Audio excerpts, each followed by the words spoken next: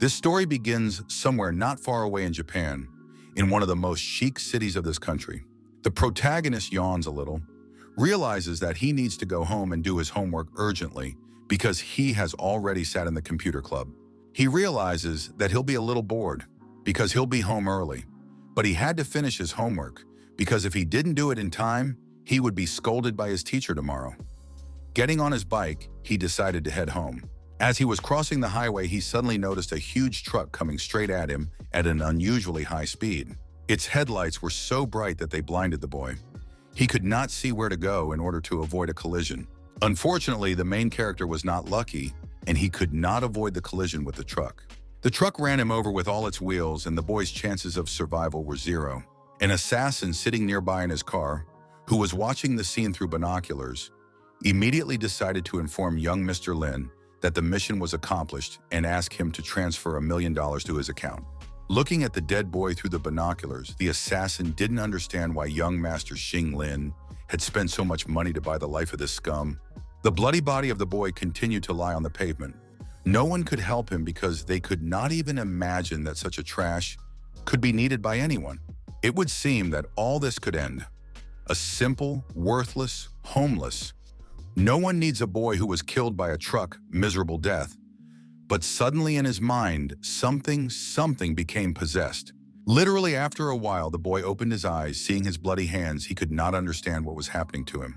Inside the boy's mind was something incomprehensible because he could not recognize his own body. It seemed to him that his mind is under someone else's control. And he was right, because something was inside him and took control of his body. Immediately, his memories came back to him that he was detained at school by everyone, even the teachers saying that he was a mediocrity and could not do anything normal humanly. Even the girls made fun of Ling Yun, saying that he was a pig-headed, ugly boy. They always humiliated him wherever he was. Even in the canteen, they managed to take away his tray of food and turn all the food on him, saying that he was a pig and should eat the floor. Ling Yun's classmates always told him that he only knew how to munch all day long. And when they took the tray away from him, they would say that they wanted to help him go on a diet, after which they would insult him and beat him very badly, telling him that he was fat and the most beautiful girl of Kaohsiung High School would never look at him in her life. While beating Ling Yun, his classmates asked him if he thought he was suitable for the most beautiful girl in the school and suggested that he look in the mirror to see his pig face. Lying completely bloodied on the pavement, the boy was unable to utter a single word. Ling Yun, the spirit that possessed him, was very saddened that the boy couldn't even say his name. This spirit was Ling Yun. He had cultivated the medicinal arts to the cleaving disaster stage. He was able to escape the disaster, but as a result, his consciousness traveled to planet Earth and entered the body of that bloody boy. He realized that this body was very mutilated and decided to use the qi he had accumulated in his world to heal this body. Ling Yun immediately began to cultivate and gather qi energy around this mangled body in order to heal it. While he was recovering, he noticed that the boy had so many health problems and also so many enemies that he would definitely not even live to be 20 years old. Ling Yun realized that even though he had taken over the boy's body, he would need to absorb the qi and improve this body. Without thinking for long, Ling Yun immediately began to absorb qi and refine the boy's body, saying that he would definitely avenge him on his abusers. 10 minutes had passed since Ling Yun's qi collection, but the body had not recovered a single drop. After an entire hour, Ling Yun was unable to recover his captured body as he was unable to absorb enough qi. He couldn't understand what the hell this place was and why there was almost no qi in the surroundings. He was shocked, for he understood that since there was no qi in the surroundings, he would need to drag this useless body to live on. He understood that at best, after a couple dozen kilometers, he would be able to find a hospital to treat this body. Well, or at worst, he would have to cultivate again and gather all the qi in the surroundings to revive this body. Ling Yun realized that he was a figure that no one dared to mess with in the almighty cultivation world. No one dared to even look in his direction without permission. Therefore, he realized that such a small thing as a useless body that was scarred from an accident would not be able to stop him, and he was able to heal it. From the last of his strength, Ling Yun got up and went in search of qi and a healing center. After a few hours of traveling, Ling Yun could barely walk to the river. Seeing the reflection of his own body in the water, Ling Yun realized that this body was simply horrible and also very dirty. The water in the river was very clean, so Ling Yun decided that it was time to take a bath and clean this dirty body. After stripping naked, Ling Yun jumped into the river. The water in the river was as warm as steamy milk, which was quite useful after such a harsh examination of the body. No sooner had he properly relaxed and rested than he suddenly noticed that a car stopped abruptly right in front of him on the highway. A wonderful long-haired girl got out of the car and immediately ran towards the water body. Ling Yun decided to hide behind the rocks and reeds and observe such a beautiful girl. But this beautiful girl was very unwell, and she spewed a rainbow from her mouth right into the body of water. Ling Yun was under a very great impression when he saw what the girl was doing while standing on the riverbank. After the first eruption of the rainbow, the girl had a second coming, so she tried to catch her breath. But unfortunately for her, she was very unsteady on her heels near the river bluff, so she caught one of her heels on a rock. After tripping on the rock, the beauty couldn't keep her balance, and like that rock, she fell to the bottom of the river. Ling Yun saw this and couldn't leave the girl without rescue, so he immediately rushed to her aid, shouting for her to be careful. The girl was relentlessly screaming and begging to be saved. After all, she didn't know how to swim. Her beautiful body had already managed to submerge under the water, and after a few more minutes, she would have been beyond saving. But Ling Yun grabbed her hand just in time and pulled her to the surface. He pulled her out of the river depths, thus saving her life and preventing her from drowning.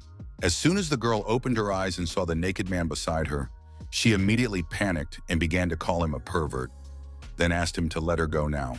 Ling Yun realized that the girl needed to be calmed down as soon as possible, because if her panic overwhelmed her, it could sink them both. Ling Yun covered the young beauty's mouth with one hand and grabbed her two hands behind her back with his other hand, after which he told her that he had saved her and did not wish her harm. After all, he was just swimming in the river nearby. After that, he said that he would take his hand away from her mouth and asked her not to scream, because he wanted to talk to her calmly about everything. He let the girl go and suggested that she go on dry land first, after which he took her in his arms and carried her to dry land. The girl was very indignant at Ling Yun's action. After swimming with her a few meters, Ling Yun told her that he could carry her to the shore or let her go, and she would swim to the shore. The girl looked at the water and said that she was ready for anything, but not to swim. In just a few minutes, the girl was brought safely to shore.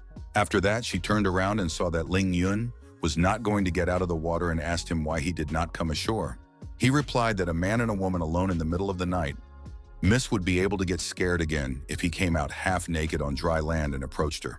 Whereupon he said that there on the shore lay his clothes and offered to take them to keep her from catching cold, asking her to keep only his pants. The young miss touched his jacket and immediately asked, "What about him?" Ling Yun replied that a grown man is not afraid of the cold. Especially since he is not thin, he will not freeze. The young miss with loving eyes thanked Ling Yun for saving her and asked what his name was.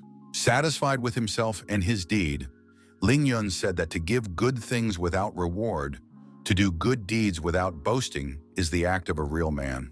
Then he told the lovely miss to leave quickly because it was too cold outside and she could freeze. The girl went up to the bridge and said that her name was Lin Mingan, not some miss. Moments later, after getting out of the water body, Ling Yun, remembering the girl named Lin Mingan, with a smile on his face, said to himself that she had a very beautiful name. After he was born, he climbed onto the same bridge and stood looking at the river and the beautiful meadow in front of it. Suddenly, he smelled a very familiar odor coming from the meadow in front of the river. He immediately rushed to explore the meadow, looking at every flower, picking up every blade of grass in search of that familiar smell. Not even half an hour later, Ling Yun was still able to find where that so familiar scent was coming from when he studied it. That so familiar odor was emitted by the seven rays grass, a spiritual grass that grows by absorbing the rays of the sun. When it matured, it could be transformed into the seven pills of light. Ling Yun realized that this herb would wither in 7 days if picked right now, but he wouldn't be able to transform it with his current abilities, so fortunately, it would only mature in 2 months. Ling Yun, looking at the way the grass was glowing, realized that it was a 7-ray grass, overflowing with energy. Therefore, Ling Yun changed the Shui energy to spiritual energy and began to absorb the energy of the 7-ray grass. He was very happy that the talent of absorbing all video energy was still with him. The QE cultivation stage was the second stage after the body tempering stage. Yangzhou Meridian, one of the 8 supplementary meridians, hollows. Thanks to absorbing the energy of the 7 rays grass, Ling Yun was still able to recover his new body and become stronger and more agile. He was impressed with the result after all. He had absorbed the energy of an unripe herb since it was still 2 months away from maturity. He realized that he needed to cultivate to the first stage of qi before the flowers matured. Only then would he be able to create pills and restore his meridian. Meridians appear in pairs and consist of yin and yang vessels, both originating at the ankles and running parallel lengthwise. Ling Yun made a decision that everyone who humiliated and hurt him would pay in full. In his eyes, there was only anger and a thirst for revenge for all that he had endured as a helpless fatty. As he approached the checkpoint of his dormitory, Ling Yun realized that if he went through the main entrance, he would be listed at such a late hour, and after that, he would be in trouble. After that, the young man looked at the fence and realizing that it wasn't very tall, he decided to just climb over it. Trying to climb over, as it seemed to him, a low fence, Lin Yun caught his pants on a pole and hung on it. After hanging on the fence, Lin Yun realized that it was all useless and decided to try something completely different. He descended the fence from, that is force, pushed off the ground, jumping very high up. With extraordinary ease, he simply jumped over the fence without even touching it. He had accomplished something that this body was simply incapable of before. But now under Ling Yun's control, anything was possible, especially since he had recovered his strength. Realizing how awesome he was, he immediately ran to the dormitory. After running to the 3rd floor and approaching the 305th room, he pulled the handle and realized that the door was closed. He immediately started knocking and banging on the door, shouting for the locked door to be opened. After hearing the knocking and shouting, Cha Hanlin decided to open the door, saying it would be better. Before he could open the door, Wei Tang'an, the head of room 305, suddenly said that if Cha Hanlin opened the door, he would beat him every day, just like Ling Yun. Nu Yuanlong asked Wei Tang'an, why is he so mad about Ling Yun? After all, he ran after Chao Shan after the evening classes. He deserved it, nor should he have.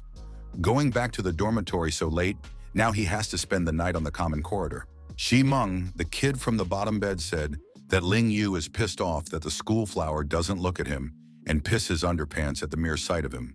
Wei Tang'an decided to make Ling Yu suffer for daring to court his goddess. Moments later, Ling Yu stopped banging on the door due to the fact that from the neighboring rooms started shouting that he was disturbing their sleep and was obligated to stop this mess. As soon as he stopped, Wei Tang'an, with a smile on his face, loudly shouted that Ling Yu was fat and stupid. Ling Yu was no longer the kind of person who was afraid of everything in the world and couldn't stand up for himself. He opened the locked door of the room with a single kick without thinking. Entering the room, Ling Yu immediately angrily began to ask which of his roommates dared to close the door, and hearing him knocking, did not open it. Suddenly, Cha Hanlin suddenly came up to him from behind and asked him why he was late and if he was all right. Ling Yu replied with a smile on his face that he was fine.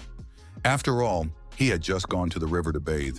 Hearing this, the head of room 305, Wei Tang'an, asked him if he had gone to the river to commit suicide because he was not accepted.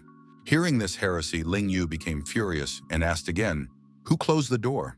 Wei Tang'an spread his hands in different directions and said that he had never seen such insolence from Ling Yuya before, and said that he was the one who locked the door. Then Wei Tang'an said that Ling Yu would not dare to hit him because he was a coward. But before he could say that, Ling Yu grabbed him by the throat with all his might. He grabbed him by the throat and slammed his head against the floor with all his might. Seeing what was happening, everyone in the room was simply shocked. After all, they had never seen Ling Yu so fierce and strong. Meanwhile, Ling Yu struck Wei Tang'an with blow after blow, leaving him no chance to get up from the floor. Ling Yu placed his heel on Wei Tang's chin and said that he would crush him like a little bug. Wei Tang had nothing left to do but to call for help from his guys. Shi Meng decided to help his comrade and immediately rushed at Ling Yu from the back, shouting that this damn fatty had really decided to die. He threw his strongest punch at Ling Yu right in the back, after which Ji Meng immediately felt that he thought he had broken his arm against Ling Yu's back. Ling Yu turned to Ji Meng and told him that if he wanted to give him a back massage, then it was fine. But if it was the other way around, then he was finished. Ling Yu turned to Ji Meng and asked him how he could fight with such a small strength. At this moment, Ji Meng only had one thing on his mind. Why and how did that damn fatty become so strong? The neighboring rooms were tired of being kept awake by the noise. So they all went out and decided to see what was going on in the 305th room that was causing all the commotion. After opening the door, they immediately heard Wei Tengan asking them to teach Ling Yu a lesson. He told Gu Yuanlong and Sha Guoxing that if they didn't subdue him now, then they would be pathetic weaklings and would never be able to wash away this shame. Ling Yu looked at them from behind his shoulder and said that these 2 years they had bullied him, and he had tolerated it. But they had crossed the line by deciding to lock the room so that he couldn't enter. So his patience was breaking, because if he didn't fight back, the next time would be worse. After which he turned around and asked Gu Yuanlong and Sha Guoxing what they thought about it. They all said that Wei Tiangang had really overdone it and Ling Yu had done the right thing, because anyone in his place would have done the same thing. After that, everyone suddenly remembered that they had some other things to do. Some of them needed to read a couple of books, some of them needed to prepare for tomorrow's exam, and some of them had earplugs and could definitely sleep with them.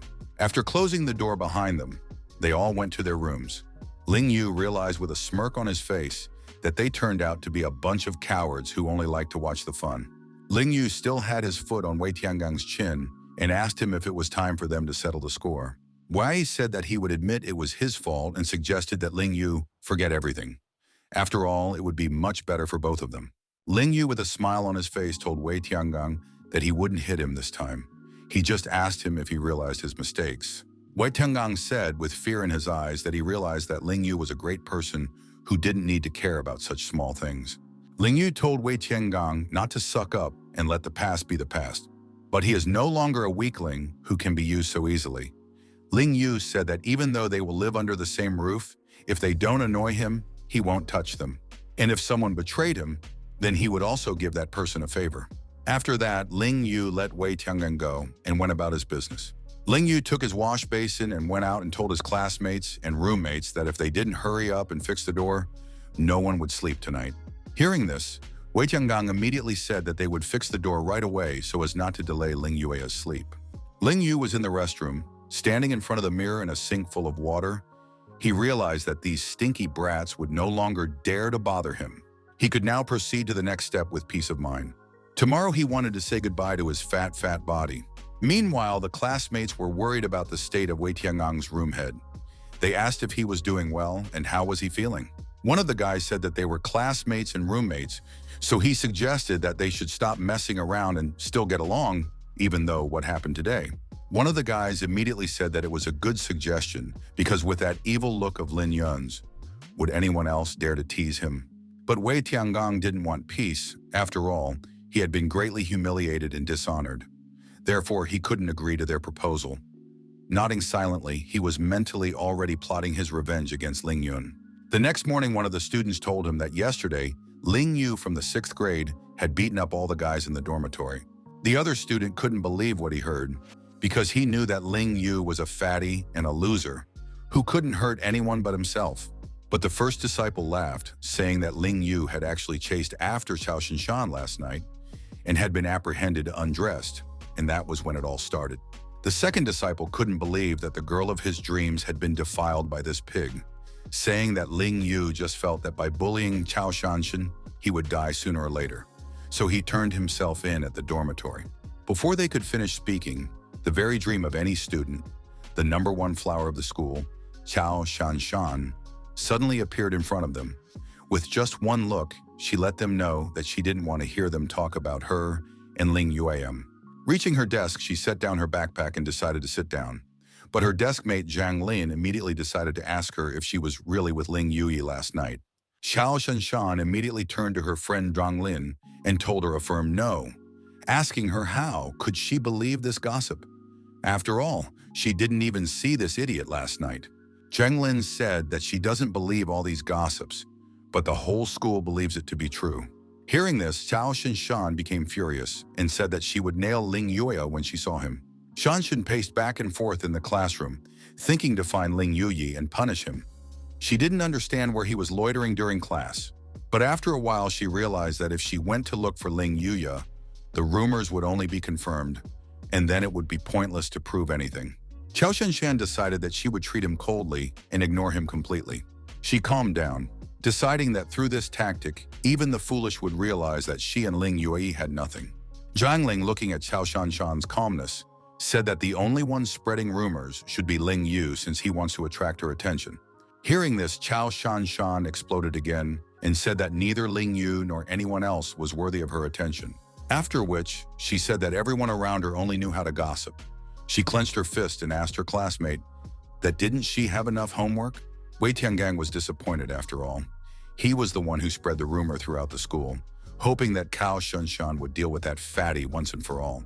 Meanwhile, the students watched through the window as Ling Yu ran around the stadium with sandbags. They didn't understand what he was trying to do or what he wanted to achieve through this. They only thought that a pig wanted to become a bull. The school children who were running along with him on the running track at this moment thought that the pig had gone mad. Ling Yu, or to be more precise, the spirit that was in his body, realized that his body was very weak. Even a run like this was very tiring for him. He didn't understand how he should cultivate. The female athletes who were actively engaged in jogging couldn't understand what Ling Yu was doing and what he was hefting a sandbag on his shoulders for.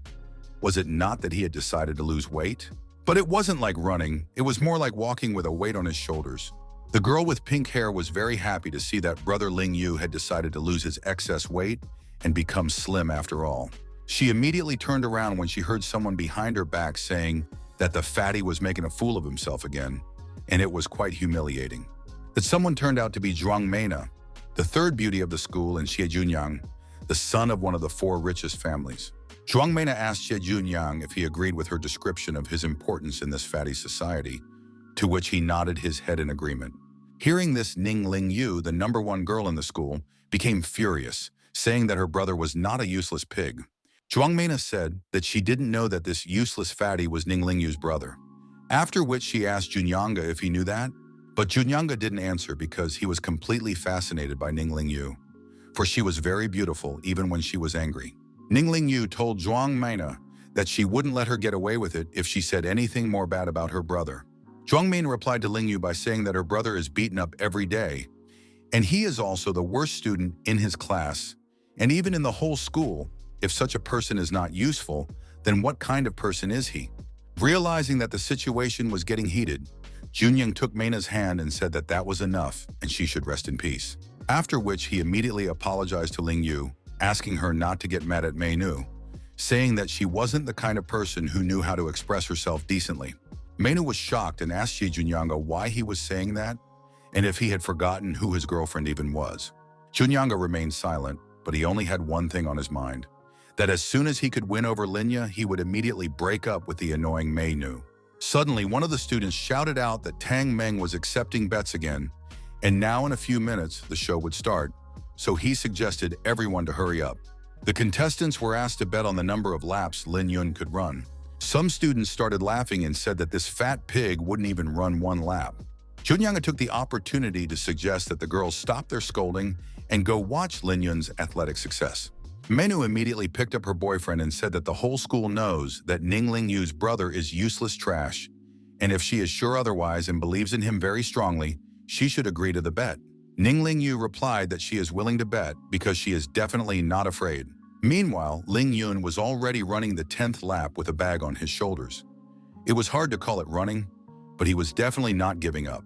Looking at him from the window, the prettiest girl in the school herself realized that Ling Yun didn't look like himself. Zhang Lin told Shan that Tang Meng was gambling again and offered to bet on how much Ling Yun would run. Hearing the phrase gambling, Shan immediately held her friend's hand and rushed over to Tang Meng's house to see what was going on with her own eyes. Seeing all 3 campus beauties on his doorstep, Tang Meng realized that he was very lucky today.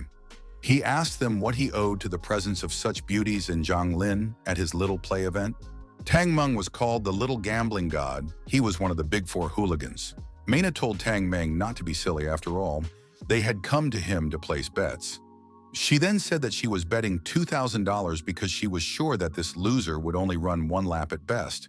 Tang Meng immediately accepted the bet, asking what and how much are the others betting on. Junyang said that he was betting $5,000 on Ling Yun running 4 laps. Xiao Shanshan said that he was betting $1,000 on him running 5 to 10 laps.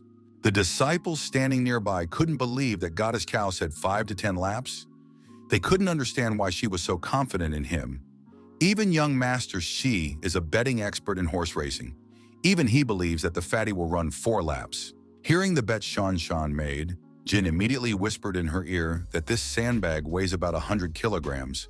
Even an ordinary person would find it hard to run more than 5 laps. But Shan calmed her down by saying that she had calculated everything. Zhuang Mena was very upset that Xie Junyang didn't support her bet. It was tantamount to getting slapped in front of everyone. Ling Yun's sister, Ling Yu, was the next one to bid. Therefore, Zhuang Mena decided to be by her side to see just how high her expectations of her useless brother were. Walking up to Tang Meng, Ling Yu said that she was betting $10,000 that her brother would run more than 10 laps.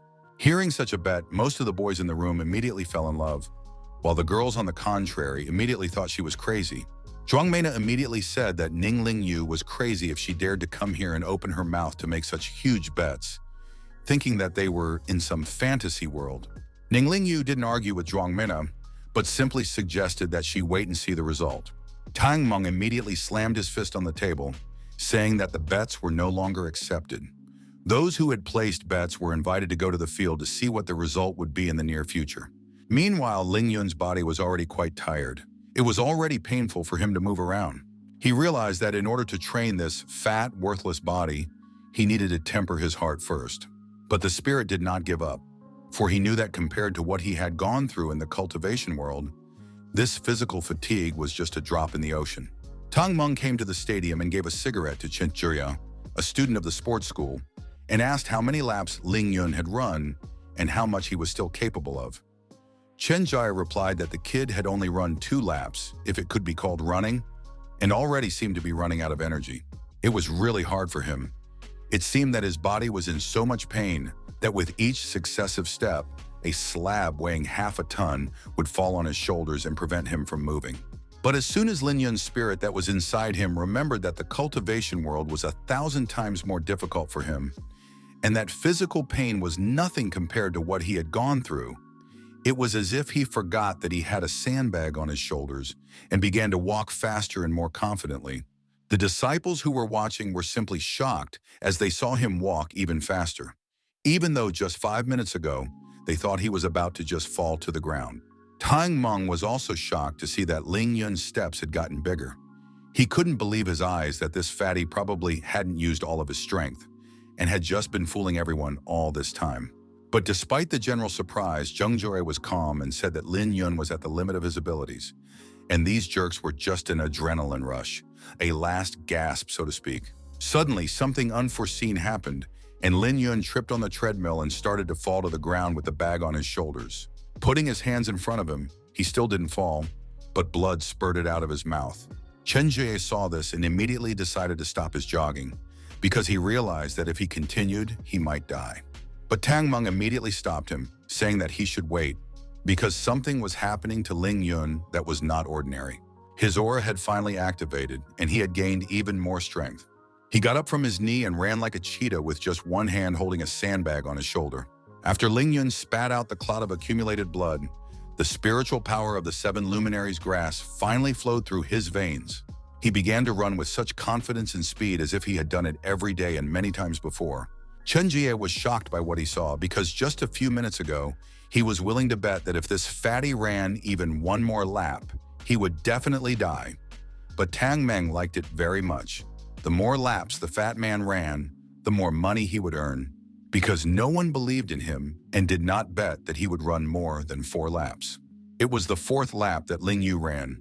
Junyang couldn't lose, so he texted his assistant on the phone to do anything but let Ling Yu run the 5th lap. Seeing that the fatty was starting to run the 5th lap, Junyang told his assistant not to let him finish the 5th lap, even if he had to break the fatty's legs. In the meantime, a whole team of fans had gathered in the stadium, shouting that Ling Yu must run more than 5 laps because they believed in him, especially since if he did so, they would become several times richer than they were before. Hearing his classmates and other fans shouting that he should only run 5 laps, Ling Yun laughed because it was not his style, or rather not the style of the spirit that was inside him. The only thing that frustrated him was this fucking place with no spiritual energy, so the only way he could break the shackles of his body was through extreme training. Lin Yun knew that once this body reached its limit, it would be able to stimulate spiritual power, herbs, family, luminaries, and gain a whole new level of strength. And once he exhausted the energy of this herb in his body, he would continue to go to the river to absorb spiritual power. He decided that day after day, he would get rid of this fat, and then he would reach the peak of body hardening that he possessed in his spiritual cultivation world. After seeing Ling Yun gain extraordinary speed and start running lap after lap, the fans, spectators, and everyone who bet immediately realized that he had become very strong at some point and didn't understand why he started to accelerate. With each lap, someone was getting poorer. Chen Jai couldn't believe his eyes and recognized that this fatty named Ling Yun was a sports genius. Suddenly, Li Lei came out to stop the fat man and ordered him to stop him from running 5 laps at all costs. Putting his 2 hands in front of him, Li Lei said that the fat man had already run too much and it was time for him to rest. After which, he said that Ling Yun should immediately stop and lie down to rest. But to his disappointment, Ling Yun didn't listen to him and didn't stop. He didn't rest and ran past Li Lei like a train, knocking him down. Li Lei didn't even realize how it happened, because in the blink of an eye, he was already behind Ling Yun. He was spun around so much that he couldn't stand on his feet and fell onto the treadmill with all his might. Seeing this, the girls started to think that Ling Yun was very cool, while the boys laughed at how he had outsmarted Li Lei. Tang Meng, seeing how Ling Yun was able to outmaneuver Li Lei, couldn't believe his eyes. So he asked Cheng Jie if he had seen it. To something he replied uncertainly that he must have seen it. Tang Meng said that he saw that the moment Li Lei tried to push the fatty, Ling Yun ducked and dodged. There was definitely something wrong with him. Not that he couldn't run 4 laps before, but just at the sight of Li Lei, he would immediately stop. There was definitely something wrong. Tang Meng didn't have time to say what he thought about what was going on, but he was suddenly interrupted by Cheng Jie shouting Li Lei's name. All because he saw Li Lei get to his feet and immediately rushed after Ling Yun, fully determined to stop him from finishing the 5th lap. He ran after Ling Yun with a shout that he had embarrassed him in front of everyone, which was why he would be finished, because he would catch up with him very soon. Tang Meng, seeing Li Lei chasing after Ling Yun, immediately became furious, saying that this is blatant interference in his games, calling Li Lei a no-good person who doesn't put him in anything at all. Cheng Jie, seeing that Tang Meng was furious, decided to stop him. Tang Meng asked not to stop him because he was going to beat the bad things out of that brute and asked Cheng Jie to let him go. But Cheng Jie still tried to talk him out of it, saying that this Li Lei was Xie Junyang's junior. He then suggested that Tang Meng calm down and said that he had better not mess with them. Tang Meng calmed down and said that he was not afraid of anyone and would kill anyone who decided to interfere with his bets. Tang Meng shouted to Ling Yun, "Li Lei is running after him and to be careful." 5 seconds later, Tang Meng once again shouted to Ling Yun that Li Lei was right behind him. This time, Ling Yun heard Tang Meng's shout and turned around, thinking that Li Lei didn't care about his life at all, or he didn't care if he was asking for trouble. Ling Yun gathered all his chakra in the palms of his hands to fight back against Li Lei, who was approaching him. Li Lei knew, or rather was sure, that the fatty wouldn't be able to fight back. So after getting close to him, he simply jumped towards him in order to knock him down. But Ling Yun was not going to stop, so with all his strength, he turned around and hit Li Lei with a sandbag, knocking him down. The blow was so strong and most importantly unexpected for Li Lei that it left him no chance to balance and even less chance to parry the blow. Therefore, he was defeated. Ling Yun continued to run on regardless, calling Li Lei a trash who should be ashamed of this act and not do it again. Meanwhile, the spectators who were watching Ling Yun's run cheered, saying that he was handsome, and praised him for the way he fought back against Li Lei. Cheng Jie was shocked at how the fatty was able to deal with Li Lei with ease. And Tang Meng said that he wouldn't be surprised no matter what happened next, since the fatty had already run more than 7 laps. 10 minutes later, the school bell rang, signifying the end of the lesson and the beginning of the pause. All the students of the school immediately ran to the corridor window to see how the fat man was doing in the sports stadium and how he was doing. When they looked at the stadium and saw the same familiar fatty on the treadmill, the students were shocked because they didn't expect him to still be running. Tang Meng nervously smoked a cigarette and stood watching as the same fatty that no one believed in was already running 11th. Ling Yun ran out to meet her brother, for she was the only one who believed in him and won her bet as her brother ran more than 10 laps. Zhuang Meinoi was very angry to see that this fatty had somehow miraculously run 11 laps. She couldn't understand how such a thing was even possible. Xie Junyang was even more shocked than his girlfriend, because he had lost 4 times more money than her. On top of that, his assistant had failed to do his assignment. Junglin saw that Ling Yun had run 11 laps and said that he wasn't human at all, or just wanted to kill himself in such an elaborate way. Chao Shenshan immediately said that she was wrong, as he was 100% intent on taking his body outside in this manner. And he succeeded despite all the difficulties and obstacles. The students near the treadmill cheered, saying that Ling Yun was a real beast, that he had appeared before their eyes in a completely different image, and they all wanted to be his biggest fans. With a smirk on his face, Ling Yun called them ignorant, saying that it was just a run, and there was nothing supernatural about it. After throwing the sandbag off his shoulders, he decided to rest first before returning to the dormitory and taking a bath. Ning Yu ran straight to her brother, and before she could reach him, she was already asking if he was all right. Ling Yun turned towards her and took a good look at Ning Yu and realized that she was his sister, or rather the sister of the body he had captured. When Ning Yu came closer to her brother, she saw the bloody stains on his shirt and immediately asked where did he get the blood from. She was very worried about her brother, so she asked him if he was injured and if he was all right. Well, it was as if he didn't hear her all because he sensed the emanating odor of the innate spirit body from Not. Even in the cultivation world, an innate spiritual body was extremely rare, and it was because the speed of refinement in such people was 100 times faster than other ordinary people. Ling Yun sucked in that divine scent of his sister's and realized how extremely lucky she was. He was just getting high, for it was really great since the innate spiritual body was overly pleasant to smell. Sister Ning Yu was shocked when she saw her brother sniffing her with his eyes closed, like a dog sniffing a bone it wanted to eat. When he opened his eyes, he saw the question in his sister's eyes, who didn't understand what her brother was doing. Realizing that he was not in a good position, he immediately realized that he had to do something, or his sister would take him for a pervert. He scratched his head and said that she looked very sad, so he thought that he needed to comfort her somehow. Ning Yu immediately took his hands and said that she was very happy to have such a sweet and caring brother like Ling Yun. After which, she collapsed onto his chest, with a wistful gaze to nowhere, from which it was clear that she was feeling very good at the moment. Memories of where her little brother had come from came flooding back to her. She remembered that her mother had picked up her brother at the entrance to the temple when he was still an infant. She had known from childhood that they were not blood relatives, but even though they weren't related, their relationship was better than that of real blood siblings. But all of this lasted until one day, when the boys in the yard told her that they weren't even related, and that Ling Yun was just a foundling that her mom picked up on the road. Since then, her brother had become quiet and unsociable, and sometimes didn't even pay attention to his sister. It got to the point where he started avoiding and ignoring her not only at school but also at home. It was very painful for her to realize that she was losing her brother.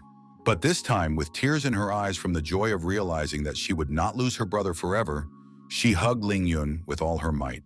Ling Yun hugged Ling Yun and said that from now on, no one would dare to bully her and him. From this day forward, he would always be by his sister's side. He wiped the tears from his sister's eyes and asked her to wait until he went to wash, and then he would take her out for a hearty meal. Hearing such a classy proposal from Ning Yun's own brother, Ning Yun immediately agreed. Sometime later, in one of the most expensive cafeterias in the city, seeing where her brother had brought her, her sister said that she shouldn't have come. There was such a place. But Ling Yun told her with a smile on his face that he should only treat her to delicious food. They sat down at a table, after which Ling Yun handed his sister the menus and told her to order whatever she liked. Ning Yu realized that her brother must be really hungry after his run, so she decided to order something hearty for him and herself so that he could eat well. Ling Yun saw the price tags on the menu of this place and decided that it was very expensive, and it was pure robbery in broad daylight since he only had $20 in his pocket. He realized that he had no choice, and he would probably have to borrow money from his sister, no matter how embarrassing it looked. He asked Ning Yu a little shyly if she had any money with her, and does she generally have enough of it for her daily spending? Hearing this, her sister was shocked, because she couldn't say that she had put all her money on Tang Meng's bets. Otherwise, her brother would get angry. So she replied that she had enough for her daily expenses, but today she borrowed all of her roommate's money. She was very lucky that her brother decided to treat her today. Ling Yun was upset, leading him to realize that there seemed to be nothing left but to slip away quietly after they ate. He realized that not having money was a hassle, but the spirit had no idea how to earn it in this world. Suddenly, from nowhere, Tang Meng appeared in front of the table and looked at Ling Yun's sister and said that he had already searched for her. Ling Yu looked at Tang Meng with an angry look and told him that she didn't understand what he wanted from her and asked him to leave as soon as possible because he was disturbing her dinner with her brother. Tang Meng didn't understand her hints and said that there was no need to shun him, especially since he hadn't eaten yet either, so he was happy to join their meal. Ling Yun saw that Tang Meng wanted to sit down at the table and immediately said that he should get up because his little sister was not happy to see him. After which, he told Tang Meng that he should get out of here or else he wouldn't be ceremonious. Hearing this from Ling Yun, Tang Meng immediately realized that he had really become bold enough to speak to him like that. Tang Meng immediately stood up from the table and said, "So it's not fate. He was actually only here to give the money to Lin Yu." Hearing this, Ling Yu immediately said that she didn't know what Tang Meng was talking about and asked him to leave so that her eyes would never see him again. But Tang Meng didn't understand her fierce hint this time either. Scratching the back of his head, he said that it couldn't be so because she had won $200,000 in the bet. Hearing about the amount of $200,000, Ling Yun immediately grabbed Tang Meng's hand and pulled him towards him. Tang Meng was shocked and confused, for he thought that Ling Yun was going to fight him. Ling Yun sat Tang Meng down at his side and put his other arm around his shoulder and asked him what he had said about some money. Tang Meng told him that he was taking bets on how many laps Ling Yun could run, and Ling Yu alone had bet $10,000 that he would survive more than 10 laps. The odds were just over 19. Ling Yu was already ready to apologize to her brother for leaving bets on him. But Lin Yun suddenly asked her why she had only bet $10,000. Did she not believe in his victory at all? Ling Yu was simply speechless when she heard this from her own brother, because she thought that he would be very upset and ignore her again. Ling Yun said that the next time they accept such bets, she should go to the bank, because they will wrap up this kid to the ground. Hearing such a thing from Ling Yu's own brother really cheered her up, and even cheered her up a bit. Tang Meng was slightly offended because Ling Yun pretended that he didn't know or see him as well. After which, he said that his name wasn't some kid, but his name was Tang Meng. With tears in his eyes, he said that he was one of the 4 bullies of Qingshui Middle School and asked Ling Yun not to pretend not to know him. Meanwhile, Shan Shan called her brother and said that his record was broken by someone from her school. He asked what record, since there was no telling how many records he had set. Shan Shan said that she was talking about the record of running with a load, which he had set when he was a member of the Shenmi squad. Besides, he was beaten by a fat guy in her class who used to be out of breath after 2 steps. Her brother asked her what she meant by saying that the fatty had pushed himself to the limit of his physical capabilities. Shan Shan said that was exactly what she meant, especially since she had seen everything with her own eyes. Hearing this, the brother told Shan Shan that those who push themselves beyond their limits begin to develop rapidly, so he asked his sister to be more careful there. Shan Shan was very pleased to hear that her big brother cared for her very much, even though it was not at a very close distance. Before Shan Shan could say goodbye to her brother, Zhang Lin suddenly came up to her and told her that she was talking on the phone a lot. She immediately grabbed Shan Shan's hand and told her that she had been hungry for a long time, but she was starving, so they should go to the 2nd floor of the campus to one of the most expensive places to eat as soon as possible. Shan Shan didn't resist and happily ran along with her.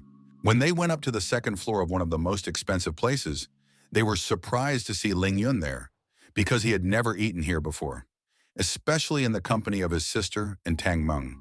Zhongling even thought that there was something wrong with her eyes, because when she saw Ling Yun at the table, she couldn't understand why he was eating on the 2nd floor. Without thinking for a long time, Shan Shan decided to go over to the table and see what the guys were doing there. Zhonglin was very scared because she thought that Shan Shan had decided to do something not quite good. But fortunately, nothing bad happened, and just organized a round-table dinner together, the participants who were feeling a little awkward. Ling Yun, without thinking for a long time, took the sushi chopsticks from the table and began to put all sorts of seafood into his sister's rice bowl, saying that she shouldn't be shy and try everything. Seeing this picture, Tang Meng and the girls were very much surprised, for this was the first time in their lives that they had seen Ling Yun put food in someone else's plate instead of her own mouth. Shan Shan was looking at Tang Meng very intently. Seeing this, he couldn't understand what was wrong with him. With a smile on his face and squinted eyes, Tang Meng asked the school's first beauty what was wrong with her. Then he took out $1,000 from his pocket and put it on the table, saying that he was ready to give it to Shan Shan, because it was the $1,000 he had lost. But Shanshan refused to give him the $1,000, saying that it was all right. Tang Meng said she should have spoken up beforehand, for he was almost scared to death. Just when he wanted to take back his $1,000 from the table, it was as if a wind had blown it out of his hand. This wind was a nimble Ling Yun, who snatched the $1,000 from Tang Meng's hands and began to count each bill with a smile on his face. Seeing Lin Yun's brazen behavior, everyone at the table immediately asked him what he was doing. Lin Yun said that Tang Meng had given his sister the money she had won from him, but what about the money that was due to him? Tang Meng didn't like that, so he asked Lin Yun what he should pay him for. Lin Yun replied by saying that since Tang Meng's bets involved him and he had to run so much, Tang Meng should share with him for his efforts. Tang Meng replied that it was shameless since he didn't make Lin Yun run. Ling Yun replied to Tang Meng that if he didn't like something, he could go to the sports field and run 11 laps with a bag on his back. Only then would he give Tang Meng his money back without objection. Tang Meng thought very hard about what Ling Yun said to him, for he did not see any logic in his words. At this moment, Yang Lin told Shanshan that ever since she sat down at this table, Ling Yun had not looked at her once. Shanshan was really pissed off by this. She got up from the table in a rage, slapping her hands on the table, and asked Ling Yun why he was pretending like she wasn't here. Enjoying the delicious rice and seafood, Ling Yun turned his head towards Shanshan and asked her who she was. After which he asked Tang Meng if she was his girlfriend. Tang Meng puzzledly said that she was not his girlfriend, of course not, and asked Ling Yun not to say such nonsense anymore. Whereupon Tang Meng whispered in Ling Yun's ear that this is Chao Shanshan, the daughter of the Chao family, the most beautiful girl, middle school, Qing Shui. She is also studying in the same class with him. Ling Yun replied that he didn't even know this as he wasn't interested. Hearing Ling Yun's impertinent answer, Shanshan became very angry, realizing that he had once stood out and had already lost his fear. Furious, Shanshan stood up from the table and told Ling Yun that if he thought he was a man, he would come to the East Alley tomorrow night, and she would make him regret what he had said today. The daughter of the Cao family looked like she was ready to explode. The nearby disciples didn't understand why Ling Yun was still eating after such a thing. Ning Yu turned to her brother, saying that Cao Shanshan seemed to be quite angry. There would be something not good tomorrow night. Ling Yun asked his sister not to worry after all. He wasn't going anywhere. After which, he offered her some food and returned to the classroom. After that, they started smiling and giggling. And Tang Meng was a little puzzled, because if he heard correctly, Ling Yun was going to go to class. Tang Meng didn't understand what Ling Yun had actually forgotten in class, unless he wanted to catch up on the school curriculum. Meanwhile, Zhang Ling was trying to catch up with the quickly departing Chao Shinshan, who was very hurt and angry with Ling Yun. After catching up with Shanshan, Zhang Lin asked her to calm down, but Shanshan told her that she couldn't calm down, and she didn't understand who that fat man thought he was if he wasn't interested in her. After her clear answer, Shanshan noticed that Zhang Lin was looking at her very strangely and asked her why she was looking at her in such an unusual way. Zhang Lin immediately asked her if she had any plans for Ling Yun, since she was fixating on him too much. To which Shanshan firmly and confidently said that she hated him more than anything else in the world. So she thought this question was very silly and inappropriate. But Zhang Ling knew that there really was no such thing as hate without love. Meanwhile, in the classroom, one of the students yawned and said that he didn't like history to be the first class after lunch because it was very easy to fall asleep. Then opening his eyes wider, he saw Ling Yun sitting at the desk and immediately asked him what he was doing here. Lin Yun replied in a calm voice that he had come to class and was reading a book in the meantime. But Lin Yun's classmate didn't believe him, thinking that he must have just come to show off. Well, that didn't interest Ling Yun at all, as he found a very interesting read that completely sucked all of his attention.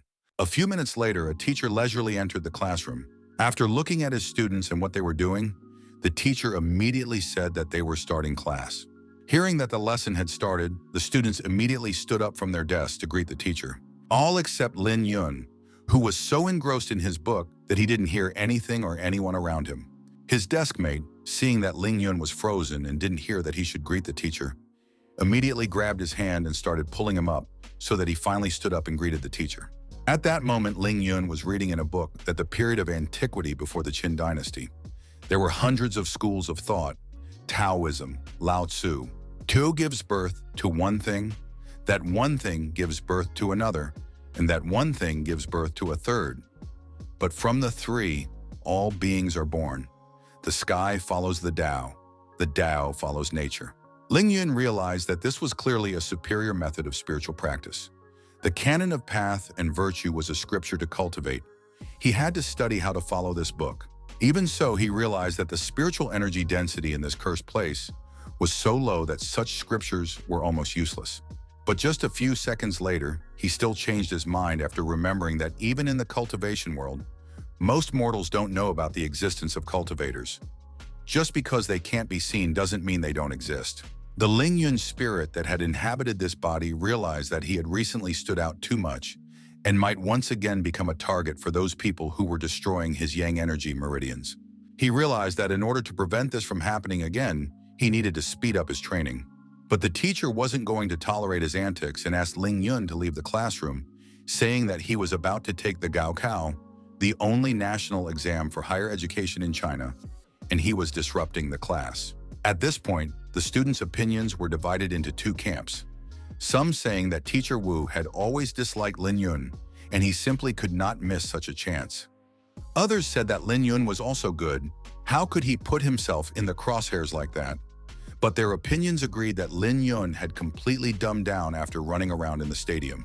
Lin Yun didn't understand why he was interfering with the teacher's lesson, so he decided to ask him about it. The teacher replied with a grin on his lips that Lin Yun was sitting when all the students stood up and standing, when all the students had already sat down. Then asked Lin Yun if this was interfering with the lesson. At this point, Lin Yun realized that he was wrong, so he apologized to Teacher Wu and said that he had been reading, and that was why he didn't pick up the general rhythm. Teacher Wu said that if that was his excuse, then he should say what of the reading he was able to memorize. Ling Yun said that he had memorized everything from a period from the ancient pre-Qin era to the hundreds of schools of thought. Hearing his answer, Shan Shan turned around and said that he was a dumbass. After all, this was not the time to brag at all, as Teacher Wu would definitely not let him go now. Teacher Wu was very happy to hear Lin Yun reply like that, after which he said that if he had memorized everything, they would have a review of the contents of the first volume today. Teacher Wu decided to mock Lin Yun a little, and said that he wanted to see how he would retell everything from beginning to end. Lin Yun thought for a while, and then said that he needed some time to structure his answer and give a fuller volume. Lin Yun's classmates mocked him, saying that he could start the story after all. They were already excited for this grand failure. His classmates from all sides shouted at him not to chicken out and start his story after all. They were with him and would support him in his time of need, they said, laughing at him. Lin Yun said that he was afraid that he did not have enough time, but the content is large. 1 or 2 hours would not be enough to retell everything. Hearing his student's answer, Teacher Wu spat out the water from his mouth. But Teacher Wu insisted that Lin Yun should still tell the story, as he felt that it didn't matter how much time the story would take.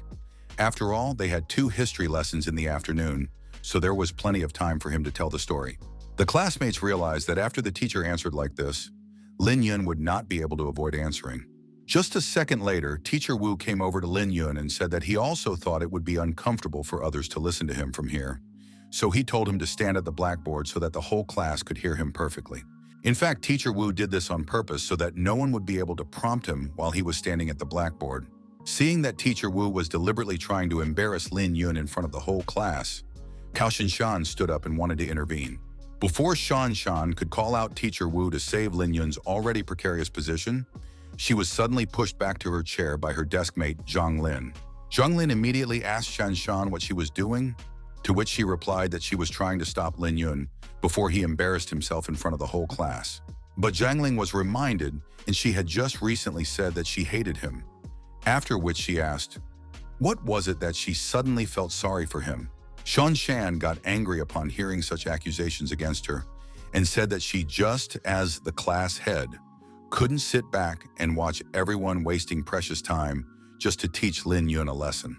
Zhang Ling said that although she too thought that he wouldn't be able to retell anything, but for some reason, her sixth sense told her that he would be able to get away with it somehow.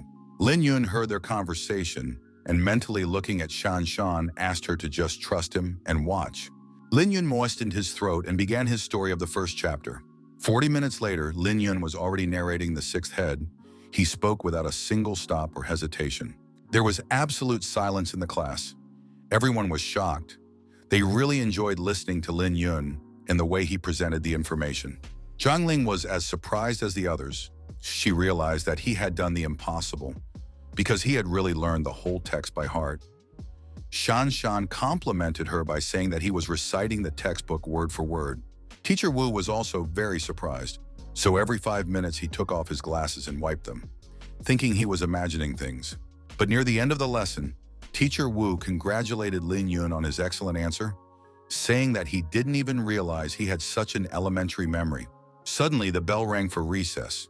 Teacher Wu told Chung Shan that the next lesson would be self-study and asked her to keep an eye on the order of the classroom.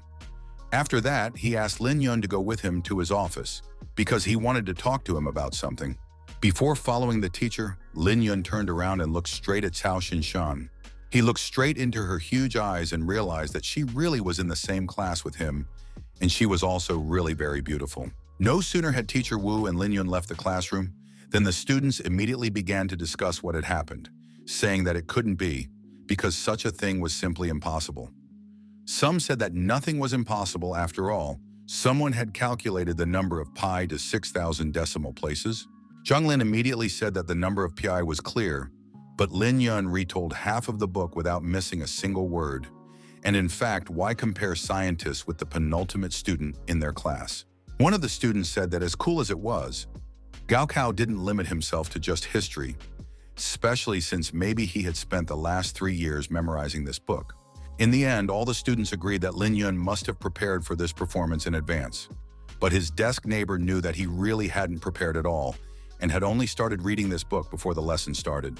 Meanwhile, Teacher Wu was telling Lin Yun that students should certainly memorize the moments of history, but it was much more important to understand them. He told Lin Yun that he himself had personally prepared this pile of repetition materials and exam variants in past years. So in order to pass the Gao Kao exam successfully, Lin Yun should focus on studying them. After which, Teacher Wu threw himself at Lin Yun with a hug and confessed that he used to think that Lin Yun had no desire to learn, which was why Teacher Wu was so often angry with him. But since he had now come to his senses and had such talent, Teacher Wu said that he would never abandon him and would bring him to the final exam prepared. Teacher Wu said that he would assign people to help him with his lessons and reminded him that he himself could come to the teacher's office if anything was unclear. Lin Yun thanked Teacher Wu and said that he would put all his efforts into his studies. Walking out of the teacher's office and holding a pile of research papers and articles in his hands, Lin Yun realized that it would take him a whole night to manage it all. Teacher Wu wiped his tears with his handkerchief and regretted that he had learned about Lin Yun's abilities so late. Given his grades, even if he worked hard for 2 months, he would only pass 3 subjects at most. The teacher realized that Ling Yun had missed out on too much in his studies. It's because in China, children devote 10 years to elementary school and 3 years to junior high school after 9th grade. Students can continue to study in senior high school or already a professional school. They study there for another 3 years. Now the protagonist is in his last 12th year of schooling.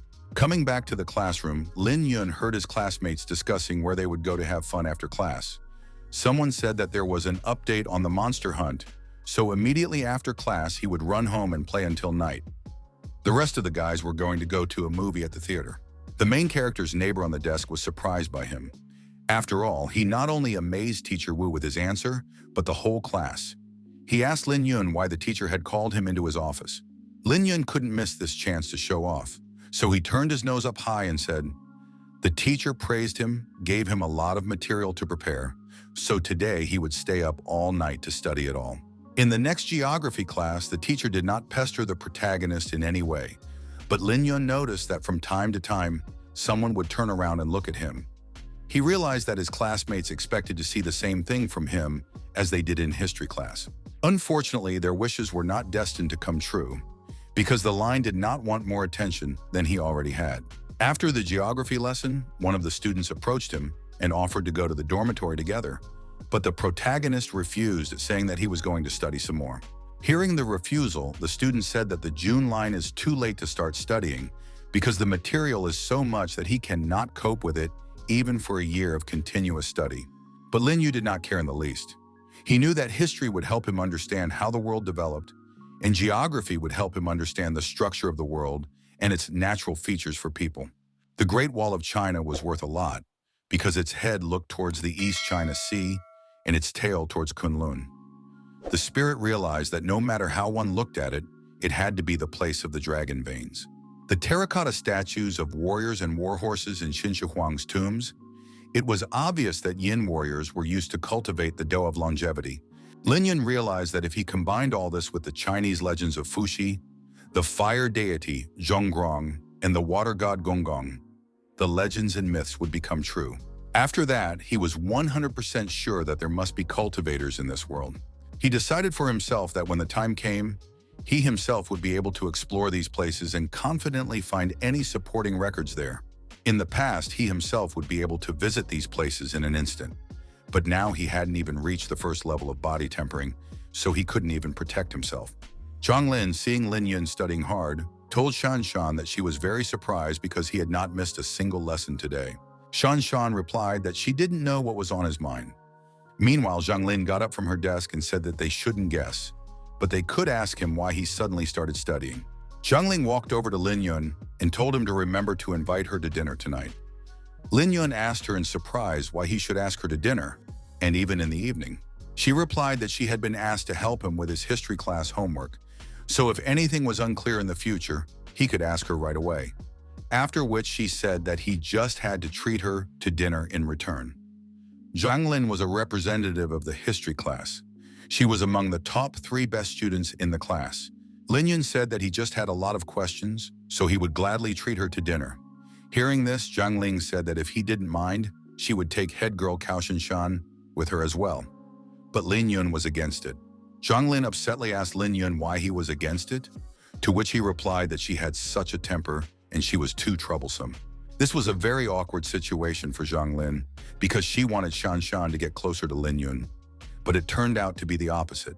Turning around and looking at our Shan Shan, Zhang Lin exhaled, realizing that Shan Shan had not heard this conversation. Otherwise, she would have been furious. Looking into Lin Yun's textbook, Zhang Lin Bai noticed that he was interested in ancient Chinese landmarks. Seeing this, she immediately said that if he wanted to visit those places, she thought that Shan Shan had already been there, and she probably knew them well.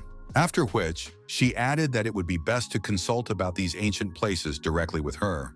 Hearing this, Lin Yang said to Zhang Ling without thinking for a long time that she should take Shan Shan with her then.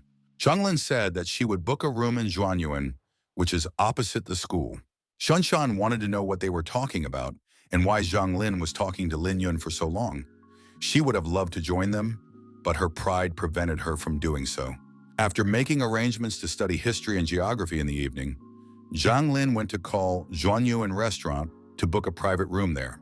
Suddenly, on her way out of class, she bumped into the torso of some student who asked her who she was booking a room at that restaurant for.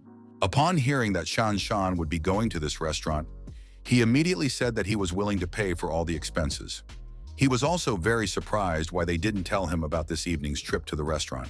When Cao Shanshan saw Guo Jump in the classroom, she immediately became furious and pointing her finger at the door, shouted at him that he should immediately leave her classroom and never come again. Guo Jump was the #1 of the 4 bullies of Qingshui School, a very rich and dangerous student in the school. The students were very much afraid of him. If they talked about him, it was only in whispers. Because no one wanted to become his target, see, he was impossible to escape. Guo Junfa's father was the head of a real estate company and earns a lot of money. That's why Guo is rampaging around the school, and no one dares to rein him in any way. Guo didn't listen to Shan Shan and didn't leave the classroom, but decided to look around, walking between the desks. After walking between the desks almost to the end of the classroom, Guo stopped when he saw Lin Yong sitting at the desk, who didn't even pay attention to him because he was very much into reading history and geography. Shan Shan immediately realized that Guo was targeting Lin Yun from the very beginning, but she didn't understand what she should do. At this moment, Guo turned to Shan Shan and told her not to worry, because when he finished here, he would definitely go to Zhuanyuan with her. After that, he walked over to Lin Yun and said that he heard that Lin Yun distinguished himself in school today by calling him a dumb porker. Guo, seeing that Lin Yun was ignoring him, said in a raised tone that he was talking to him, so Lin Yun should raise his stupid pig head. Lin Yun raised his head and said that if Guo Junfa came to see him specifically, he had a couple questions for Guo. Guo Junfa was very angry after all. No one dared to talk to him like that. But he still told Lin Yun that he could ask him anything he wanted. But after that, Guo would make sure that he was not left alive. This was very helpful to Guo because he wanted Shan Shan to see how good he was. Lin Yun agreed to his condition and asked Guo how many times he had beaten him in the past 3 years and how much money he had taken from him. Guo Junfa laughed and said that he couldn't even remember how many times he had beaten Lin Yun, as he had taken him on as soon as his hands were itchy. As for money, Guo said that he had taken no more than $3,000 or $4,000 from Lin Yun. Then he told Lin Yun that he had taken so little money from him only because Lin Yun was a beggar and had nothing to take from him. Guo also said that he had heard that today Lin Yun's sister had won $10,000 from Xiaoba Wang and that Lin Yun had embezzled $1,000 belonging to Shan Shan. After that, he said that he hoped Lin Yun would be a smart boy today and give it to him. Otherwise, he would take it back himself when the protagonist couldn't move anymore. When Shan Shan heard this, she told Guo Junfa that he had no right to be disorderly in her class. Then she added that because of his behavior, he was no different from a robber. Lin Yu told Shan Shan not to worry so much about him. He told Guo that he understood and asked him how much money he had with him now. Guo said with an angry face that he had enough money and asked what did Lin Yun care how much money he had if he was going to beat him anyway and take all the money he had. Lin Yun replied that then he wasn't interested in anything else and was glad that Guo had enough money. Guo was dumbfounded by Lin Yun's calmness and asked him why this information so reassured him. At that moment, Lin Yun swung his fist at Guo and said that if he didn't have enough money, he wouldn't be able to pay his medical bills. Then the protagonist swung his fist and hit Guo in the face, not only hurting him, but shocking him that the fat man who had been bullied and robbed of his money before was able to fight back. But that was just the beginning. Because Lin Yun realized that one punch would not be enough, he immediately ran over and grabbed Guo's tie with his right hand, pulling him towards him. After that, the main character immediately threw a powerful punch at Guo right in the body, throwing him to the back of the class. Guo was hurt badly. He didn't expect the fat man to be able to give him such a powerful punch. Everyone in the class was surprised, not only Guo, but also his minions and the girls. Guo, realizing that he couldn't fight the fat man alone, decided to call his henchman Pai Hezi to help him, telling him to get his ass over here and help him. Pai Hezi said in a trembling voice and half-whispered voice, pointing his finger at the fat man, that he dared not hit his boss, and if he ever hit him again, he would be in trouble. Hearing this, Guo told his partner that he was asking him for help, not to talk nonsense that would make the fat man even angrier. Guo again told Pai Hezi to just silently come over and help him beat up the fat man. Pai Hezi silently nodded his head, but was still afraid to approach. Lin Yun didn't wait for Pai Hezi to dare to come closer and approach Guo again. The frightened Guo asked him why he had approached him. Lin Yun asked Guo, didn't he want his assistant to come closer and help? Lin Yun, without waiting for his answer, immediately kicked him in the chest with all his might. The impact was so strong that Guo flew straight into his companion Pai Hezi. Guo and his partner slammed into the wall and were unable to get up, much less fight back. The protagonist was very pleased with himself, as he had fought back against his assailants for the first time in the 12 grades of school. Lin was delighted because for the first time in so many years, she saw how cool her classmate, who had recently been an ordinary fatty two-timers. Xiao Shan Shan, on the other hand, was stunned by what she saw. The beaten Guo, along with Pai, were lying on the ground and couldn't even move, so badly Lin Yun had beaten them. But Lin Yun wasn't going to stop there, so he put his foot on Guo's neck and, calling him baby, said that he should say something in human. Hearing this, Zhang Lin asked Shan Shan if she had heard this. After all, just now Lin Yun had called one of the 4 main bullies, Guo Junfa, a baby. Lin Yun asked Guo why he was silent and was he in pain? After which he added that Guo dare not call himself a campus bully because even Wei Tiang'an from their dormitory would be better and tougher than him. Hearing this, Wei Tiang'an was, as he didn't want his name to be mentioned anywhere at all, for he was afraid of both Guo and the fatty already. Meanwhile, Lin Yun asked that Guo repeat how much he had stolen from him in the past 3 years. Guo said in a trembling voice that it was about $3,000 or $4,000, but definitely not more than that amount.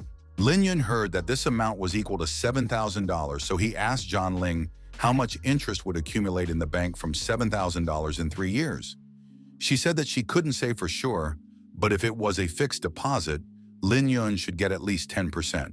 The protagonist, after thinking a bit, said that he would consider that Guo owed him 15% on top, and from $7,000 is $1,050. Then he said that he would not be impudent, because he did not need the surplus, so he said that Guo would have to give him only $8,000. With a trembling hand, Guo took out a pile of money from the inside pocket of his jacket and said that there were $10,000 and Lin Yun could take them all. Lin Yun counted out $8,000 and said that he was not as shameless as Guo and only wanted his money back. But he threw the remaining penny of $2,000 right into Guo's face. Seeing this, Zhanling said that Lin Yun knows how to stop in time. But Shan wasn't so sure about it and said that it was too early to draw such conclusions. Lin Yun walked up to Guo and said that he didn't just beat him for nothing. After all, he had to put so much effort into it. After that, he squatted down and told Guo that he should pay him for his efforts. Zhanling heard this and couldn't believe that he was saying this seriously, and Shan said that such a shameless person should be looked for. Hearing this, Guo took out all his money from all his pockets and also gathered up all the money that was lying on the ground. He held out all his money to the protagonist and asked if this amount was enough for him. Lin Yun looked down at Guo and said that it was too much. He then asked Guo if it was too much money to beat such a lowly person. Without waiting for Guo to answer, Lin Yun said that he would take exactly half of that amount and then they would be even.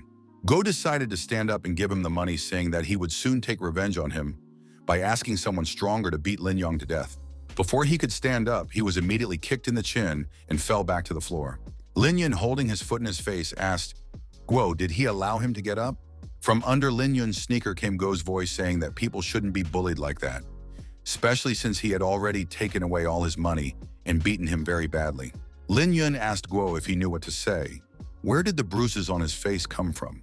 Guo remembered that exactly 6 months ago, he had said the same phrase to Lin Yun, after he had once again beaten him very badly and taken away all his pocket money.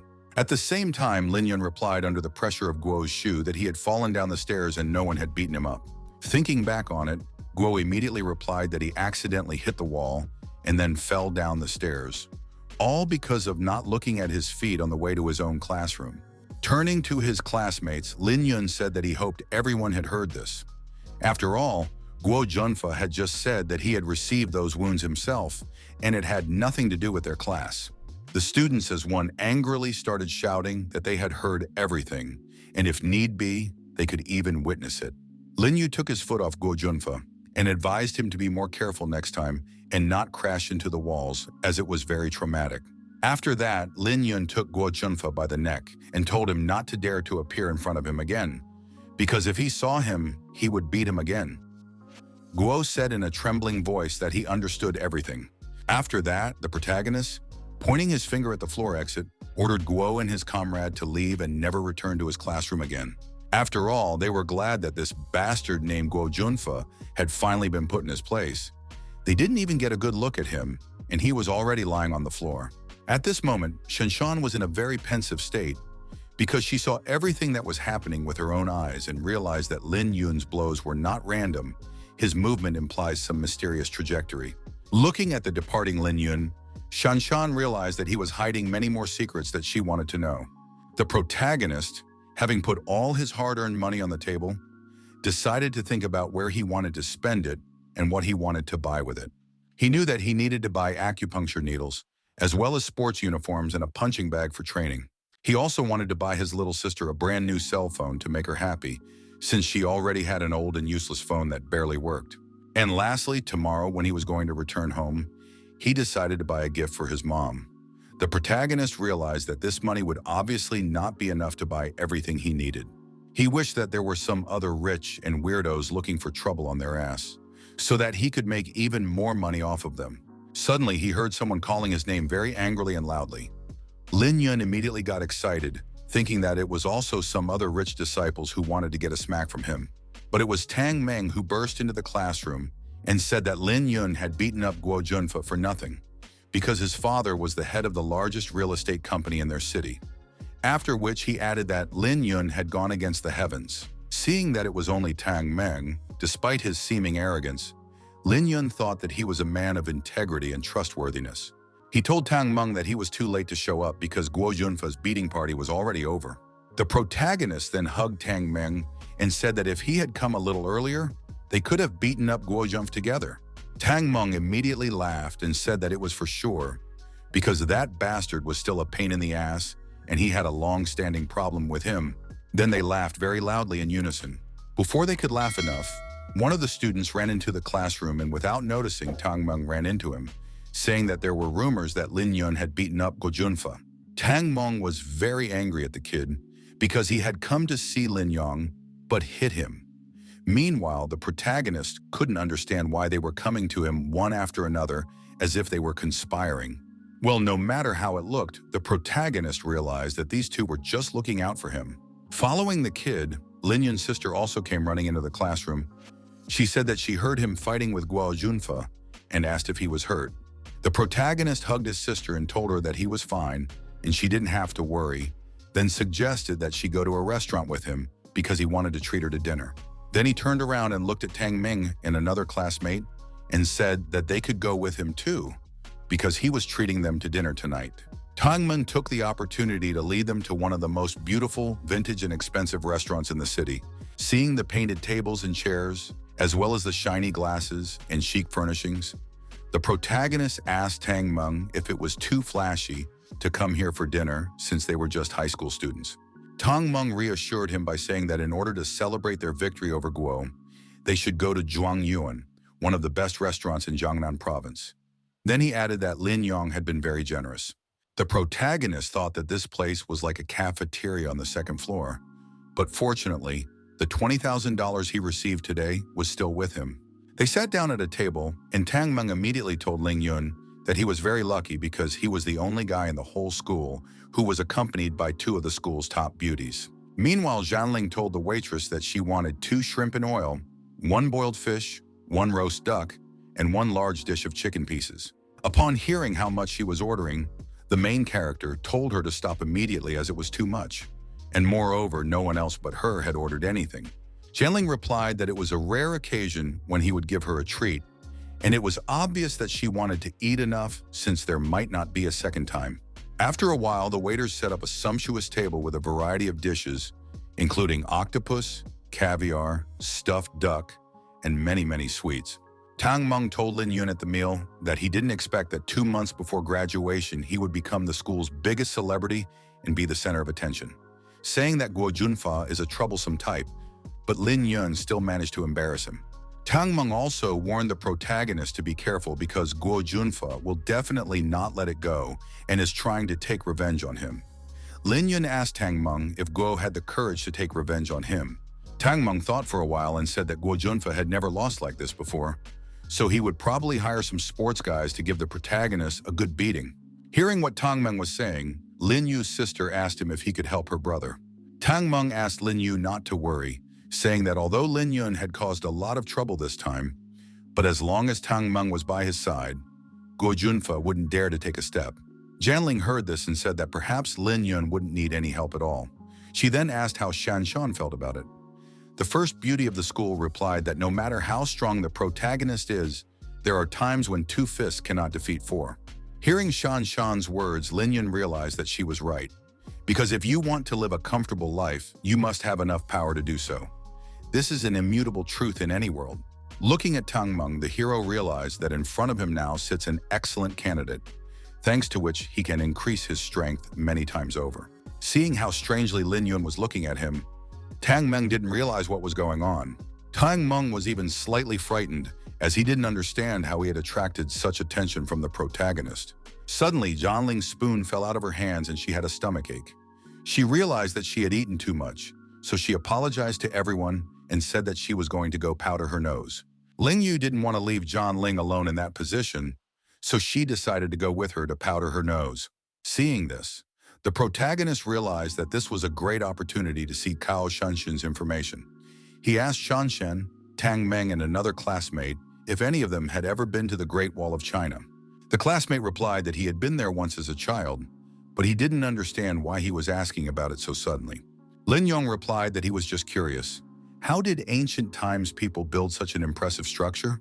After all, in order to build such structures, surely they must have known some spells? After that, the protagonist turned his attention to Shan Shan and asked if she knew anything about it. Meanwhile, at the restroom, three hooligans were harassing Lin Yu and Zhang Ling, asking them how much money they were willing to give them for an unforgettable night. At the table, the protagonist suddenly heard the voice of his sister in Cao Xinshan, his girlfriend Zhang Ling asking the hoodlums to get away from them. While Lin Yun sat there and digested what was happening with the food he was eating, Cao Xinshan immediately ran to the girl's aid. Seeing Cao Xinshan, who stood in front of the girls, the bullies said that they were very lucky tonight, because now they would have as many as 3 beauties this night. Tang Meng, who also immediately came running to help, immediately asked Lin Yu if she was all right. Jianling looked at those scoundrels with a scream and said that they were trying to take advantage of them. Tang Meng grabbed one of the bullies by the arm and said that they should apologize, and if the girls forgave them, he would be merciful and let them go. This bully was not the slightest bit afraid of Tang Meng, but rather said that he must be sick of living if he allows himself to say such things to his elders. The bully clenched his fists and said that this bunch of brats had no right to talk to them like that. After all, they had already graduated from Jiangnan University of Technology.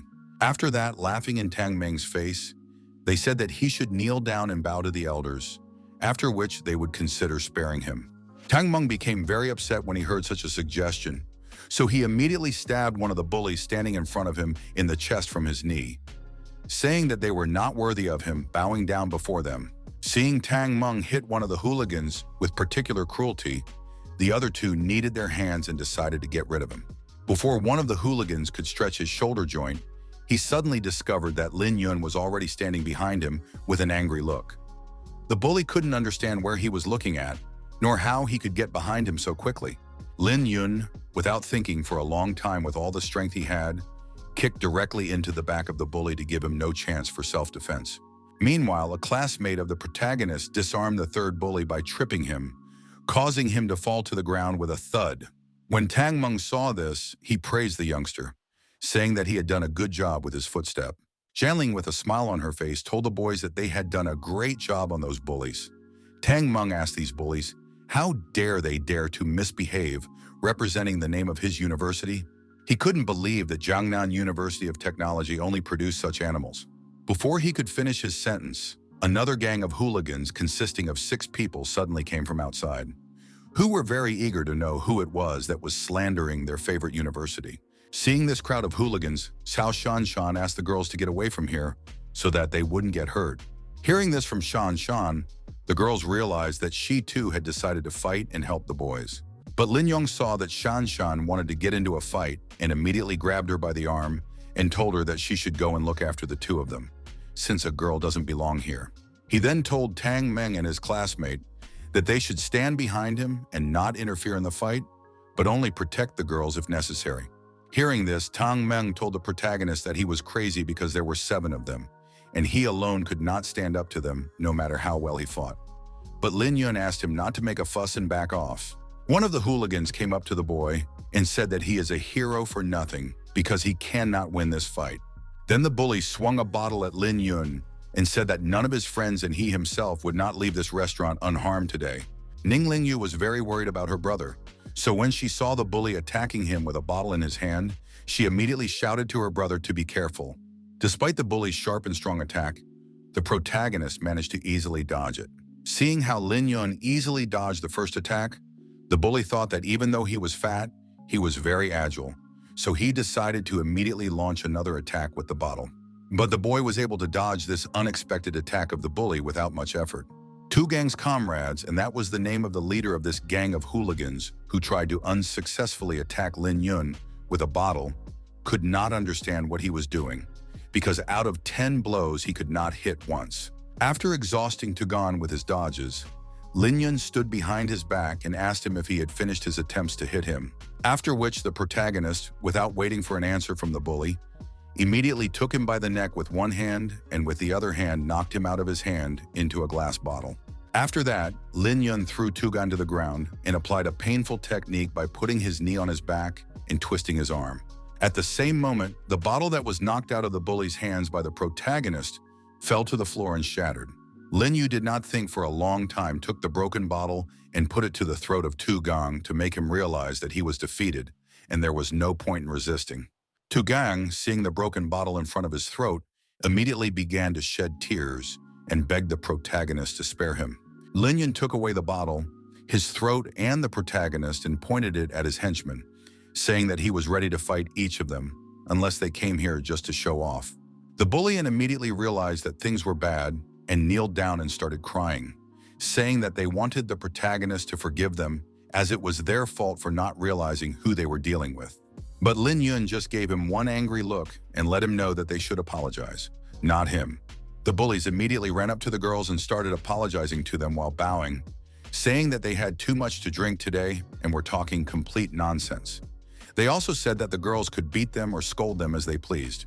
The girls laughed very loudly and said that these changes were not really sincere, so they asked the bullies to apologize more sensitively and sincerely.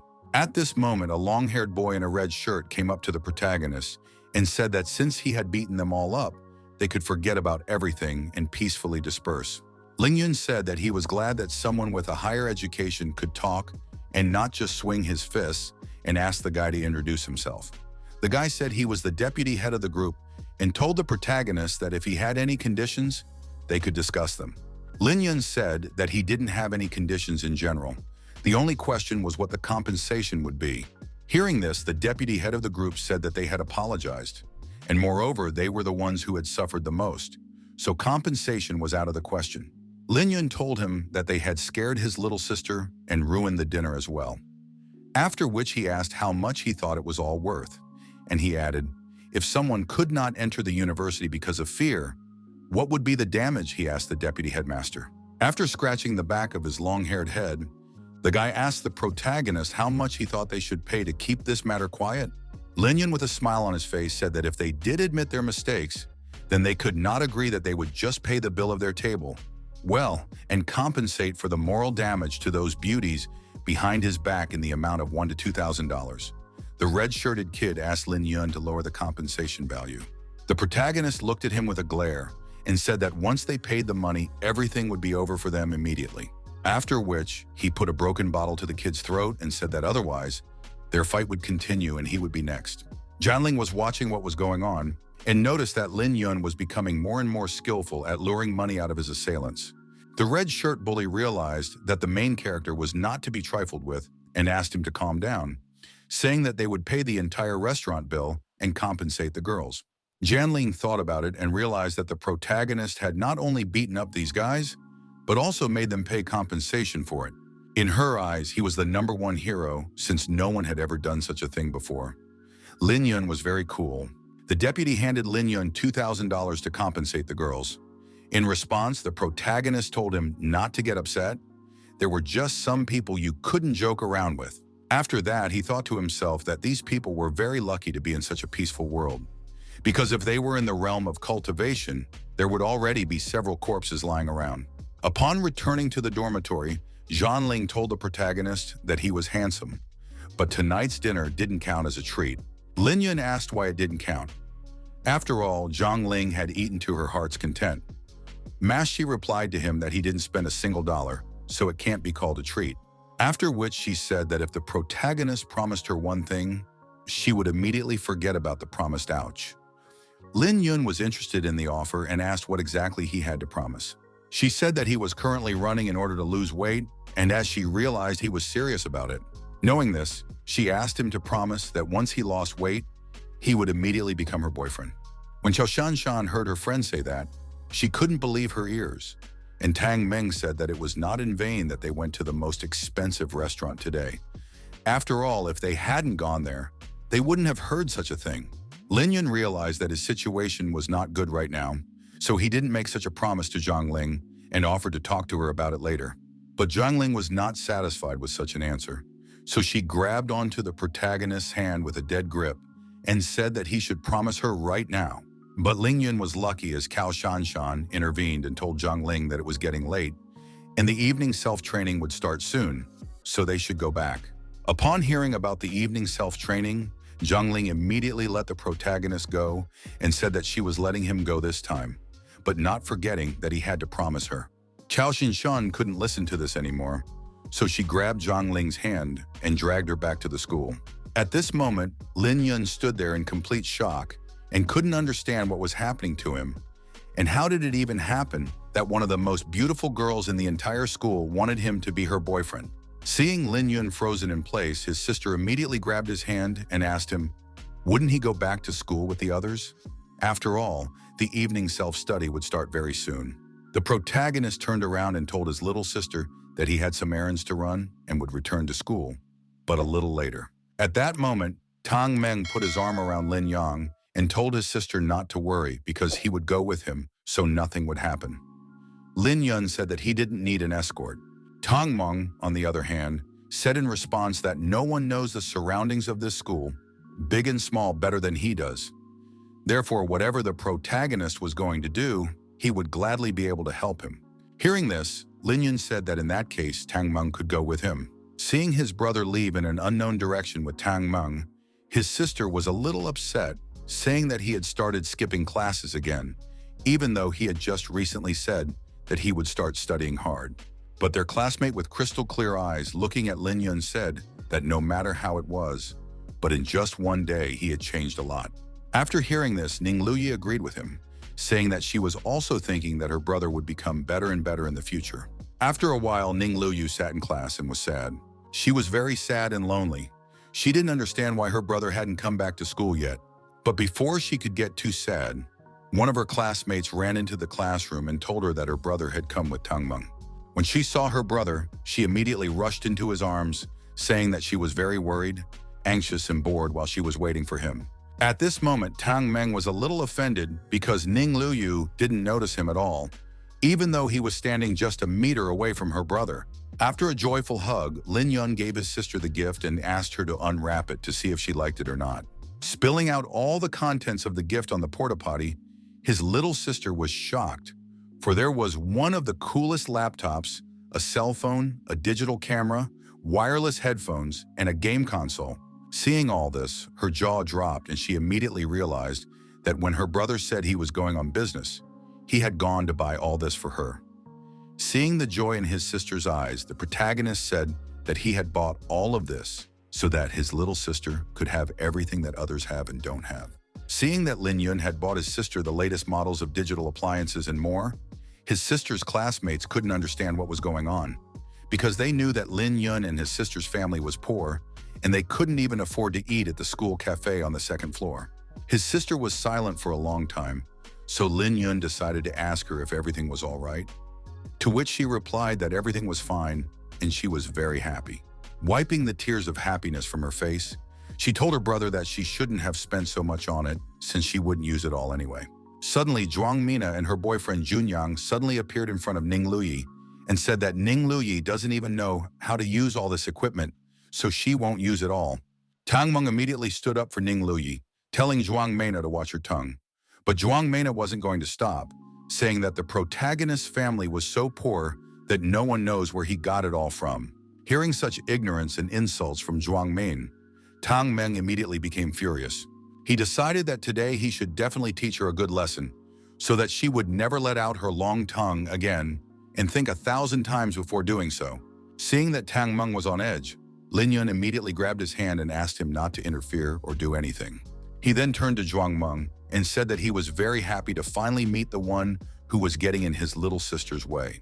Zhuang Min was interceded by her boyfriend and asked what Lin Yun wanted from her. Seeing some lisping boy in front of him, Lin Yun asked who he was. The boy replied that his name was Ji Junyan, and if Lin Yun had any questions for Zhuang Min, he would help him solve them. Ning Luyi realized that the situation could escalate to a fight, so she hugged her brother and told him to forget about it, telling him that he was tired today, so he shouldn't waste his energy on such people. Lin Yun turned to his sister and said that if she asked him to do so, then so be it. After that, he turned to Shi Junyan, pointed his finger at him, and said that he was warning everyone that if anyone dared to bully his sister or offend her in any way, or even thought about it, everyone would regret what they had done because Lin Yun would make everyone pay for it. The students couldn't understand what was going on. One of the students at the front said that the fat man they knew before was no longer a weakling. He had the strength to fight. He started acting like this after he beat Jun and gave him the nickname Kid. Tang Meng asked Lin Yun why he didn't do anything, saying that he would have loved to beat up Xie Junyan. Lin Yun stretched and looked at Tang Meng and said that if he started fighting Xie Junyan, he would definitely lose to him. Tang Meng was surprised and asked the protagonist why he thought that this kid with slicked back bangs could beat Tang Meng. Lin Yun said that just now, when he pointed his finger at Si Junyan, not only did he not try to dodge, but he was ready to attack. At this moment, the protagonist realized that Si Junyan was definitely a skilled warrior, and his strength was surely not small. After a short thought, Lin Yun turned to Tang Meng and told him to go home, because Xin Yun was still going to go practice. Tang Meng told Xin Yun that it was too late. Was he sure he wanted to train? The protagonist replied that he hadn't met a worthy opponent before, so he wasn't really motivated to train hard. Lin Yun ran to the field to the river, where he had recently discovered the seven rays grass. The protagonist sat down next to the seven-ray grass and began to meditate. Focusing on meditation, he decided to apply the secret technique of 50 stars, which at the initial level allows you to absorb the essence of heaven and earth to strengthen the human body. If practiced to the extreme, one could feel equal even with heaven and earth and use the full power of the sun, moon, and stars to one's advantage. Suddenly, the protagonist felt that something was going wrong, and all because he forgot that the meridians in this body have not yet been restored. After that, he calmed down, thinking that such a small problem couldn't cause him any trouble, especially since he now had all the time in the world. He didn't stop and continued absorbing the spiritual energy from the seven rays grass. After he finished meditating, he noticed that his absorption speed had become much faster, and his body could hold twice as much spiritual power as it had before. Lin Yun was very tired, but he was happy that he had finally managed to reach the first level of body hardening. He picked up his gym bag and tossed it above his head a few meters up. Then he took his right foot back and took good aim. The moment the bag was at a suitable distance, he gave it a powerful kick with his foot. Although he didn't break through to the second level as he had hoped, it was enough for him for now. He pondered and realized that at this moment, all he needed was a good and handy weapon. Meanwhile, in the capital of China, Beijing, in some very expensive country house, a party for a rich man was in full swing. The event was held behind closed doors, with a pole dancer dancing for him. Also on the couch near him were two more dancers who were serving him, while he was shouting to the girl on the pole to spread her legs even wider. Suddenly, his ideal environment was shattered by one cell phone call. Picking up the phone irritably, he immediately asked who was interrupting him and why. The caller was a person previously unknown to him, who told him to watch a video very funny. Here was a fat man running around the school campus stadium with a bag of sand on his shoulders.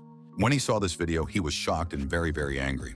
The girls were very much startled and shocked to see that after he watched the video, he just started yelling to the whole room and waving his arms. After that, without thinking for a long time, he took out his phone and called Chen Sen, asking him why he said that he had killed that fat man and he was actually still alive and well. Chen Senyu immediately jumped out of bed in incomprehension. How is this even possible? How can this fat man be alive and healthy? After which he said in a confident voice that he had seen this fatty hit by a truck with his own eyes. The rich man's name was Ling Xiao, and he was the one who paid Chen Sen $2 million to finish off Ling Yun. But after he saw the video of the fat man running around the stadium, he was very disappointed in Chen Sen's services. Chen Sen assured Lin Xiao that killing that brat was a cakewalk, and he wouldn't cheat him out of it. He then said that he really should be dead by now, but if he is still trying to live, it means that someone has saved him. Then Chen Sen added that he had heard that in the city of Qingshui, there is a doctor of Chinese medicine, who is rumored to put even the dead on his feet, known as Sai Bianche. But Ling Xiao said that it was impossible, because no matter how good the Axial Master's skills were, it was definitely impossible for him to resurrect a dead person. He then said that the fatty could come back to life, as long as the person who saved him was not an ordinary person at all. Chen Sen almost choked on his saliva and asked Ling Xiao, so he thinks that the fat man was saved by those very people? Ling Xiao did not even want to think about it. In his eyes was a fire and rage that flared up more and more just at the mere thought. The Lin and Chen families are at the absolute top of the pyramid in this country. Therefore, they know much more than ordinary people, such as the fact that there are cultivators in this world.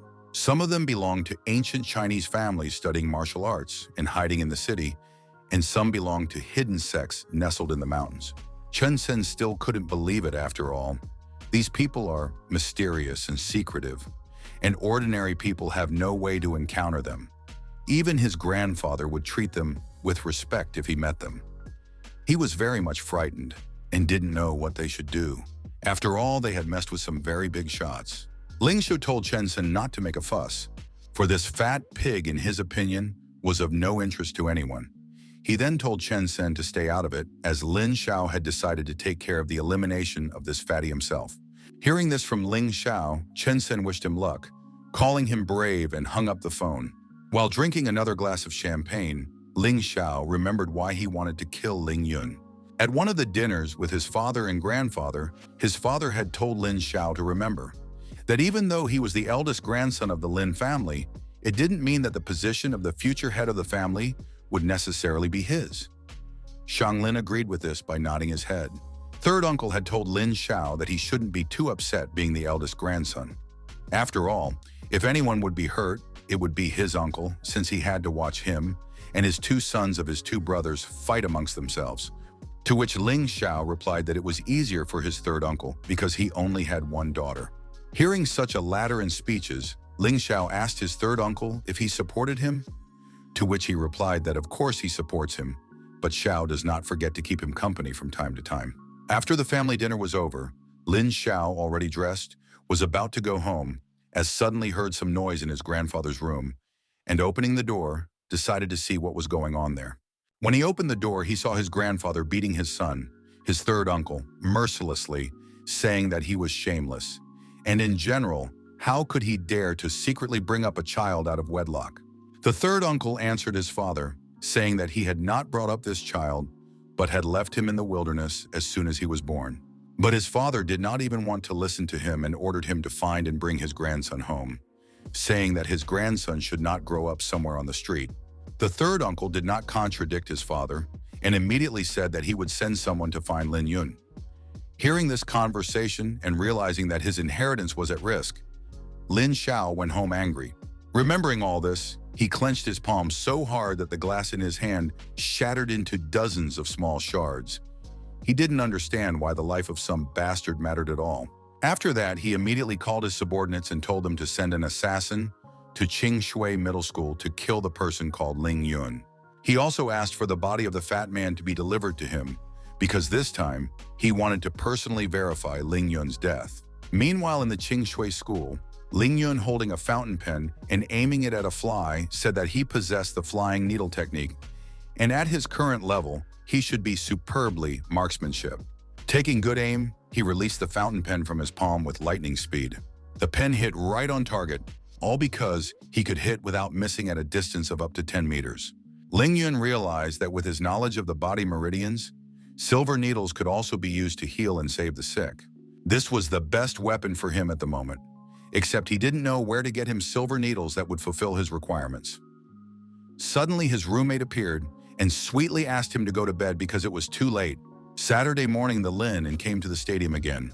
For over the past few days, he had developed a common understanding of what he needed to do. The protagonist realized that the common sense of mortals in this world has acceptable limits. Realizing this, he realized that he would no longer be able to train during the day so as not to attract too much attention from his students and others. In fact, after just a few training sessions, everyone started seeing that he had lost a lot of weight and started to look much better. The girls began to whisper among themselves, saying that he began to walk like a real man. So the protagonist decided to try to do his training out of sight and be in the shadows. Suddenly, Lin Yun was spotted by Li Lei on the sports ground and immediately asked him how dare he come to the sports ground after what he had done. After which, he turned to his comrades and asked, "Why is this jerk here again?" But no one answered his question. He then called the protagonist a stupid pig and ran towards him, saying that he was going to slap him. And since he didn't want to ruin his mood, he would only need a couple of punches. But Ling Yun was easily able to repel Li Lei's hand, which he used to slap the protagonist hard. After which, he took his hand back as far as possible and with all that he had in his might, slapped his face with his palm. His slap was so strong and powerful that Li Lei couldn't stand on his feet and immediately landed on the ground. The protagonist came up to him and told Li Lei that if he called him for slaps, Ling Yun was ready to provide them to him in full and add a few bonuses on top. Hearing this, Li Lei was very frightened and holding his hand on his cheek, asked Ling Yun not to even come near him.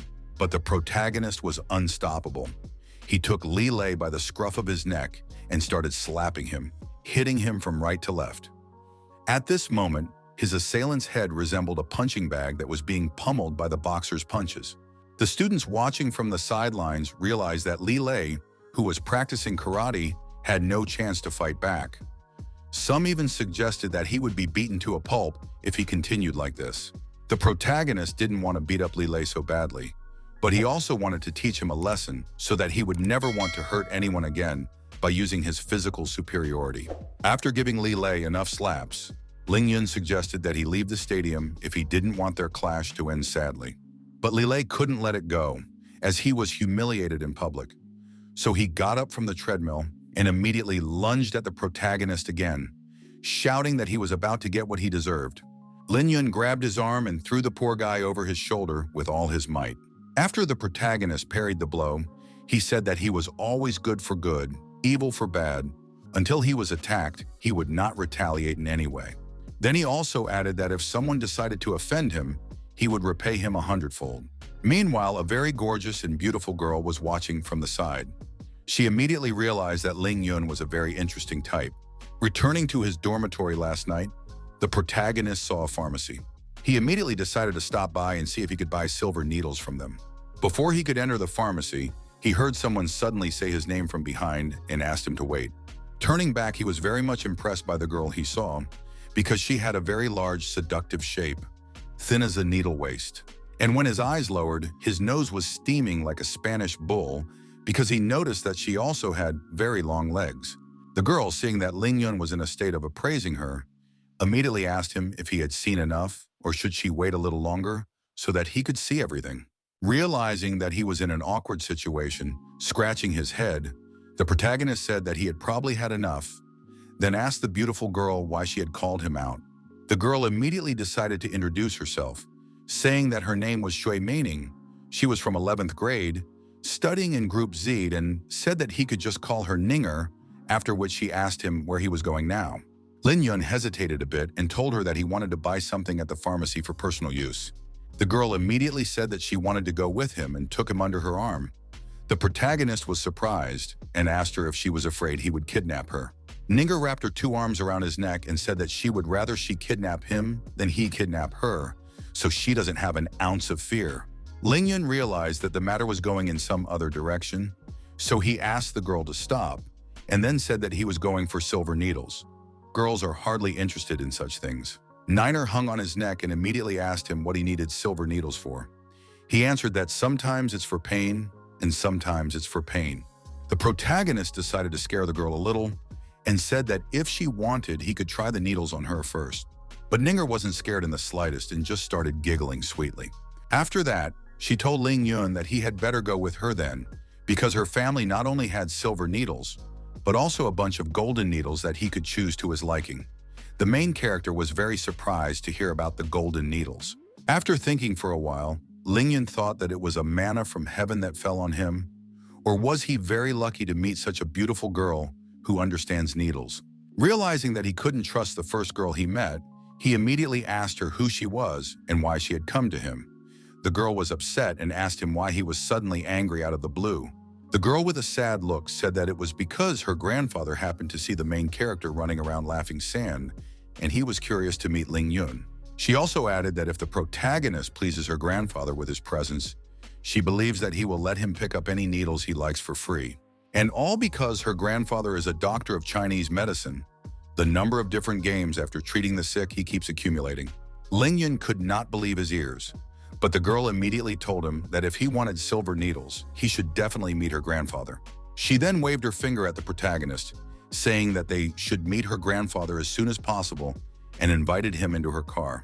Inside the car, Ling Yun felt slightly embarrassed because, despite the large amount of space, Ninger stuck to him like gum to the sole of a sneaker and didn't want to let go of the protagonist.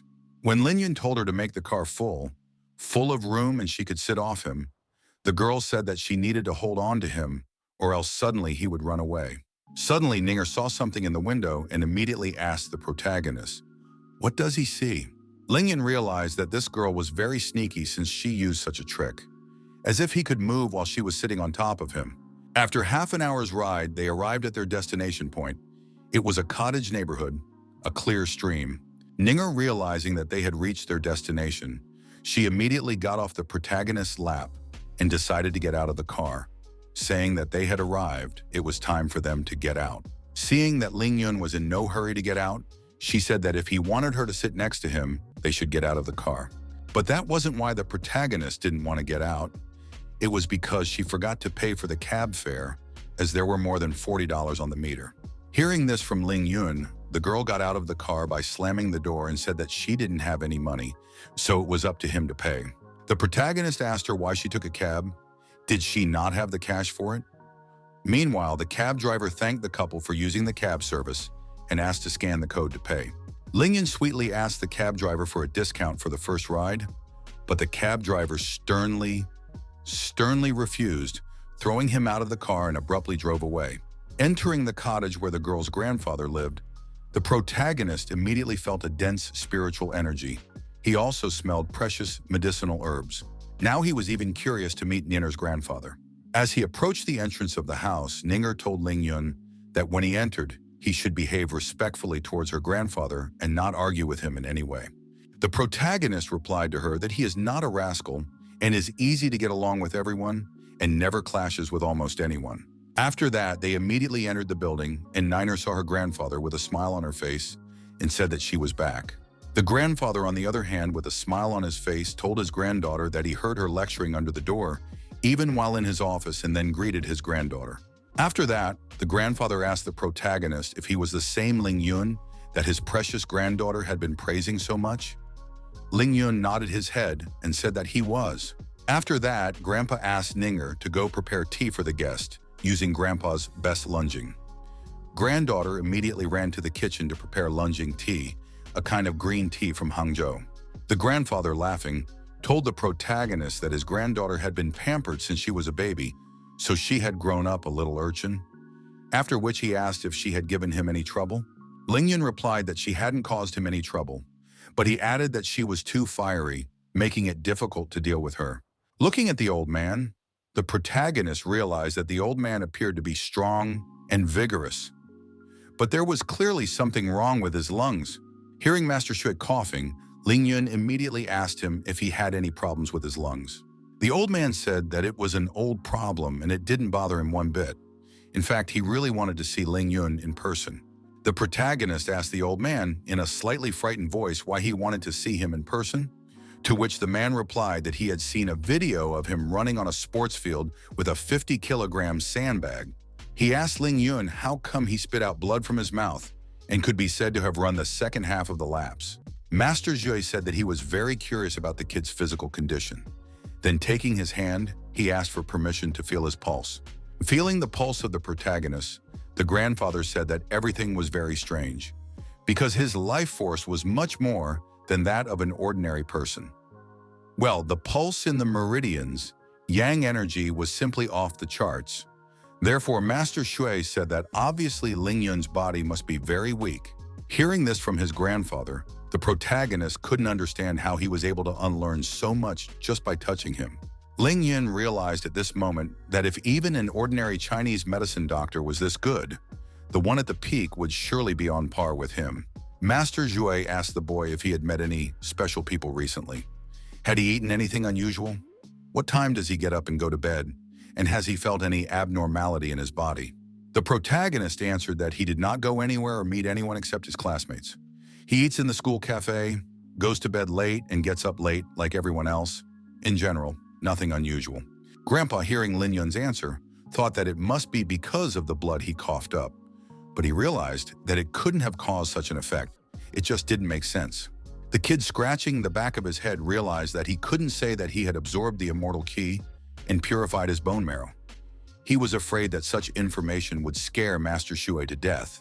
At this awkward moment, Ninger came over with tea on a tray and immediately asked her grandfather if Ling Yun's body was curable. Her grandfather answered her that his physique was now several times stronger than an ordinary person's. The prescription he had originally prepared for the protagonist would be useless.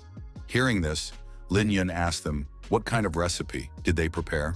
Ninger gave Ling Yun a mug of tea, after which she said that when her grandfather found out what happened to the main character, he prepared a recipe especially for the boy that would restore his body. She said that Ling Yun has no idea what he has lost, After all, so many people all over the world are begging her grandfather to take up their treatment. Grandfather, hearing this, told Ninger to choose her words more carefully. A healer's duty is to heal and save sick people. Nina said with a smile on her face that he was right, and she would choose her words more carefully from now on to describe his work. The protagonist didn't expect that this old man had such a kind heart. So after thinking about it, he came to the conclusion that he should help Master Shui. Ling Yun told the old man that he had come here today to ask him for something. Master Shui was surprised to hear this, and then said that he had nothing here except for things related to Chinese medicine. Ninger, seeing her grandfather's surprised eyes, told him that Ling Yun wanted to ask him for silver needles. Ling Yun said that he didn't need a lot of needles, just 9, but they should be of a slightly unusual shape. The first one was thin and 1 inch long. The second was a needle with a round end that was also 1 inch long. The third was a blunt needle that was 3.5 inches long, and the rest of the needles were all 2 inches long. When she heard what kind of needles the main character needed, the girl immediately dropped the tray with the mugs of tea. She and her grandfather were shocked, for they realized that Ling Yun was asking for these needles for the canon, the mysterious essence of the 9 kinds of needles. Master Zhui immediately asked the boy if he understood what he was talking about and what he was asking for, after which he took the protagonist by the hand and asked him to honestly answer whether or not it was true that he possessed the canon of the mysterious essence of the 9 kinds of needles. Ling Yun confidently replied that of course he possessed it. Grandpa couldn't believe that he had met a person who possessed one of the most advanced acupuncture techniques, the canon. In the Yellow Emperor's treatise on the inner, it is said that there are 9 unrestrained organs in the human body, which are the 9 major spiritual centers of the body. They are the key to crossing the work of the 12 major meridians and unpaired meridians in the 8 veins of the body. The canon, the mysterious essence of the 9 kinds of needles, is the method of conducting needles to these 9 points precisely. With its help, if a person is still breathing, you can save him from even the most serious injuries. But this method was lost long ago, and no one had ever seen it in person. Master Zhu lost his temper after hearing that and squeezed Ling Yun's hand very hard. The protagonist couldn't understand why Master Zhui was so excited. After all, it seemed to him that the canon of the mysterious essence of the 9 kinds of needles was not the most common acupuncture technique. Ling Yun recalled that in the past he had stopped using it back when he had reached the stage before melting qi. Nicker looked at the protagonist very suspiciously, for she understood that the canon of the mysterious essence of the 9 kinds of needles could only be used with the help generated by true qi. She didn't understand how Lin Yun, an 18-year-old middle school student who had just overcome his physical limitations, could have such a level of cultivation. After weighing the pros and cons, she immediately grabbed the protagonist by the scruff of his neck and told him that he made it all up and was a liar. After which, she asked Ling Yun why he decided to mess with her grandfather's body. Seeing his granddaughter's disgusting behavior, the grandfather immediately ordered her to let the protagonist go. Ling Yun, on the other hand, asked Nienner if she would believe him if he told her exactly what was wrong with her grandfather. The girl gave the kid only one chance to do so. The protagonist said that Master Zhui has a cough that won't stop at first glance. It's all about the lungs, but the root of his problem lies in his heart. Hearing this, the grandfather was surprised because the boy had identified his illness with just one look, without even feeling his pulse. Ling Yun said that the heart and tongue among the 5 elements belong to fire. Master Zhu's tongue has a purple color with a dark greenish tint at the tip. This is a clear result of excessively strong heart fire. He continued by saying that fire suppresses iron, and the lungs belong to this element. When heart fire is too strong, it begins to harm the meridians of yin energies in the lungs. This naturally leads to lung insufficiency and constant coughing. Ninger, hearing this, asked why her grandfather's heart fire was so strong. Ling Yun replied that it was simple. Her grandfather was using too many strengthening remedies. After coughing a little, Ninger's grandfather asked Ling Yun to get ready to insert the needles, for he trusted him 100%. Hearing this, his granddaughter immediately asked the protagonist why then her grandfather was taking so many strengthening herbs and eating them almost instead of food. Ling Yun looked into Ninger's eyes and said that he could see that she was very worried about her grandfather, so he should tell her himself. After all, she was his own granddaughter. Grandpa said that the reason why he uses so many herbs is because he has a living being in his body. Ninger, hearing this, couldn't believe this damn thing. Master Zhu asked his granddaughter not to panic, saying that the living creature in his body was a poisonous parasite. He said that 40 years ago, when he had traveled to the Miao territories in search of a higher path of healing, he had coincidentally saved a girl from the Miao tribe. It later turned out that she was a Miao territory maiden saint. She was a great master in the art of healing and perfecting parasites. Grandpa said that the time spent talking to her was one of the happiest times of his life. However, when his medical skills stopped improving, he made the decision to leave Miao territory. At that moment, he had no idea that Miao Fenghuang had already fallen in love with him and wanted him to stay with her forever. My grandfather was already married to Grandma Ninger, and he already had a son who was her father, so he couldn't just pick up and forget about them. Master Shui never thought that Miao Fenghuang would have a hand in his food. Hearing this, Ninger realized that that night, Grandpa had cheated on her grandmother with that same Miao. The old man immediately felt embarrassed and said that she had planned it so much that he couldn't avoid it. Seeing this awkward situation, the protagonist immediately realized that the grandfather had not even tried to avoid the situation. Master Zhu said that it was through this coitus that she was able to plant a love parasite in him. After making love, this parasite penetrates into the body of another person and does not allow to forget his partner for the rest of his life. And if someone forgets, the parasite will eat away at their heart, and the pain will be so intense that death seems to be the only way out. Ninger asked her grandfather if Miao Fenghuang was a very beautiful girl. The old man replied that she was indeed a beauty that was rare to find. The granddaughter then asked him why then he had refused her. They had brought her home with them. The question was unexpected, rather harsh and straightforward. Coughing slightly, the grandfather asked his granddaughter, "Don't make him laugh, as he couldn't take this girl with him, because as he said earlier, he already had her grandmother." Then he said that after some time her love had weakened, and once the effects of the parasite became less destructive.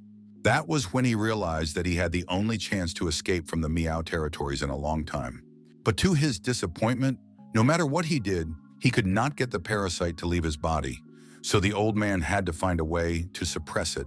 The protagonist interrupted the old man and said that he had had a very difficult life for the past 40 years, all because he had to take all these medicinal herbs to strengthen his heart and spleen, to increase the firepower in his body and suppress the pain from the parasite. Ninger asked her grandfather why, if this girl was so persistent and loved him so much, why didn't she start looking for him later? Grandpa said she did look for him, but before she found him, she met his wife. The granddaughter was shocked to hear that Grandpa's mistress had met her grandmother. Master Zhui continued his story, saying he didn't know what they talked about, but after that, Miao Fenghuang went back to Miao territory and he never saw her again. Ninger asked why her grandmother didn't ask him to get rid of the parasites in his body. The old man replied that her grandmother had told him that he himself had instigated this affair, and this love parasite, and suffering was the price he must pay throughout his life. Hearing this, not only Ninger realized that her grandmother was quite a cruel woman, but Ling Yun was also thinking the same thing at this moment. After thinking for a bit, Grandpa said that he had told the whole story from beginning to end, after which he asked Ling Yun to get ready for the insertion of the needles. After a while, the old man brought out a wooden box. After he opened the box, a very huge spiritual energy started to wriggle out of it and come out. Seeing this, the protagonist was quite pleasantly surprised, for the old man had kept the golden needles in a box made of spiritual jades. Inside this box, there was another box that contained the golden needles. Grandpa took it out and handed it to the main character. Taking the needles in his hands and looking at the old man, Lin Yun said that he was ready to start acupuncture. Ninger, overwhelmed with emotion, immediately hugged the protagonist and, looking into his eyes, asked him to take care of her grandfather. After that, she went back to the house and warned the protagonist that if anything happened to her grandfather, he would be hunted by her family. As soon as Nianer left, Ling Yun immediately took the needle in his hands, thus shocking her grandfather, because the grandfather thought that he would at least disinfect them and do it in good light. But the protagonist said that nothing was needed, and it was so bright outside, so he asked Grandpa to just take off his shirt and get ready for the acupuncture. Ling Yun, looking at the needle, realized that now he only needed to use those needles to transfer spiritual energy to Master Shu's acupuncture points. But looking at the needle, he realized that something wrong was happening, as he was unable to engage the spiritual energy.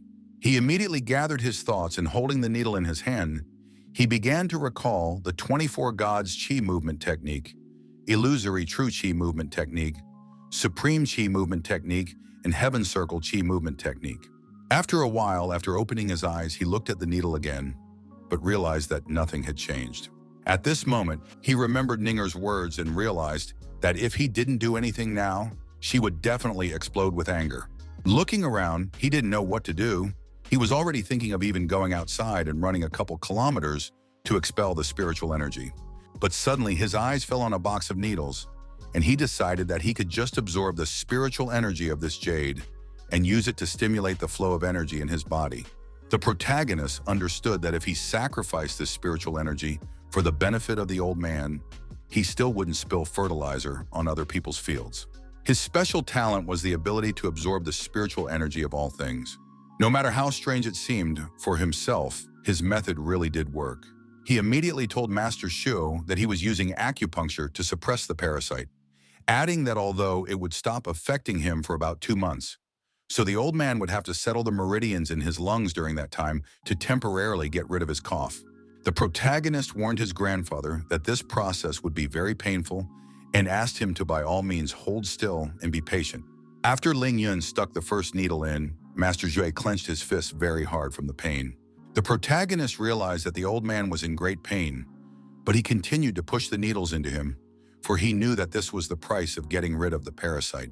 Inserting the last 9th needle into Master Zhu's body, Ling Yun warned him that it would be very painful now, such pain as he had probably never experienced before. As soon as the protagonist inserted the last 9th needle, the old man immediately felt as if he had been hit by a powerful electric shock all over his body. From such a strong discharge of spiritual energy, a bloody clot spurted out of the grandfather's mouth. Seeing what was happening, Nenner, who was worried about her grandfather's condition, immediately ran over to him and asked if he was all right. Her grandfather looked at his hands and said that this was the canon of the mysterious essence of the 9 kinds of needles. It was incomprehensible to his mind, for he felt as if he had a brand new body. After which, he looked at the boy and said that when he got those golden needles back, he could have them for himself. Ling Yun didn't believe what he heard, so he asked Master Shu again, did he really want to give those needles to him? The old man, laughing, said that even if one searched all of China, he thought that the main character was the only one who could use them properly, so he decided to give them to him. Ling Yun knew that obedience was better than politeness and said that he would gladly accept them. Ninger walked up to the protagonist and said that she had never seen such people who couldn't even say thank you after receiving a gift. But Ling Yun was not confused and immediately leaned over to her and said that he had enlarged her grandfather, and thank you never heard. The girl realized that she had fallen into her own trap and embarrassedly said thank you in a quiet voice. Ling Yun put his palm to his ear and said that he didn't hear anything and asked her to repeat. Seeing this one, the girl immediately grabbed his ear and said that she wouldn't say it twice. If he didn't hear it, he might forget. Seeing his granddaughter's impertinence, the grandfather said something that main character saved his life, so she should be nicer to him. Ninger heard her grandfather and said that from now on, she would behave with Ling Yun as politely as possible. Realizing that the time spent visiting Master Shui was coming to an end, the protagonist said that he had one more request. Hearing this, the girl thought in her mind that she knew that if she gave him a finger, he would bite off her entire hand. Ling Yun said that he also wanted to ask Master Shui for a set of ordinary silver needles so that he wouldn't have to search all over the city for them later. Mary Jo said that there was no need to talk about one set. Vidin might as well give the protagonist all 10. He immediately spread out a set of all his needles he uses himself in front of him and asked Ling Yun how they were for him. Ninger was shocked because it was the same set that her grandfather had used himself for many years. After seeing these wonderful needles, Ling Yun told Master Shui that he would only need such needles in case of emergency, and now some simple needles would do. Well, Grandpa decided to insist on his own and told the protagonist that these needles will find maximum effectiveness only in his hands. He was sure that with their help, Lin Yun would cure a large number of sick people. The boy understood that he also needed these needles only for his own self-defense, but he didn't tell the old man. Interfering in their conversation, Ninger asked the protagonist when he would be able to completely remove the parasite from her grandfather's body. Ling Yun replied that he would be able to do so in about 2 months, as exactly after that period of time, Master Shu's body would recover enough. Master Shui looked at the boy with eyes filled with joy and said that he was counting on him. Meanwhile, in the village where the grandfather met his mistress who poisoned him, Meow, being in her house, fell to her knees and spewed out of her mouth a bloody lump. She was furious, for she realized that someone had managed to suppress the parasite that was devouring the heart of her lover. She began to meditate. All she could think about was that she must not let any expert rid Wei Zhongqi of the parasite she had given him. After all, she wasn't going to let him go. Xiao Miao remembered the girls from her settlement asking her to tell her. And what are the handsome men on the streets outside the mountain? And what's going on there in a completely different world? Xiao told them that there are very tall buildings outside, even taller than the mountain in the distance. And there are also cars there that drive fast. Suddenly, she heard her mother calling her, so she immediately ran home, telling her girlfriends she will tell them the rest tomorrow. Very quickly home, she saw her mother sitting on the floor in a very bad condition, for her mouth was oozing blood. The girl immediately ran up to her mother and asked her how she had hurt herself. The mother asked her not to worry, saying that it was just her love parasite that had been suppressed, causing it to recoil. Hearing this, Xiao Miao immediately told her mother that several decades had passed. She sincerely didn't understand why her mother continued to suffer, as she could have simply brought the parasite back. The mother didn't share her daughter's opinion, so she immediately started yelling at her to shut up and shut her mouth. The mother then told her daughter that if she had gotten her parasite hooked on this man, her parasite, then he was the only one she liked in this life, and she would never bring the parasite back. Realizing the stupid thing Xiao Miao said, she immediately asked her mother to calm down. After puffing up a bit, she told her daughter that the person who suppressed her parasite was very skillful, and she couldn't deal with him from such a great distance. She then added that he was already marked by the ore of the heart-eating parasite, and since her daughter had inherited her technique, the voodoo curse, she ordered her to go out to look for him tomorrow. Xiaomiao told her mother that she wasn't sure if she would be able to deal with him, since this person was able to take control of her heart-devouring parasite. Waving her hand, her mother said that although this person was very skillful, his cultivation level was extremely low. Therefore, with techniques in voodoo, she should be able to suppress him easily. She also said that when her opponent was in a very agonizing position and started looking for a way to save his life, she should force him to release her parasite. And lastly, she added to make her daughter remember that there are no good men on the outside. The mother told Xiao Miao that she must complete her mother's lesson and not give in to temptation when seemingly outside the settlement. The daughter looked into her mother's eyes and said that she would never like outsider men in her life. At the same time, somewhere in the city, a swanky red car rolled up to one of the restaurants. The waiter standing at the entrance, seeing the luxurious car and the beautiful woman who got out of it, could not understand what kind of an important person had come to the restaurant. Following the beauty, Ling Yun got out of the car and said that it was a very good car, much better than the cab they had used before. Seeing this, the waiter was simply shocked. Seeing the luxurious building, the protagonist immediately asked Ninger where she had brought him to which the girl replied that it was a restaurant. Qing Shui, her grandfather, had told her earlier that she should personally take Ling Yun to the restaurant and treat him to a good meal. Seeing such an abundance of food, the protagonist didn't even speak, but only ate and listened, because he realized that since it was free, he could eat as much as he wanted. Ninger saw him eating greedily and asked Ling Yun if it was too much. He replied that if someone treats you to a meal, you should eat enough, otherwise much will be lost. Hearing this answer, she asked him why he didn't ask for anything when he cured her grandfather. Hearing such a question, the protagonist was surprised. After chewing on it, he immediately replied that he had asked for a set of gold and silver needles. But Ninger didn't understand how his greedy nature could be satisfied with just 2 sets of needles. After thinking for a bit, she realized that Ling Yun probably didn't know until now what her grandfather's status was. The protagonist interrupted his meal and said that of course he knew what her grandfather's status was. Ninger, hearing this, immediately asked him what status he thought her grandfather had. Without thinking for a long time, Ling Yun raised a finger up, said that her grandfather was a skillful doctor of Chinese medicine, after which she added, saying that he's also a heartbreaker who dumped his lover. When she heard this about her grandfather, she immediately became furious and stood up from the table and told the protagonist to never talk about her grandfather in such a way. She then swung her fist at the protagonist and said that he shouldn't blame her for being so rude after what he said.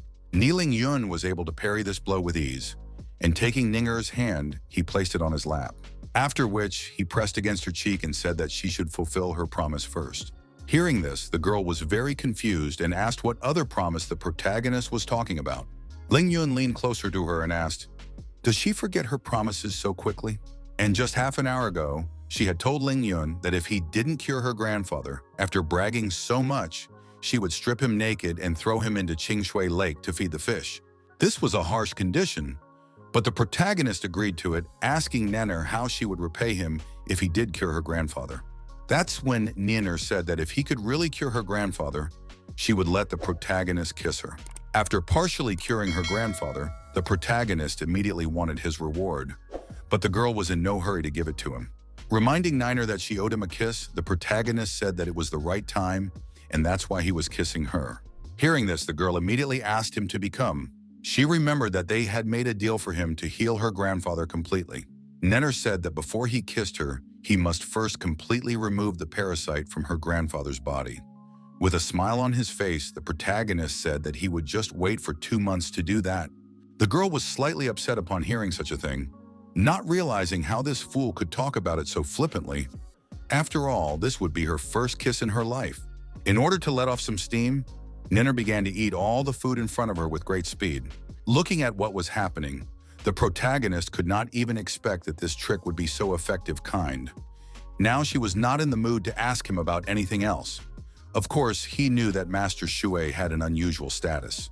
After all, not everyone in China could afford to live in such a large mansion on such expensive lands. Besides, her grandfather's speech felt the grandeur of a high-ranking person. Could he be an ordinary person? The protagonist realized that if he just took a bunch of money from him, their relationship would end there. As it was, he would remember him as the man who had saved the old man's life almost gratuitously, asking almost nothing from him in return. He would always look for a way to thank Ling Yun and would come to his aid at any time. This was exactly the kind of reward the protagonist needed. A while later, after gorging herself and calming down, Ninger grabbed Ling Yun's shoulder and said that since they still had to wait for another 2 months, he could teach her the canon of the mysterious essence of the 9 kinds of needles. Realizing that the girl wouldn't be able to use this technique without spiritual energy, the protagonist said that he couldn't pass this technique to other people as it was very unique and it was forbidden to pass it on to other people. Ninger hugged him, grabbing his hand, and said that he could teach her secretly then. Lin Yun looked at her and realized that she was an annoying little witch, and that if he didn't agree, she was unlikely to leave him alone. The protagonist made a smart look and said that if there was a secret, then he could certainly train her, but he needed to check on Nina first. The girl with happy eyes immediately asked how long would it take. Lin Yun, after thinking for a bit, leaned over to Ninger and showing her 2 fingers, said that the whole process of evaluating her would take at least 2 years. Hearing this, Ninger immediately asked why this process was taking so long. The protagonist said that because the canon of the mysterious essence of the 9 kinds of needles was a legendary technique, and he had to master it for almost 10 years. While Lin Yun was talking nonsense with a serious face, Ninger realized that it looked like she would have to go through many trials.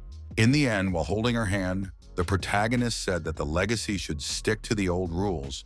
If she didn't want to go through all this, then she should just forget about this technique. But Ninger wasn't going to give up and said that 2 years is so 2 years. For the sake of it, she was willing to go through any kind of trials. Lin Yun, with a smile on his face, told her that he was willing to see how she would handle all the trials. After that, they got into the car and drove to the interior of the city. Lin Yun immediately asked Ninger where she was taking him this time. The girl replied that she was taking him to Qingshui's most elite shopping center. The spirit that had taken over the boy's body didn't know what a mall was. But according to his memories, the body he took over the mall was a place where all sorts of unrealistically cool things were sold.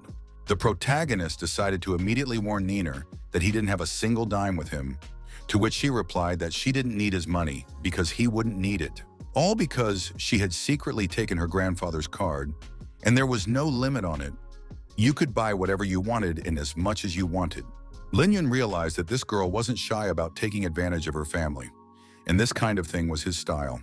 After a few minutes, the traffic fig was blocked by the traffic jam standing in the center of the city. The cars were moving very slowly. It was the first time Nenner was caught in such a traffic jam, and she couldn't understand why they were standing in one place for so long. The main character got out of the car in order to assess the situation and understand what had happened and why they were standing in one place for so long. He saw that he was at an intersection. Not far from them, there was a serious accident. near which quite a large number of people crowded together. Seeing this, he said that it seemed to be serious there, and suggested that Nienner sit in the car, as he thought it would still take a long time. Ninger didn't agree to the kid's suggestion, saying that they were doctors and should go see if anyone needed help. Ling Yun followed Ninger with a dissatisfied face, although he didn't understand when ordinary students suddenly became doctors capable of first aid. As she got closer to the accident scene, Nenner heard one of the eyewitnesses say that the car that caused the accident was driving too fast. The person behind the wheel was probably very drunk. He ran a red light, hit 3 pedestrians, and crashed into a white car before he could stop. Of the 3 pedestrians hit, only 2 schoolgirls were not very seriously injured, and is now in a shocked state with a few abrasions on her body. But unfortunately, that old man was thrown into the air. The eyewitness didn't know if he was alive or not, but he was sure that he had suffered a very dangerous injury, incompatible with life. Ninger didn't think twice and told Lin Yun that they couldn't stand around waiting for the ambulance, but had to go and help the injured.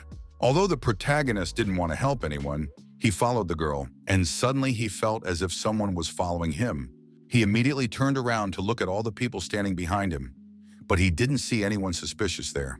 As soon as he turned around, that feeling disappeared. He thought it was just his imagination. No sooner had Niner touched the old man lying on the pavement than a voice from nowhere told her to take her hands off him immediately, because the old man was badly hurt and she could make him worse. The girl became very upset, realizing that she was a useless person in this situation. She was good at recognizing medicinal herbs and feeling for a pulse, but how to save a person in this position, she had no idea. At that moment, a young man who introduced himself as a surgeon approached her and said that he had to examine this old man in order to understand how to help him further. Doing an initial examination, the surgeon said that the old man's injury was very serious. His pupils were dilated and his breathing and heartbeat were weak. He then immediately asked the female police officer if the ambulance had been called and when would they arrive. She replied that it was the weekend and the nearby streets were clogged with cars, so the ambulances could not get through. Hearing the policewoman's reply, the surgeon immediately said that this elderly man must be operated on immediately, otherwise his life could be in danger at any moment. Hearing this, Ninger cried and tearfully asked Lin Yun to help this old man.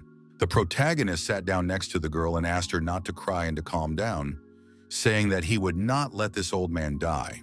Ninger hearing this, Lin Yun, with surprise on her face, immediately calmed down and stopped crying. She knew that if he said such a thing would save the old man 100%. Before the protagonist could touch the old man, the surgeon suddenly grabbed his hand and immediately told him to take his hands off the injured man and not to touch him. He told Lin Yun and Ninger that they should go play at the playground instead of doing it at the scene when people's lives were in danger. Hearing what the surgeon told them, Ninger realized that his opinion would only prevent the protagonist from saving the old man. And she was right, because as soon as Lin Yun heard this to himself, he immediately told the surgeon that he washed his hands of the matter and would not give the old man any help, wishing the surgeon good luck in saving the man. The protagonist was about to leave the scene, but Ninger immediately grabbed his arm and asked him how he could leave, knowing that this old man was about to die. Lin Yun turned around and said that she was worried for nothing, because the old man's condition was still stable. That's why he decided to go and check on the others. After that, he asked me to go with him and help him check on the others. She gladly agreed. Approaching one of the injured schoolgirls, the protagonist asked her not to be afraid, saying that he would stop the bleeding with acupuncture and then he would set her bones. Ninger asked Lin Yun how can he stay so calm when he sees so much blood. The guy replied at length without hesitation that he was already used to seeing so much blood. He recalled that the cultivation world was a place where the strong ate the weak and where fighting for one's life was commonplace. In this world, people making every move point their sword in front of them, which was why he had seen many scenes of blood pouring out in rivers. After doing acupuncture and setting all the bones, the protagonist told the schoolgirl that she didn't have to worry anymore because she would be fine soon. He didn't even have time to move away before the schoolgirl suddenly said in surprise that indeed, she wasn't even in pain anymore. Climbing into the car, the protagonist probed the pulse of the girl behind the wheel and found out that there was nothing wrong with her. She had just lost consciousness. Lin Yun gave her acupuncture and told Ninger to stay with this girl and observe her. After all, she should have woken up soon after the needles were inserted. The surgeon was shocked to see how the boy had dealt with so many injuries in such a short time. He immediately realized that this kid is quite challenging and has a precise mastery of Chinese medicine. After a while, the main character returned to the wounded old man again and asked the surgeon if he could provide medical aid to the injured man this time. This time, the surgeon answered in the affirmative, asking if there was anything he could do to help him. Lin Yun asked the surgeon to keep outsiders away while he conducted the insertion of the needles. The protagonist realized that he couldn't engage his spiritual energy in this situation, so he decided that he would have to rely on influencing the acupuncture points.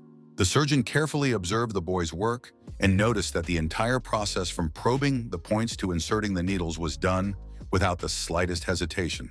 The surgeon could not understand how an ordinary teenager does acupuncture with such precision, as if he had decades of experience under his belt. It didn't settle in the surgeon's mind.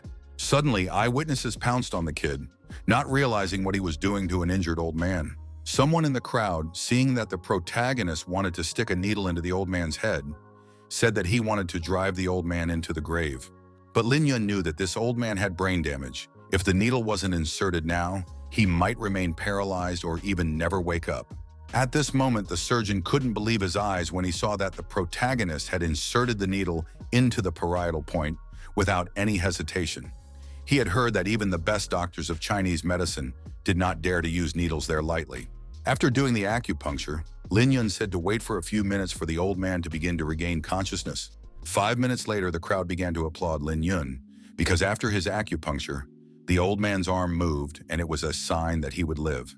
Meanwhile, the protagonist was already exhausted because he had a hard time without spiritual strength, although he had only used the 9 needles technique 4 times, but he was very tired. At this very moment, the perpetrator of the accident did not want to cooperate with the investigation and was breaking the law by insulting the policewoman. He yelled at her, saying that he had too much money and could afford to beat up all those pedestrians, and if she talked too much, he would ask one of his associates to strip her naked. He then walked over to another car and started kicking at it. He yelled at the girl named Zhuang Meifeng who was driving the car. Seeing that the girl was not responding to his yelling, he started pounding on the windshield with his fist to bring her to her senses faster. He shouted to Zhuang Meifeng that she was stupid if she thought she could hide from him in Qingshui City, adding that this marriage was begged for by her family, which was why she wouldn't be able to give it up. The man decided to drag the girl out of the car, saying that if he didn't also teach her a good lesson, she wouldn't be able to live peacefully in the capital city. At that very moment, Nina appeared and grabbed the bully's arm, preventing him from touching the girl sitting behind the wheel. She then told the bully that the girl had just regained consciousness, so he dared not even lay a finger on her. The bully leaned over to Ninger and said that people were telling the truth, that Qingshui City was introducing real beauties. After which he offered Ninger to fondle her tonight. Nenner heard such insulting words, became furious, and asked the bully to get as far away as possible from her and the girl sitting in the car, calling him a shameless man. But hooligan, it was not the first time to hear such a thing. Girls in the capital also constantly called him such names. At this very moment, Lin Yun appeared behind the bully's back and asked the bully if he had had his face polished long ago. Seeing the fat boy in front of him, the bully said that if he decided to show off in front of the beautiful girl in this way, he did it for nothing and immediately rushed at the protagonist with his fists. Lin Yun easily dodged the bully's blows, not even taking his hands out of his pockets to do so. But after a few blows, the protagonist grabbed the bully's fist, and with all the strength he had squeezed it. At this point, the bully was very painful, as he felt his bones in his hand as if squeezed by a metal vise. After disarming the attacker, Ling Yun struck him back with his left hand to his right cheekbone, knocking out several teeth in the process. The bully was shocked that the protagonist dared to hit him. He said that he was the young master of an influential family from the capital, and they would not just let this go unpunished.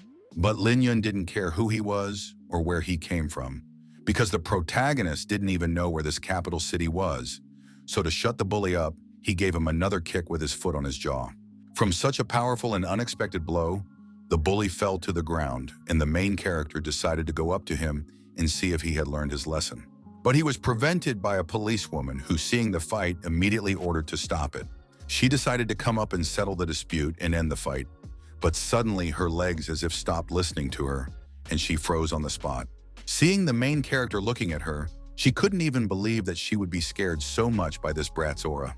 Zhuang Meifeng, upon coming to her senses and seeing what was happening, she couldn't believe that this young man had even allowed himself to be beaten up by a person of the Sun family.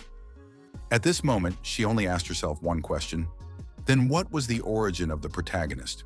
The crowd cheered, chanting that this rich sucker deserved a good beating, and cheered Ling Yun. The protagonist, hearing the crowd's support, realized that this bully needed to be taught a lesson properly and rushed to attack again. But suddenly, Ninger asked him to stop and not beat up the bully. Ling Yun stopped and asked Ninger if she wanted to spare such a bastard so easily. Ninger replied that of course she didn't want to spare him.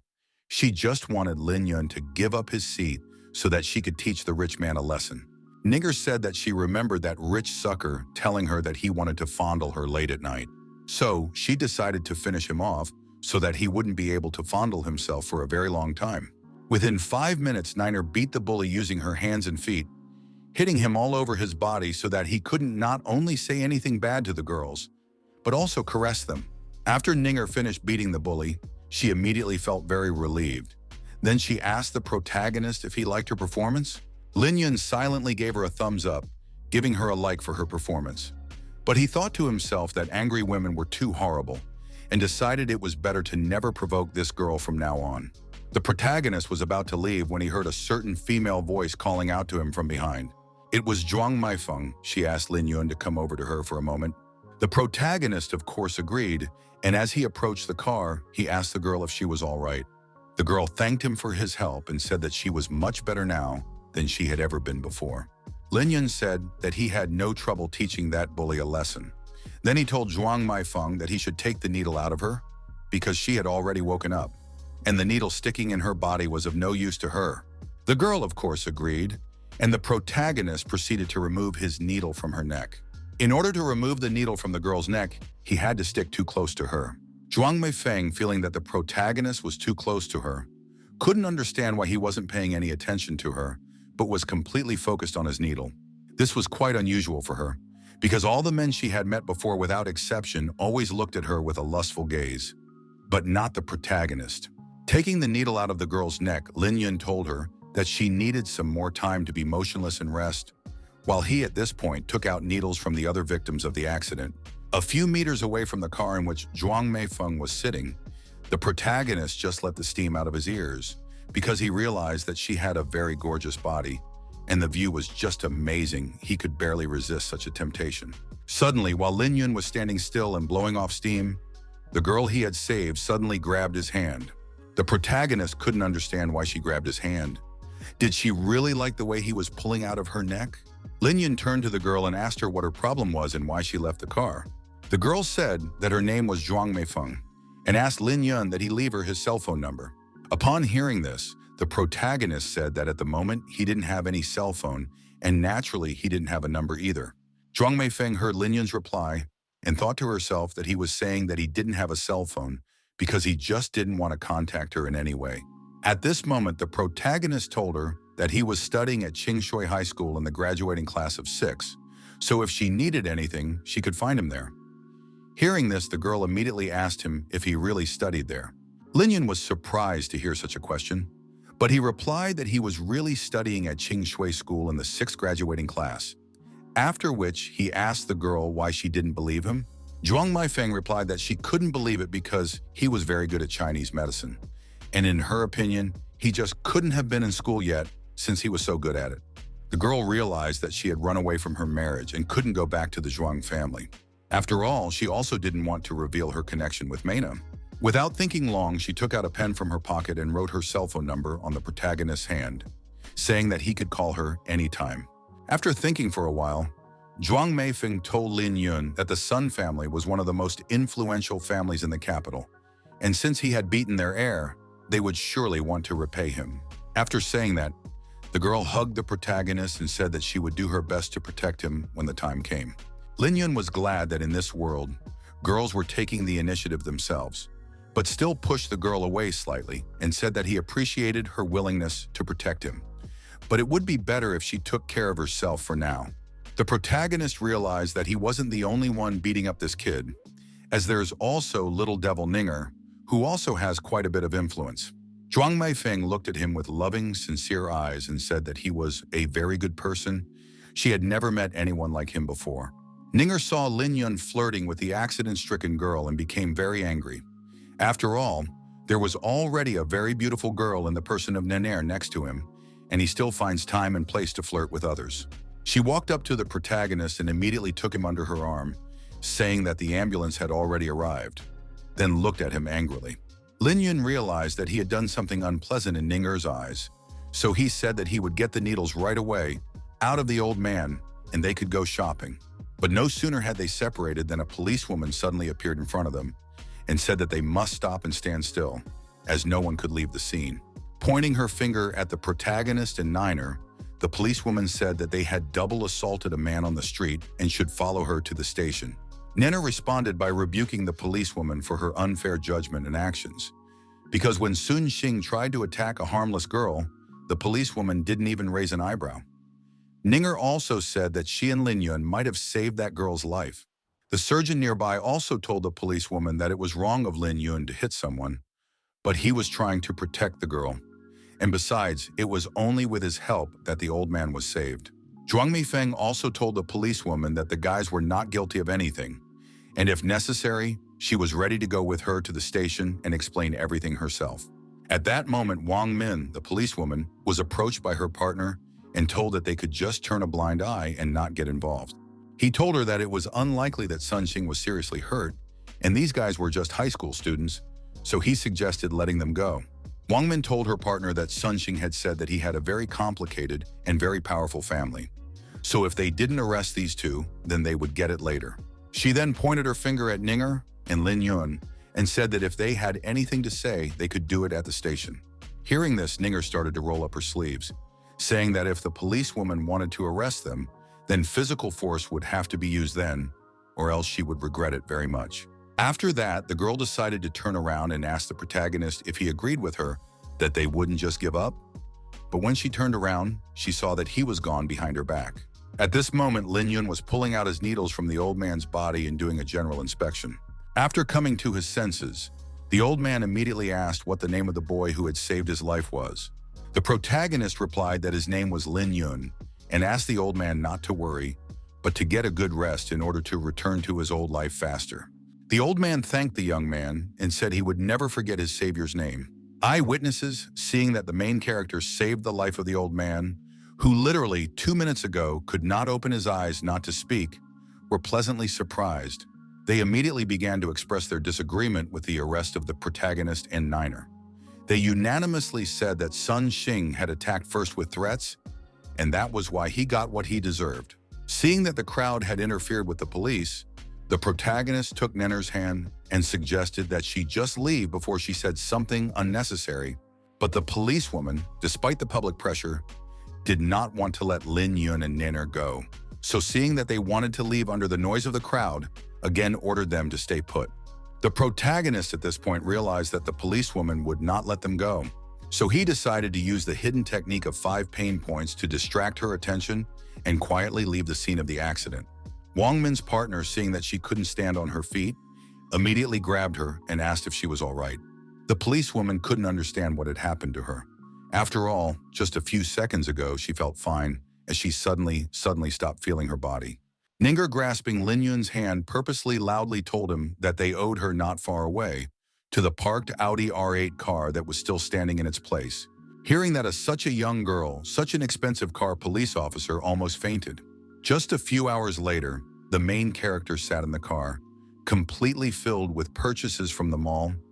He could no longer sew and very tired. He realized that this is a little witch, a real shopaholic. Niner, on the other hand, was on the contrary very happy and excited because she hadn't gone out shopping for a long time. She sincerely couldn't understand why the protagonist was so tired. After all, she was the one who picked out both the phone and clothes for him. She told Lin Yun that he was tired because he was fat and couldn't stay on his feet for too long. That was why she couldn't find the right suit for him in terms of size. Looking at the girl, the protagonist said that he had already lost too much weight in just 1 week and added that in 2 months he would weigh 75 kilograms. Ninger looked at Lin Yun carefully and said that right now, by the looks of it, it seems like he weighs at least 100.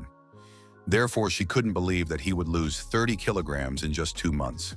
After which, she said that he was generally not bad looking right now, so she suggested that he not to worry about it because she had nothing against it.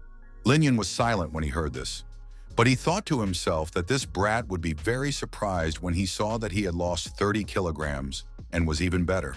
Suddenly, Niner's phone rang. After picking it up, she angrily told Li Xingchuan that she had told him many times not to call her anymore, to which he replied that he wasn't going to call her because today was his first call. Li Qingchuan was the #1 major in Qingshui City. He told Ninger that he was calling because he couldn't decide on her birthday present, so he wanted to ask her what she would like most.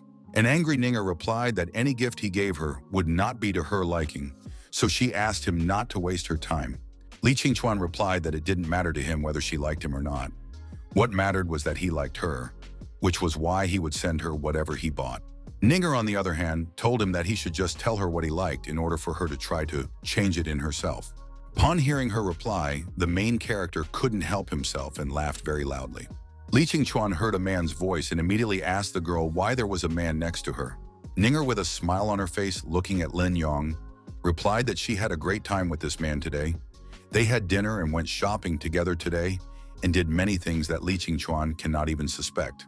The guy who called couldn't believe what he heard, so he asked, "Who is this man and what is their relationship?" Without thinking for a long time, Ninger told him that this man was her boyfriend and hung up the phone.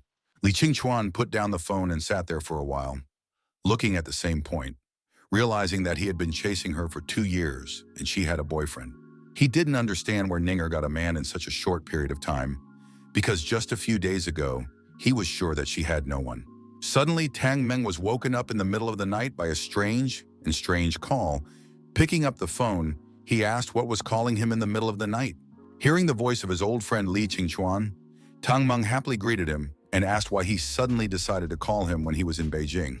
After hearing Li Qingchuan say that Ninger had found a boyfriend, Tang Meng promised to find the idiot who had dared to get close to Ninger, saying that his friend could rest easy because he would handle it himself. At that moment, the protagonist sitting in the car felt as if someone was cursing at him behind his back. After finishing the conversation, Naner immediately started asking Lin Yun to pretend to be her boyfriend. But the protagonist told her that he couldn't do that. Lin Yun realized that this devil's family was quite powerful, but Li Qingchuan, fearing nothing, was so annoyingly pursuing her, which meant that this guy's family wasn't ordinary either.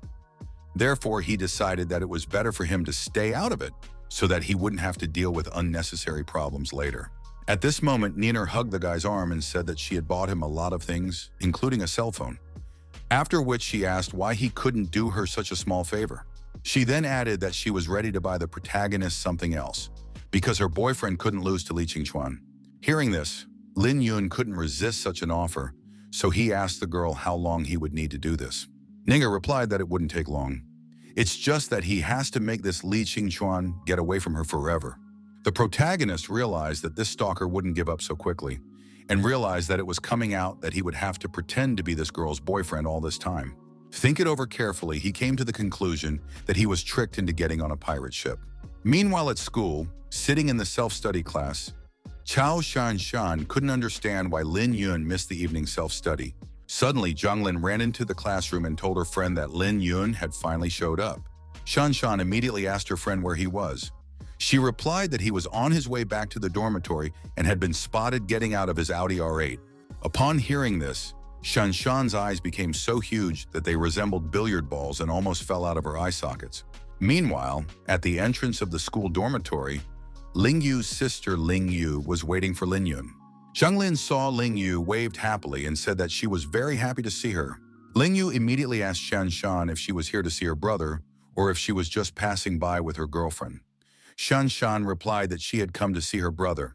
A moment later, the main character came out. Walking out of the building without paying attention to anyone, he immediately headed towards his sister. Approaching Lin Yu, the protagonist said that he was ready and they could go home. His sister, on the other hand, said with surprised eyes that Shanshan had come to see him. Shanshan was very upset and angry with the protagonist at this moment, as she couldn't allow such behavior towards her. She grabbed his hand and ordered him to follow her. Ling Yun couldn't understand where the head girl was pulling him to. Taking him slightly aside, Chao Shanshan asked him that he had skipped classes and spent a lot of money, and bought a lot of things? The protagonist was shocked as he didn't understand how she knew all this, and said that he actually thought it was all too expensive himself, but he couldn't stop the person who was beside him the moment he decided to take something. Hearing his story, Shanshan immediately asked him, the person he was talking about, was it a guy? Without thinking for a long time, Ling Yun replied that it was a girl. Shanshan was furious when she heard Ling Yun's answer and asked him if he knew what he was doing and if he even wanted to go to university. The protagonist thought for a while and replied that, of course, he wanted to do well in the exams, but he sincerely didn't understand what he was doing had to do with old age. After hearing this answer from Ling Yun, Cao Shinshan decided to teach him a lesson and kicked him. Well, it did not work, because the protagonist easily grabbed her leg and asked why she suddenly started kicking. After all, they were just talking. Lin Yun held the girl against him and said that he wouldn't let her go until she stopped being angry and promised not to kick anymore. Turning her head back, Shanshan noticed that more and more gawkers were gathering behind her back, gawking at what was happening. The crowd of students were shocked that Lin Yun was able to catch Shanshan's kick, because she had been practicing, and there were very few guys in the school who could beat her. Tang Meng was surprised because his new friend did not even spare the first beauty of the school, which was expected from the boss. He thought he was so cocky. Ling Yu asked Tang Meng why he had come, to which he replied that when he saw the crowd of gawkers, he decided to come and see the show too. In fact, yesterday, Tang Meng had heard that Ling Yu was going home with Ling Yun and thought it was a great opportunity to accompany her. Tang Meng couldn't understand why Ling Yun still hadn't let Shanshan go. The disciples watching the spectacle thought that the protagonist was addicted to hugs. With each passing minute, the disciples were getting more and more, each disciple calling out their friend and comrade to gawk at the show that Lin Yun had put on. Xiao Shinshan realized that she was in a very awkward situation and asked to finally let her go already. But Lin Yun didn't think so. He told her that so many students had come to see it, so he would hug her for a while longer. The headmistress realized that she was in a desperate situation, so she exhaled with a sad face and asked the protagonist to lean closer to her so that she could tell him a secret. Hearing about the secret, Ling Yun immediately leaned over to Shanshan and took her cheek with his hand and asked her what secret she wanted to tell him. But it was a deceptive maneuver, and taking advantage of the boy's weakness, the head elder immediately sank her teeth into his hand. Her plan worked because the protagonist did not expect her to bite him. That was why he let her go out of surprise. After running away from Lin Yun for a few meters, Shanshan turned around and said that she would not forget tonight and would definitely take revenge. Leaving, he also said that if he skipped class again, she would bite him so hard that it would not be enough for him. After this happened, his sister immediately ran up to Lin Yun and asked him if he was all right and how his arm was. As soon as his sister took Lin Yun by the chest, he immediately began to replenish his strength thanks to her spiritual energy.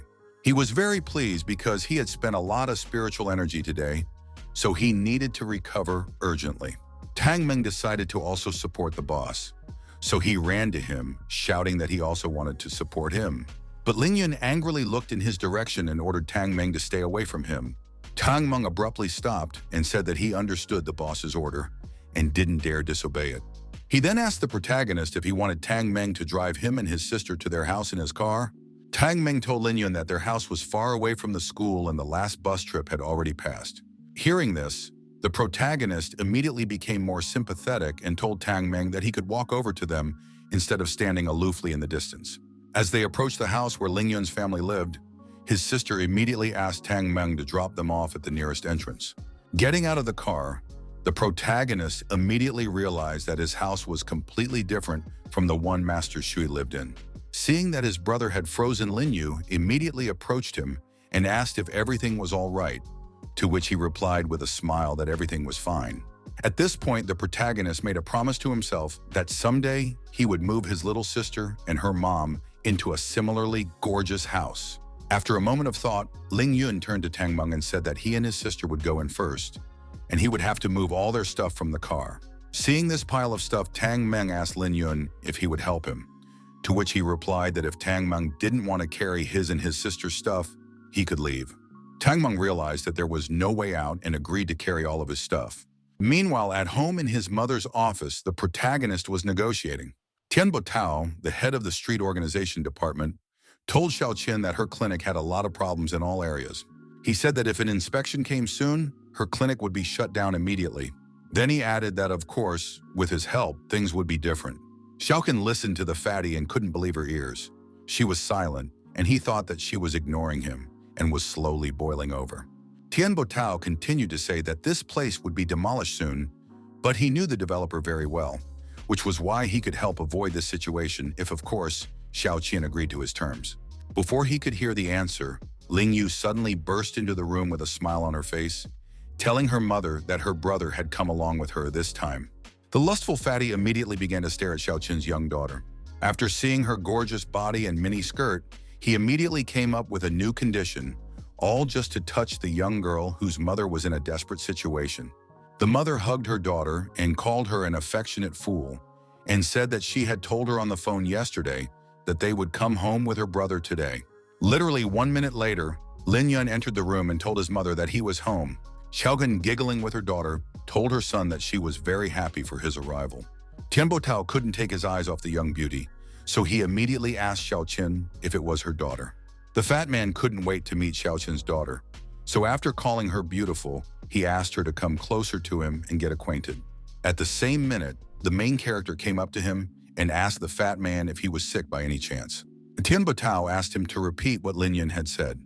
The boy replied that he thought the fat man was weak, probably because of his excessive drinking and sexual activity. The fat man said, looking into the eyes of the protagonist, that he was talking nonsense and was a weakling himself, and because he doesn't know who is standing in front of him, he must apologize. Lin Yun, without listening to Tian Botao's words, immediately gave him a powerful punch on his fat face to shut his filthy mouth. Mother and her sister froze, shocked at what was happening. Especially the mother could not believe that her son had become a real defender of the family's honor and dignity. At the moment of the scuffle, Tang Meng came into the room and saw the protagonist punching the fat man for his bad words and immediately clenched his fists. He then asked the boss not to dirty his hands on this fatty and leave it to him. Hearing this, Ling Yun was shocked because he didn't intend to beat up Tian Botao, but only hit him once to teach him a lesson. But when he turned around, he realized that it was too late to say anything. Tang Meng began beating the fatty mercilessly, leaving him no chance for excuses and self-defense. Each of his blows was stronger and harder than the previous one. Seeing the force and ferocity with which Tang Meng was beating the fatty, the protagonist couldn't understand what had upset him so much. Tian Botao, badly bruised, with his nose bleeding and his lips also smashed, asked the brats how they dared to beat him up. Hearing that the fatty could still speak, Tang Meng grabbed him by the scruff of his neck and dragged him outside. After dragging Tian Botao outside, the little boy threw him face first into the asphalt and told him that if he didn't want more trouble, he should get out now and never be seen by him again. Tang Meng then exhaled a sigh of relief because he had eliminated the obstacle that was hindering the protagonist and his family. Lin Yun followed Tang Meng outside and asked him if he knew this poor guy. Tang Meng replied that he had seen Lin Yun beating the fatty, and that was why he had rushed over to join him.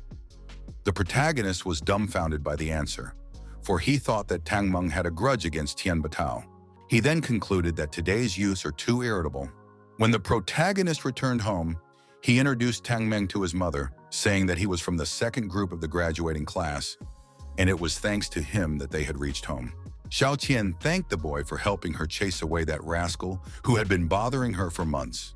Hearing the praise from such an enchanting, sexy beauty, Tang Meng literally almost lost his head and immediately said that he just did what anyone in his place should have done.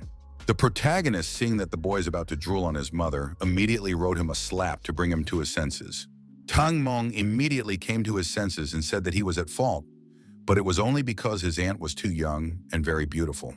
Xiaoqian told her son that it was not good to behave like that with guests, and immediately told her son to invite Tang Meng into the living room for tea. Hearing this, the boy once again almost had an emotional breakdown after realizing that Auntie was indeed the kindest person in the world and not at all similar in personality to her two children. With a smile on her face, Ling Yu invited the boy into the living room, calling him Mr. Tang. Tang Meng let a stream of manly tears flow at this moment, not believing that he had finally made it, and Ling Yu smiled at him. The protagonist put his arm around the boy's neck and told him that if he wanted to eat dinner at his house, he should go and carve the lobster. Hearing that he would still stay for dinner, Tang Meng almost cried again, realizing that he had successfully joined their family. The daughter asked her mom why she didn't stop the boys when they were beating up that fat uncle. Xiaoqin replied that the man deserved the way the boys treated him. Ling Yu asked her mom what would happen if Tian Batao wanted revenge. Xiaoqian looked her daughter in the eyes and said that she should remember running away and patience will not keep her out of trouble. She told Ling Yu that if in the future someone were to bully her, she should act like her brother, always fight back to protect herself. After listening to the lecture about self-defense and defense from her mother, Ling Yu said that she would do that from now on. A moment later, she asked her mom why, in all the years that her brother had been bullied, she had never once urged him to fight back.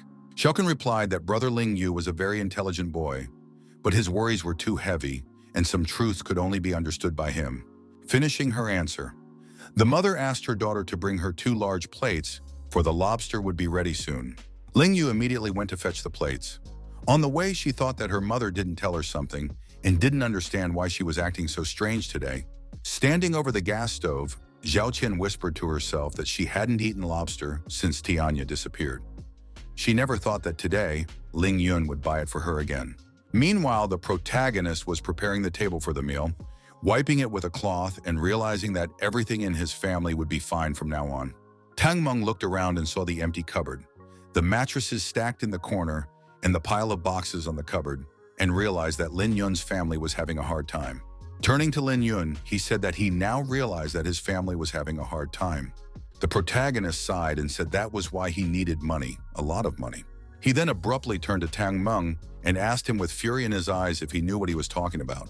The guy was shocked to hear such a thing from Lin Yun. This time, he hadn't even bothered to think of an excuse to take Tang Meng's money. Tang Meng remembered his childhood and how he had grown up in a completely wealthy environment. He was fed, clothed, and provided with the best of everything. Every Chinese New Year, he received at least $100,000 as a monetary gift for the new year. He could not think at that time that he was living in a different way than the rest of his peers. But today, everything has changed. Realizing how much he was wrong, he felt sad. He had just bragged about how expensive his car was. He didn't pay attention to Ling Yu and Ling Yun's feelings. Once the realization of what was happening entered his head, he realized that it was perfectly reasonable to give money to help his bro, and since the boss had asked, he had no reason to refuse. The protagonist said that he had a way to make money, and he wanted Tang Meng to join him.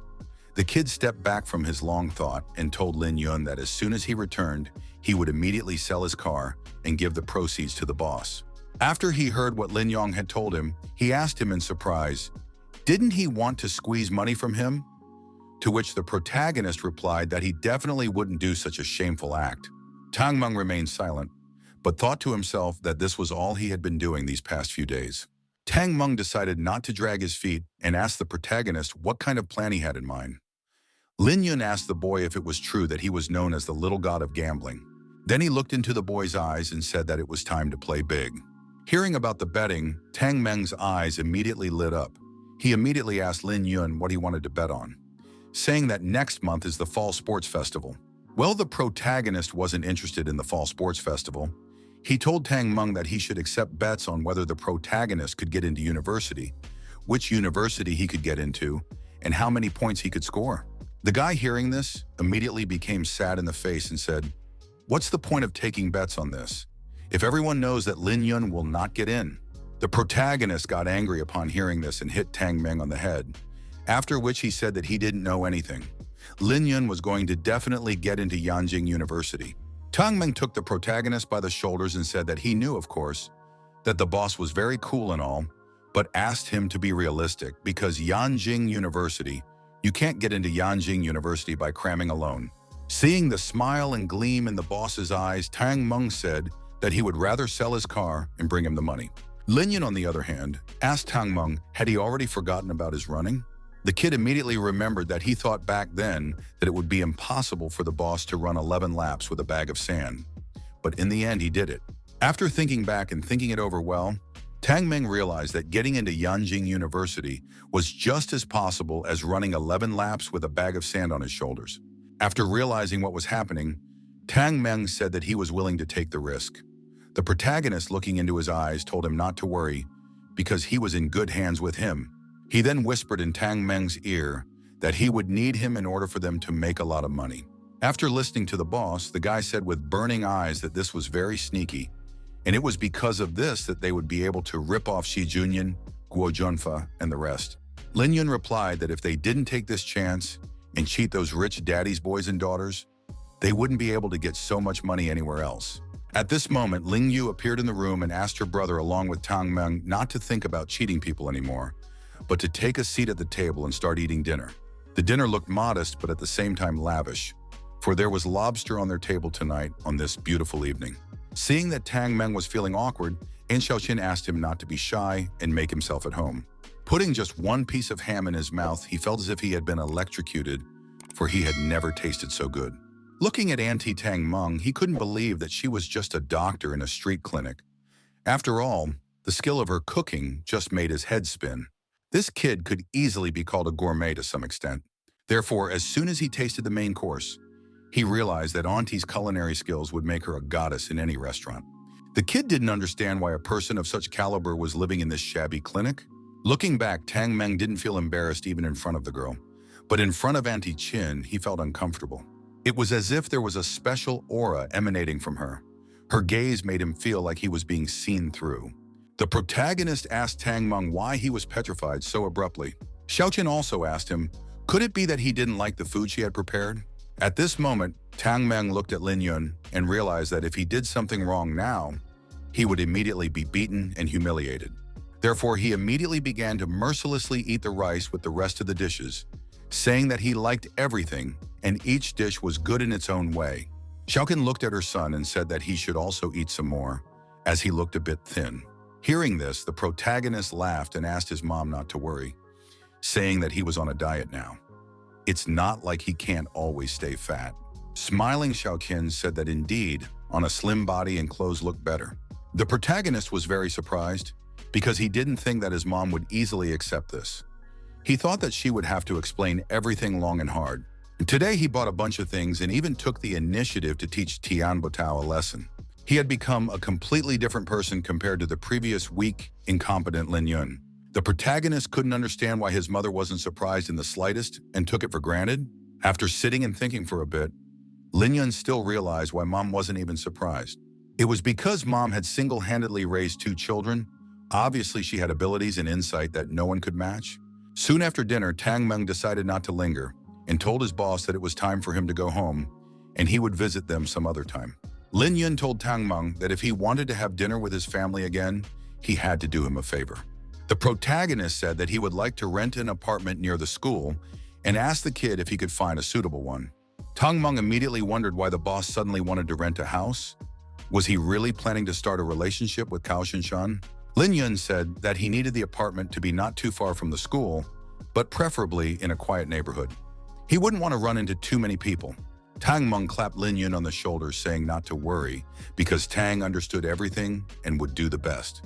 The protagonist was wondering, what did this asshole understand after all? But not to be delayed, he said that he would move in no later than Monday evening and then told Tang Meng that he could get to work. Driving back home in his white Hummer, Tang Meng remembered that there were 3 people in the boss's family and they all had different last names. In addition, although Aunt Chin was dressed in ordinary clothes, her mannerisms were far superior to those of ordinary people. The boss family had more secrets than Tang Meng could imagine. Once everyone had dispersed, Lin Yun told his mom to go for a run. She told him not to take too long and let him go. The kid realized that the road from his house to 7 Lights Grass takes about 50 lights takes 50 minutes, and that's by car. He realized that getting home too late would raise unnecessary suspicion, so he decided to speed up. He ran so fast that the driver of the truck that was passing by didn't realize what just flew past his car. Thanks to the acceleration, the protagonist was able to reach his destination in just 40 minutes. Since he still had some energy left, he decided to swim a little. After a while, he still used up all the spiritual energy in his body. After that, he realized that it was time to move to the 2nd level of body hardening and started meditating. After reaching the 2nd level of body hardening, all aspects of his body will be perfected. The amount of spiritual energy that could be absorbed would also increase several times over. After only a few minutes of meditating and absorbing the energy of the 7 Sink Grass, the protagonist had still reached the 2nd level of body refinement. When he opened his eyes, he saw the immortal spiritual energy in front of him. It was the one that protected his original spirit while traveling through time and crossing the tribulation. The protagonist thinks that his spiritual energy was completely depleted after crossing time, but it turned out that it was hidden in his body. The kid realized that although he couldn't use it now, but this immortal spiritual energy would be very useful for his cultivation. Raising his gaze to the sky, the protagonist whispered words of gratitude to the Lord who he felt was good to him. After that, the boy decided that it was necessary to forge iron while it was hot. Therefore, he decided to practice a valuable 50-star technique.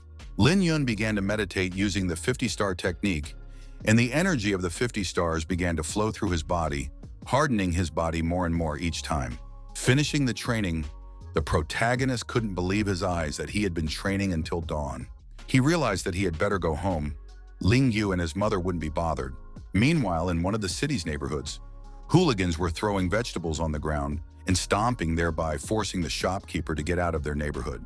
The pregnant girl whose vegetables the hooligans were throwing around asked them to leave her alone and not to touch her produce as she had just brought the vegetables.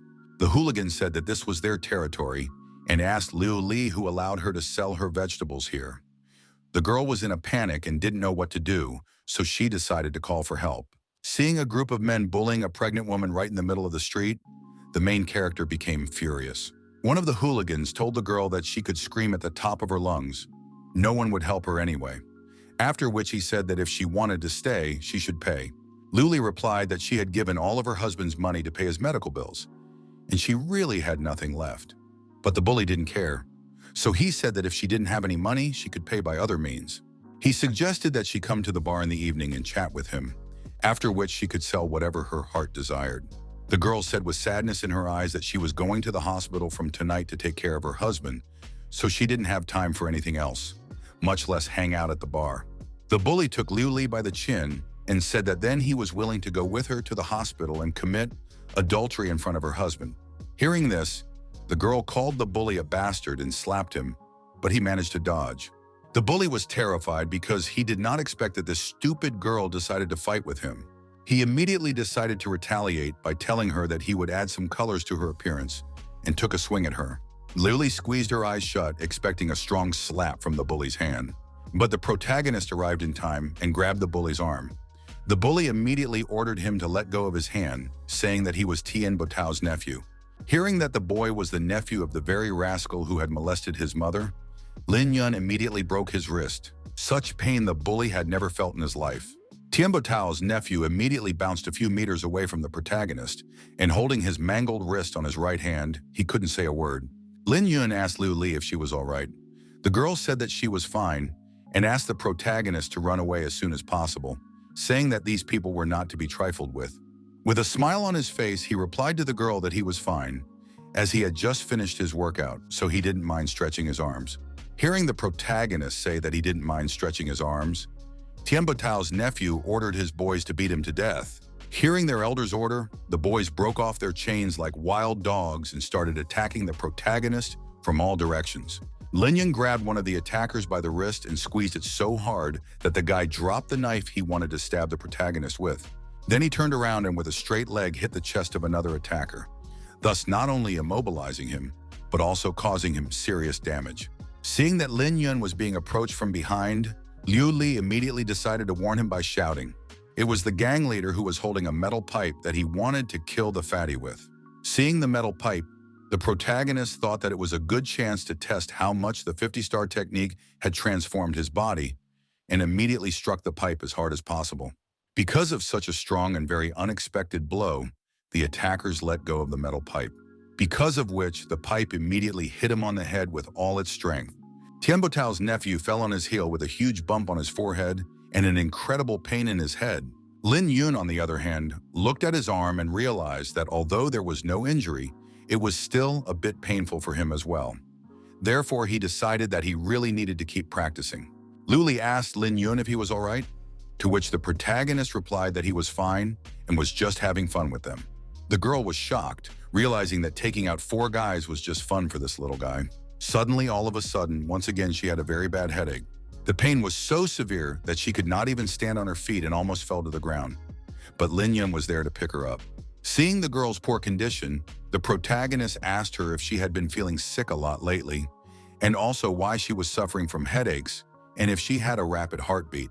But it was a rhetorical question, for he told the girl that if she continued like this, her child and herself might be in danger. Crying Luli asked the protagonist what should she do then, and how to be. Lin Yun told the girl that she could take it easy because his family had a clinic, so she was obliged to come to that clinic tonight for him to examine her. The girl was flattered by such an offer and asked the guy if he could really cure her. The kid said he could certainly help her and reached into his pants pocket. He took out a pile of money from his pocket and held it out to the girl, saying that he could see that she was having money problems and offered to take it to her. Luli looked at him with big eyes and waved her hands, saying that she couldn't take money from him. But the protagonist took her by the hand and put a pile of money in her palm by himself, saying that she must take it because the vegetables she wanted to sell had spoiled those awful, so it was only to throw them away. So she must take the money and pay her husband's medical bills. Hearing this from the protagonist, Luli cried as she clutched the money to her chest and said that she didn't even know how she could repay the guy. Ling Yun replied to her that there was no need and told her that she could safely go home. The girl obeyed the guy and turned around and went home, and the protagonist said that for the sake of herself and her child, she should not put the stall at least a couple of days to rest at home. After standing outside for a while and thinking, Lin Yun came to the conclusion that good deeds even somehow refresh him. But afterwards, he tearfully remembered that he had given the last money he had with him. It was too much to pay for good deeds, he thought. Seeing that Tian Botao's nephew was still conscious, the protagonist decided to approach him to make amends for the damage he had caused him. He took his hand out of his pocket and showed the bully his reddened fist, asking him if he could see it. The bully couldn't understand what Lin Yun wanted from him by showing his reddened fist. Lin Yun, pointing to his reddened hand, told the bully that because he had injured his hand, he was now obliged to pay for the treatment of his hand. Tian Botao's nephew was outraged, saying that he was hurt much more than the protagonist. Lin Yun, on the other hand, swung at him and said that if he had the strength to scream, it meant that the blows on him were not enough. Scared of more injuries and trauma, the bully immediately gave all the money he had on him to the protagonist. Meanwhile, Luli was in the hospital, and while she was sitting in the waiting room, she decided that it would be unconscionable if she did nothing after the protagonist helped her. On one of her visits to her husband, she heard him say that if she was having too much trouble, she should sell an item that had been passed down in their family for hundreds of years by inheritance. She was shocked because she thought it was their family heirlooms that couldn't be sold for any money in the world. But her husband said it couldn't be called that. After all, it was just an item stolen from the tomb, so it couldn't be more important than their family. The woman realized that she couldn't just leave the kindness of the kid who saved her and gave her possibly her last money. After much deliberation, she made up her mind and took her suitcase. Then she took an old heirloom of her family and put it in her suitcase. She really hoped that the kid wouldn't refuse to accept such a gift from her. Meanwhile, Lin Yun leisurely strolled through the city blocks, walking home. He was almost home when suddenly he saw his sister, who had apparently been waiting for him for a long time. Seeing his brother Lin Yu immediately rushed to hug him and ask why he did not come home for so long. The protagonist made up an excuse beforehand saying that he was sorry, but he was very tired after the run and fell asleep on the grass by the side of the road. Ling Yu, looking at her brother with big eyes, said that he didn't need to train so hard as she thought that he was already handsome as he was. He replied that he should be even better because he had to protect her and mom. Before she could enter the apartment, Ling Yu shouted to her mother that her brother had come home. Her mother was very calm when she heard the news and simply said, "Good." Lin Yun entered the room where his mother was and immediately decided to apologize to her for being late. But before he could say a few words, she suddenly interrupted him. Xiaoqin interrupted the young man and said that next time he should warn his little sister if he planned to be late so that she would not worry. Hearing this from his mother, the protagonist realized that she was reacting too calmly, as if she was not at all interested in what he was doing. After a while, his younger sister knocked on his brother's room and said that she had brought him clean clothes. The protagonist thanked his sister and allowed her to enter the room. Seeing his brother without his outer clothes, his sister said that he had indeed lost a little weight. Ling Yun, on the other hand, was glad that she noticed, saying that it was the effects of his training. Ling Yu then asked the protagonist what was that wooden box he brought home yesterday.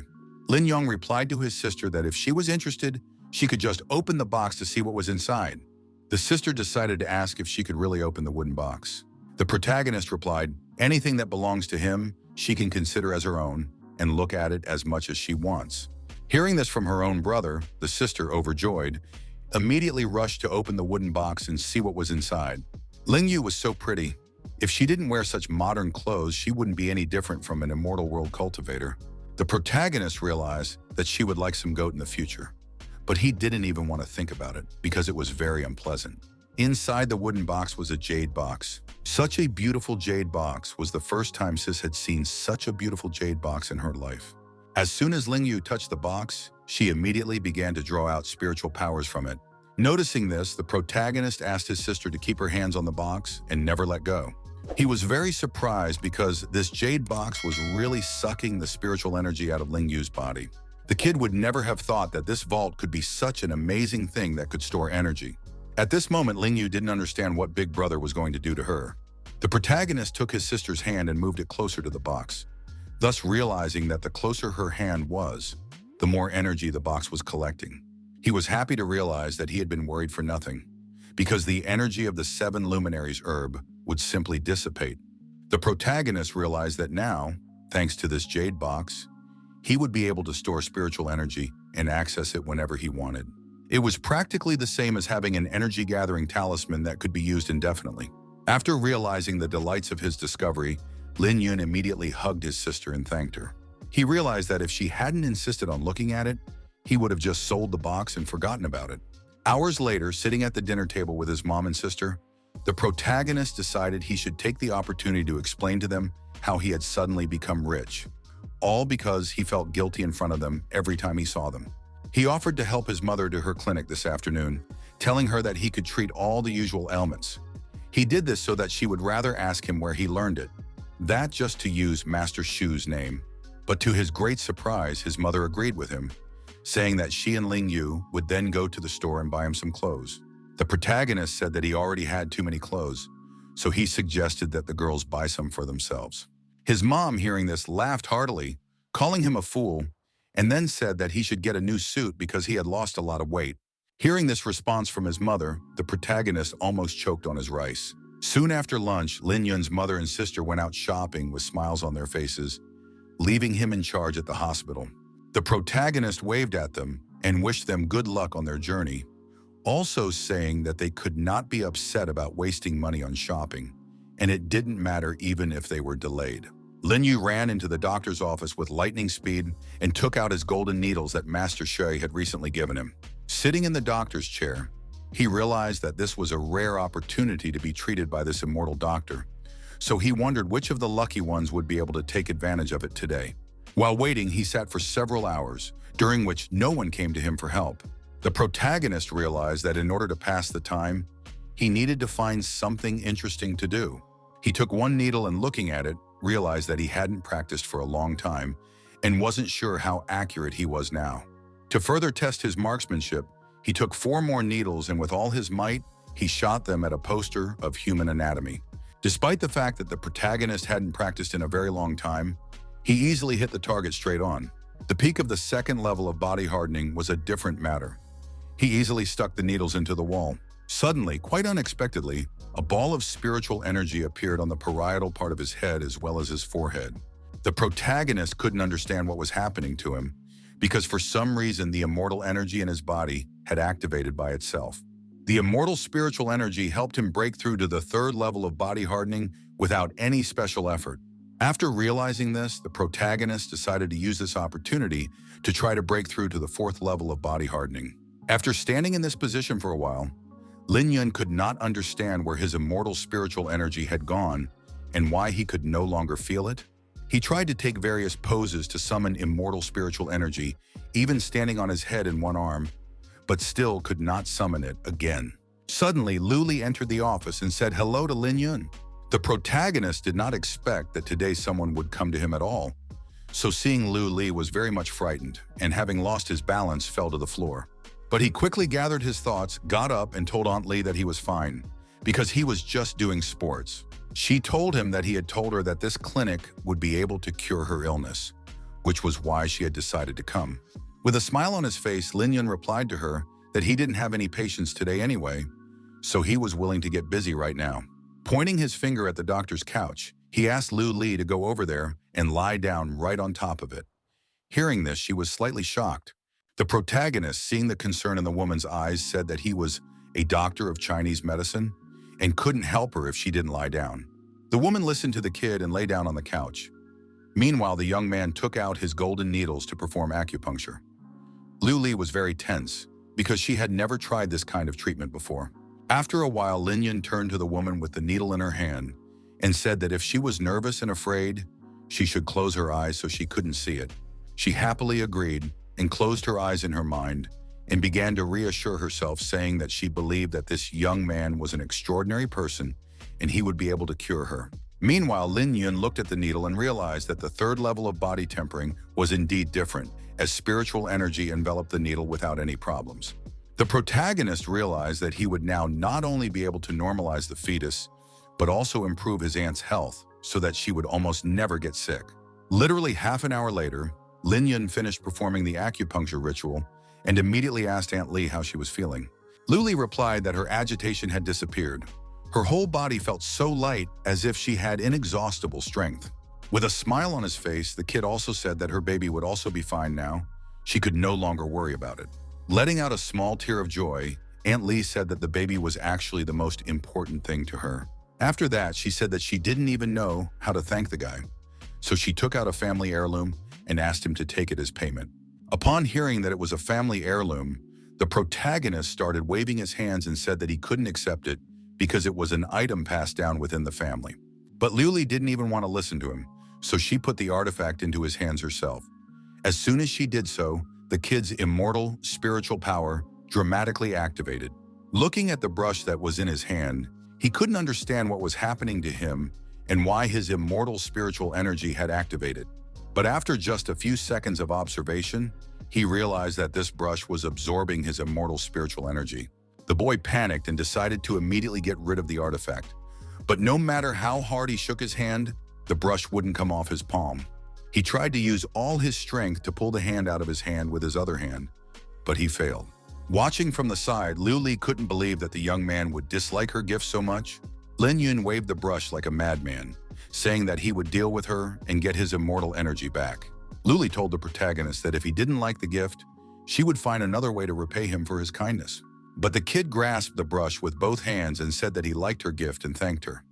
Of course, he could not return the brush because it contained his immortal spiritual energy. Hearing this response from the young man, Auntie Li simply smiled and glowed. After a few minutes, Liu Li left the clinic, and the protagonist told her that if she needed help in the future, she could definitely call him at any time. Liu Li's auntie said that she would definitely call if she needed help and said goodbye to Lin Yun. The protagonist quickly returned to the study and decided to see what the artifact Liu Li had given him was all about. Sticking the tip of the brush lightly into his hand, he realized that it was very sharp and it wasn't clear what the brush was made for. Maybe it wasn't a brush at all, but a weapon. Fortunately, there was ink ready in the cabinet to try it out and make sure it was a writing instrument and not a weapon.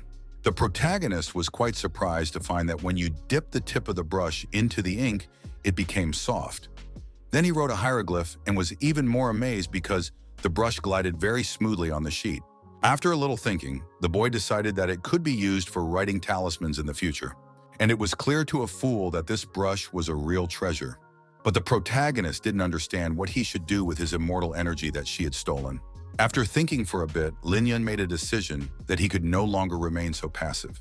He must reach the 4th level of body tempering as soon as possible. This would allow him to actively control his body's spiritual energy and find a way to recover the immortal spiritual energy. Suddenly, out of the blue, the kid's cell phone rang, which no one had ever called him before. This caller was Shui Meaning, the same girl who had bought him the phone. After approaching the protagonist's house, the girl was very separated as she had a hard time driving her Audi R8 here. Getting out of the car, she thought that if she knew the roads here, she would have chosen a car with a higher suspension. The protagonist, who came out to meet her, said that she might not have come here at all. After all, he didn't get to say a word after she said she was bored and would come to him wherever he was because she wanted to have fun. Hearing that the kid was at home, Meinen said with a smile on her face that she would pick him up in 5 minutes. The guy realized that he had absolutely no chance of rejection Upon entering Lin Yun's house, Mainan was pleasantly impressed, saying that she didn't know that his family also had their own clinic. Turning to the main character, the girl said that since they were colleagues, she could come and help him in the future. But Lin Yun tactfully refused her, saying that his mom was running the place. Hearing this, Mainan winked at him and said that Aunt Chin would definitely not refuse her. Then she immediately hugged the protagonist and said that she would not refuse her just because she was his girlfriend.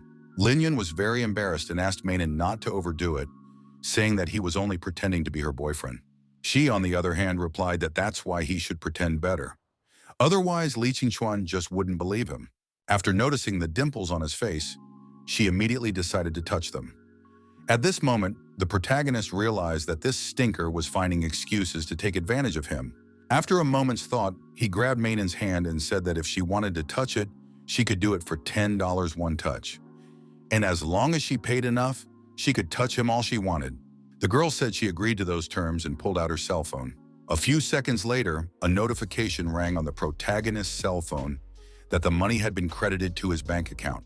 To open the notification, the guy lost the breath of speech because he saw that $5,000 had been credited to his bank account. The girl then pounced on the kid again and asked him if she could now touch his dimples, calling him a courtesan. Lin Yun said that of course she could do that. He realized that there was no way he could refuse her. After all, she had paid too much. Mining, rubbing her hands and looking at the protagonist with huge eyes, said that then she would not be ceremonious. At this moment, Tang Meng walked in with Lin Yu and said that he had met her and her mother at the mall and kindly decided to walk them home. Walking a little further, Tang Meng saw Lin Yun along with Meining, thereby taking them by surprise. Tang Meng was almost speechless when he saw Shui Meining riding Lin Yu. Mom was also slightly shocked when she saw this picture and hurriedly asked her son what he was doing here. Shui Meining immediately jumped up from the main character and said hello to everyone, saying that she was Ling Yun's girlfriend. The guy was shocked at how quickly she changed her face. Xiaoqin said that Lin Yun was such a child since he didn't even tell them he had a girlfriend. Therefore, she offered Meining to stay with them for dinner. Tang Meng was shocked when he found out that his boss, Lin Yun, is Hui Meining's boyfriend. Tang Meng immediately remembered telling brother Chuan Yu not to worry, promising that he would find a look-alike for Ninger, saying that he wouldn't have to do anything and he would deal with him himself. Tang Meng was very much saddened to realize that he had signed up for a mission that he was simply unable to handle. Ling Yu was also shocked to learn that her brother had a girlfriend, and not an easy one at that. Meanwhile, Tian Botao's nephew was lying in the hospital with broken arms and legs, and his brother was standing over him. Dao apologized to his brother for not being there for him and letting him get beaten up, after which he said that he would kick that Ling Yun's ass today to avenge his brother. The boy asked brother Dao if Uncle Tian Botao knew about his beating and why he didn't come to see him. Dao replied that Uncle Tian had to attend a meeting at the moment and could not leave from there. He asked for words for his nephew's speedy recovery, also that he and Dao would take care of everything. After that, he left the room and quietly closed the door. Then he got into the elevator and went up 2 floors. After that, Bao went into the hospital room where Tian Boqiao was and said that he had visited Xiaoguang. He reported to his uncle that his nephew was badly injured and would probably have to spend the next 2 to 3 months in a hospital bed. Tian Boqiao was very angry, with only one thing on his mind: to get well soon and avenge Lin Yun. Dao leaned over Uncle Tian and told him that he had called all his brothers so they would break all of Lin Yun's legs and arms tonight, and in addition, smash his clinic. But Tian Boqiao knew that this Lin Yun was not so easy to deal with, so he told Dao that they should wait until he returned to school and then smash the clinic and kidnap his mother Qin Qiu at night. Tian Botao told Dao to just tell Lin Yun that he had Qinqiu when the time came. Once he knew that, he wouldn't dare to resist. After all, just beating him wouldn't be enough. Tian Botao wanted him to suffer in pain, kneeling like a dog without dignity and begging him to give him his mother back. Meanwhile, Ninger was treating her boyfriend to dumplings and asking him to eat some more. On the other hand, his sister was also treating him to dumplings, asking him to eat a few more dumplings. It was as if a real lightning bolt flew between them, as they both wanted their brother to pay attention to them and only eat the dumplings from their hands. They looked into each other's eyes, not looking away for a second. It was a battle of the eyes. After that, they simultaneously put 1 dumpling each into the main character's plate. After just a few minutes, the dumplings did not fit Lin Yun's plate anymore. Looking at this mountain of dumplings, he realized that it looked like a new food torture. Tang Meng, looking at how the girls were taking care of Ling Yun, became very sad because no one had put a single dumpling on his plate. Seeing that Tang Meng was upset, Xiao Qin put a couple of dumplings in his plate and told him that he could eat. Seeing this and feeling his auntie's concern, Tang Meng almost cried. After dinner, the main character's mom thanked the kids for helping and washing the dishes and wished him a good trip back to school. Ninger told Aunt Shin that she didn't have to worry about Ling Yun because he had already ridden in the car with her and knew that she was an experienced driver. Hearing this, Ling Yu asked Tang Meng to ride in the car with him. When he heard this, he asked her if she really wanted to go alone with him, to which she said yes. No sooner had they gotten into the car than Lin Yun suddenly ordered them to stop in a commanding voice. Tang Meng immediately started shedding tears, saying that Lin Yu wanted to ride in his car for the first time and the boss had prevented it. But the protagonist wasn't going to stop his sister from riding alone with Tang Meng. He asked them to stop because he felt that somewhere nearby there was some kind of threat that he could smell. He felt a murderous aura with every cell in his body. He went to his sister and ordered her to get into the car immediately, Tang Meng. He then went to his mother and told her that someone had come to the clinic looking for trouble and asked her to hide somewhere in the clinic or get into Tang Meng's car with his sister. While in Tang Meng's car, the sister told her mother that they could not leave her brother alone. The mother reassured her daughter, saying that she should trust her brother, just like he trusts her, because he knows exactly what he's doing. Tang Meng, with a sad face, asked his boss why he couldn't stay. Lin Yun told him that he would have to protect his mother and sister. Tang Meng, realizing that the boss had entrusted him with his most precious thing, said that he could rely on him. Nenner pounced on the protagonist with a lot of questions. Does he know how to use martial arts? Does he have any hereditary weapons? And how is he going to deal with a group of people? The guy didn't bother to answer all the questions. He shoved her into the car, saying that he just didn't have time for that. Meanwhile, the thug group was already near the front door to his mother's medical office. One of the thugs told Dao's leader that the lights were on and the door was wide open, but no one was in the clinic. Dao realized that the protagonist's mother, along with him, were most likely hiding in the backyard. So he ordered his thugs to trash the clinic first. After entering the clinic, the thugs smashed everything in their path, sparing nothing, even overturning tables and breaking chairs. Suddenly, the protagonist appeared at the entrance to the clinic. He decided to squeeze through the thugs to get inside the room. But one of the thugs blocked his way and said that he had to get out of here if he didn't want to die. Seeing Lin Yun, the bully leader Dao ordered the bully to let Lin Yun go and let him enter the clinic. The bullies were at a loss as to why the boss let the boy into the premises so easily, but Bao only did it to see how the brat could handle the crowd of his thugs. Meanwhile, some of the hooligans were still in the building, smashing everything in their way. Upon entering the clinic room, the protagonist immediately attracted the attention of the bullies and pointed his finger at the chandelier on the ceiling. One of the hooligans became enraged because Lin Yun was just mocking them. But it wasn't just mockery, it was the kid's cunning plan. He took his golden needle and smashed the ceiling chandelier with a single blow. When the lights went out in the house, the hooligans wanted to go in and see what was going on, but Brother Dao said they should wait. A few seconds later, Laoki, Dao's right-hand man, broke the glass with his body and flew out into the street. A few minutes later, Laoki was followed by the rest of the hooligans. After them, the main character came out of the front door. Pointing his finger at Dao, he asked him if he was the boss of this bunch of losers by any chance. Seeing how easily Lin Yun had handled half of his gang, Dao was speechless. While the boss stood and chewed snot, his loyal Ambo decided to attack the protagonist with a shout that he was going to kill him. Lin Yun gathered the power of spiritual energy in his fist and gave the ambalist a crushing blow to the chest. The blow was so strong that the Mban broke the asphalt with his body. Seeing this picture, Dao immediately realized that this time he had messed with the wrong person. He immediately fell to his knees and said that his name was Dao Yun, and he was known as Dao on the street.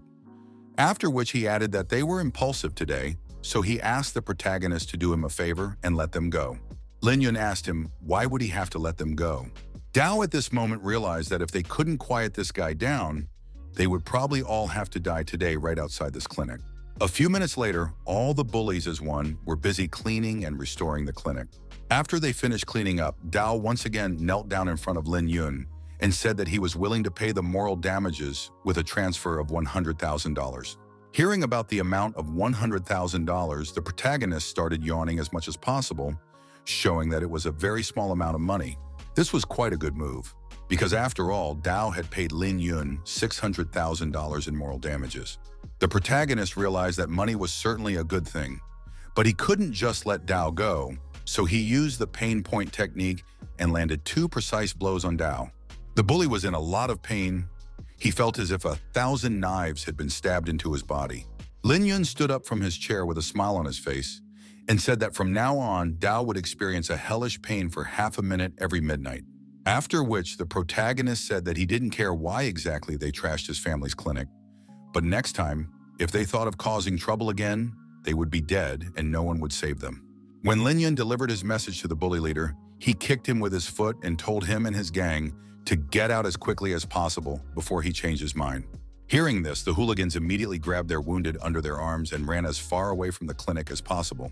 Ling Yun realized that he was lucky because his loved ones didn't see him fighting the crowd of hooligans alone because he just didn't know how to explain it to them. After a few minutes, his loneliness was brightened by his sister, who came running to him asking if he was okay. Following her came Nenner, who was delighted with the protagonist, as he had single-handedly beaten a whole crowd of bandits. Of course, Tang Meng did not stand aside and said that the boss's movements dumbfounded him. After thinking for a bit, the protagonist realized that they had seen everything. A little later, Nenner revealed that not only had they seen, but everyone had seen this legendary fight because she had captured it on video. After that, Ninger, along with Lin Yu and Tang Meng, pounced on the protagonist, asking why he was suddenly so strong. Is he a martial arts master? And how many other secrets is he keeping from them?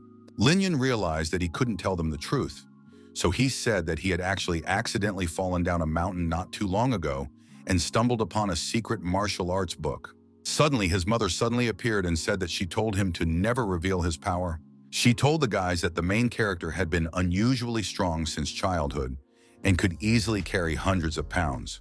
So she was worried that he would get in trouble because of his physique, which is why she told him not to show his strength. The boy decided to play along with his mother and said that he apologized to her, but when he saw the hooligans smashing the clinic, he became very angry. Xiaoqin forgave her son, telling him not to be so reckless next time. Afterward, looking at the time, the protagonist's mother said that the boys should go back to school as it was very late. Ling Yu asked her mother to go along with them because the clinics were dangerous, but Xiaoqin refused, saying that she would be fine. Going back to school in his girlfriend's red car, the protagonist couldn't understand why his mom just now didn't ask anything, and instead covered for him, and she was too calm about the clinic being trashed. For a second, he even believed Tang Meng's words when he said that Lin Yun's mother wasn't exactly an unusual mortal. At this moment, Ninger was looking at her supposed boyfriend with loving eyes and realized that he was not an ordinary person, the kind of person she was willing to follow to the ends of the earth. Meanwhile, alone with the girl of his dreams, Tang Meng didn't know how to start a dialogue with her. But because Ling Yu was curious about how long her brother had known Ninger, she didn't wait for Tang Meng to make the first move and asked him about it. Tang Meng got very flustered and, stammering, replied that he didn't know for sure, but he thought they had only met a few days ago. The next day after school, Sis gave her brother a pink rose, saying that it would remind him of her on the days when he would spend the night at the house Tang Meng had rented for him. When Niner came to pick him up, the protagonist decided to give her that rose. But the girl was not happy and immediately asked Lin Yun if he knew what the pink rose meant in the language of flowers. The protagonist didn't know that pink rose means a symbol of falling in love, sympathy, and admiration, so he simply replied that this flower was given to him by his little sister, so he liked it very much. Hearing that this flower was given to him by his sister Niner, immediately got out of the car and asked the guy to wait. A moment later, she came back and threw a whole bunch of pink roses at the protagonist. She then added that if she found out that he threw her flowers, she would chew him to death. Tang Meng saw that his boss was given flowers by 2 girls at once, almost cried because no one had ever given him flowers. But he was not confused and jumped into the flower bed and began to tear a bouquet of roses for himself. Tang Meng did self-hypnosis and did not even notice his strange behavior, unlike the other students of the school. Meanwhile, while in his rented apartment, the protagonist decided it was time for brush study. He was at the 3rd level of body hardening. With ordinary sharp weapons, it was difficult to harm him, but this brush was able to hurt him without any effort. The kid decided to see how sharp this brush really was and barely touched his finger, almost stabbing it through. The protagonist was startled when he noticed that the brush had started sucking the blood out of his finger. No matter how hard he tried to pull the brush away from his finger, he couldn't get it to work. He couldn't figure out how it worked or how to turn it off. At this second, he realized that if he didn't find a way to turn it off, and it kept going on like this, it would suck him to death. If a normal person saw a brush suddenly start sucking blood, he would definitely be scared half to death. But the protagonist was not scared because he had reached the level of passing through disasters and what only demons and monsters he had not seen. After having so much blood sucked out of him, the recognition ceremony was complete, and he became the sole owner of this miracle brush. After all this, he could finally feel a connection with the brush in his hands. The bundle could become as soft or as hard as steel. He only needed to think about it. This brush was a very good weapon, for it could be used to draw amulets and engrave information in normal times, but it could also become a powerful weapon when facing enemies. After the protagonist dealt with the brush, he decided that he needed a rest and went to the beach to swim. After that, at 10 o'clock in the evening, he went to the stadium in order to run and improve his physical stamina. Close to 1 o'clock in the morning, he was already sitting on the bank of the river and cultivating.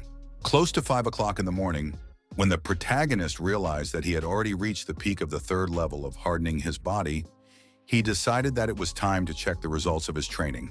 He decided to test how fast he could cross or swim across the river. Entering it, he gathered all his spiritual energy. He couldn't believe his eyes as he crossed the river in a blink of an eye. His physical changes were more significant than he thought. Before that, all 6 senses had reached a new level.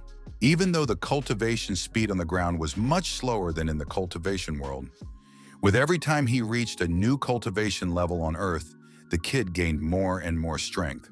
He was sure that he wouldn't make the same mistake again when he crossed the tribulation again. After his half-night training in cultivation, the protagonist hurried to school because he had promised Ling Yun that he would never skip class again. After noticing that everyone started paying attention to the protagonist at school, he thought that after reaching level 3, his charisma had also improved.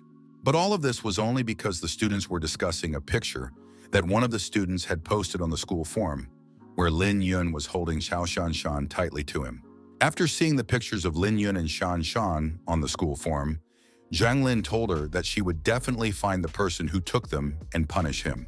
Xiao Shanshan told her friend that she actually liked the pictures and that they were quite well done. Suddenly, at this moment, the main character appeared in the classroom and waved his hand to the girls, wishing them good morning.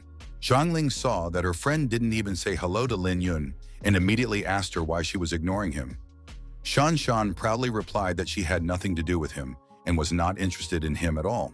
Hearing this answer from Shanshan, her friend asked her if she would mind if another girl asked Lin Yun out. Xiao Shanshan replied that of course she wouldn't mind, being completely sure that the protagonist, except for his sister, doesn't talk to other girls at all. Suddenly, a girl with long silk hair and huge eyes entered the classroom at that very moment. All the students were shocked, but not only because this girl looked like a star, but because she asked where she could find Lin Yun. The protagonist didn't even get up from behind his desk. He just raised his hand and said that he was here. After walking out to the hallway with Lin Yun, the girl said that she had washed his jacket and his ID card also brought it. The girl he had saved that long ago evening by the river couldn't believe that the fatty would turn out to be really handsome if he lost a little more weight, of course. The protagonist took his jacket and asked the girl if she wanted to give him anything else. After all, he had saved her life this evening and expected something more than a clean jacket.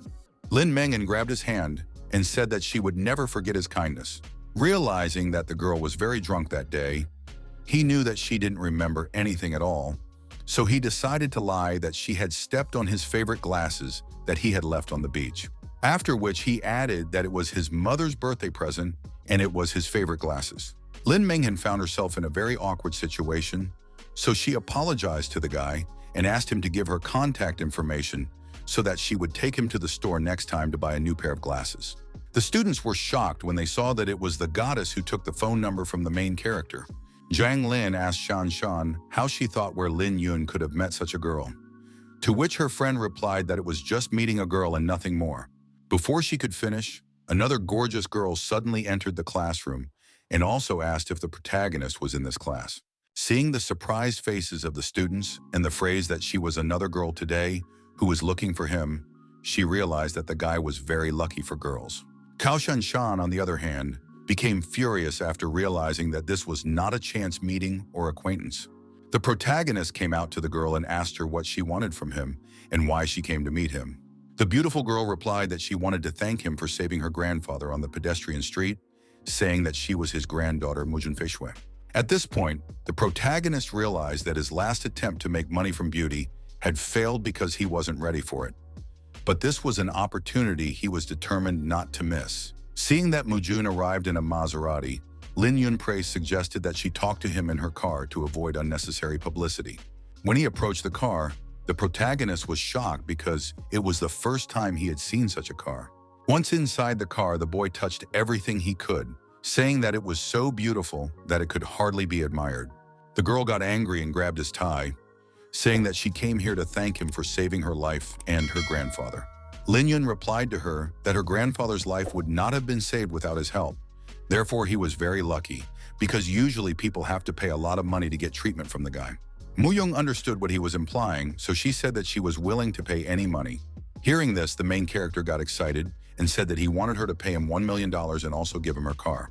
The girl was shocked to hear that he still wanted her car, so she asked the guy if he knew how much the car was worth. Lin Yun opened the car door with a frustrated face and said that apparently she didn't love her grandfather that much if some car is above his life. Mu Young dragged him back in and said that her grandfather's life was more important to her than anything else in the world. She then immediately pulled out a check from her checkbook for $1 million and handed it to the young man.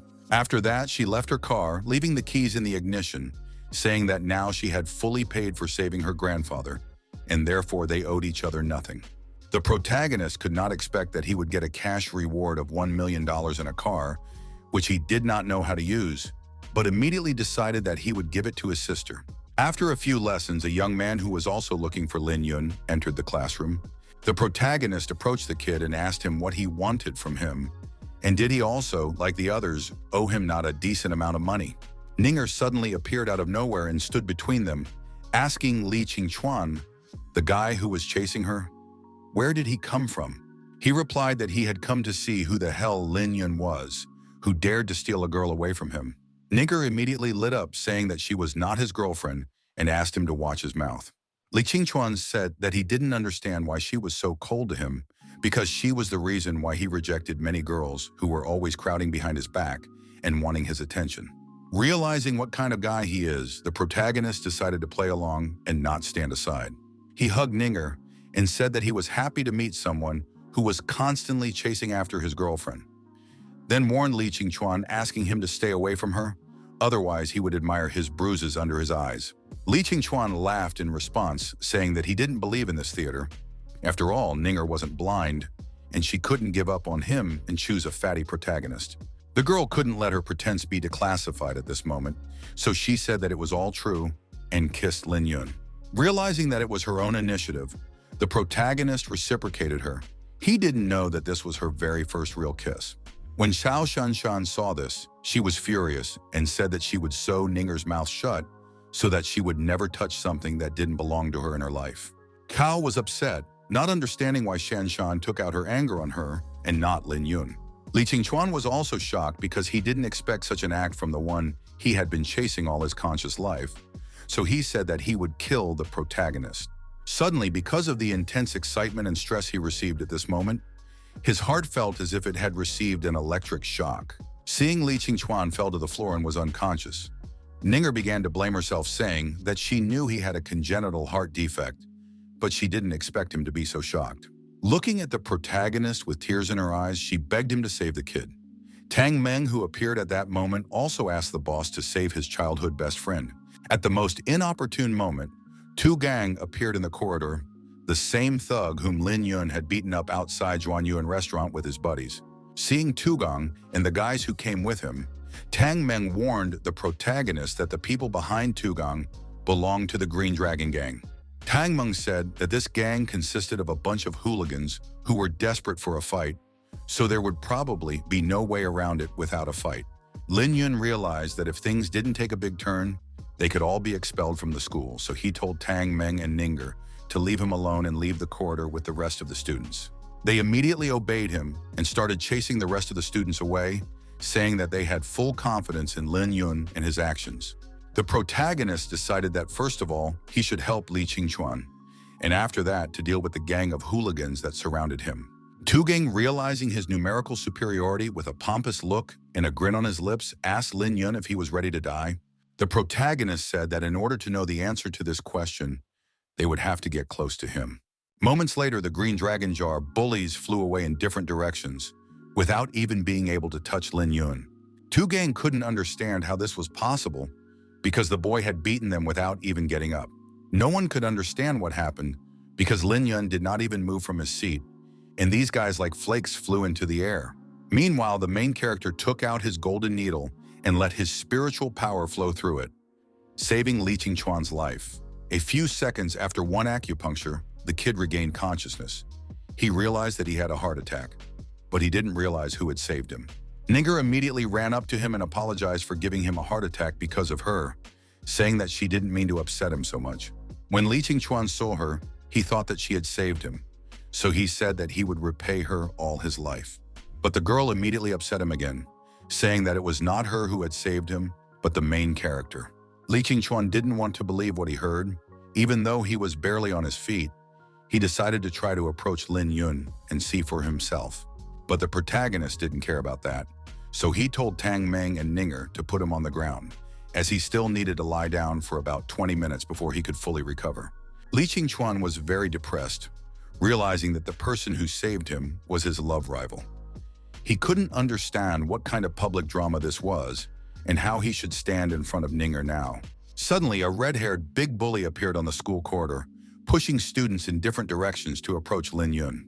Tang Meng immediately warned the protagonist to be careful of this big guy named Xiaohu, one of the celebrities of the Green Dragon Gang.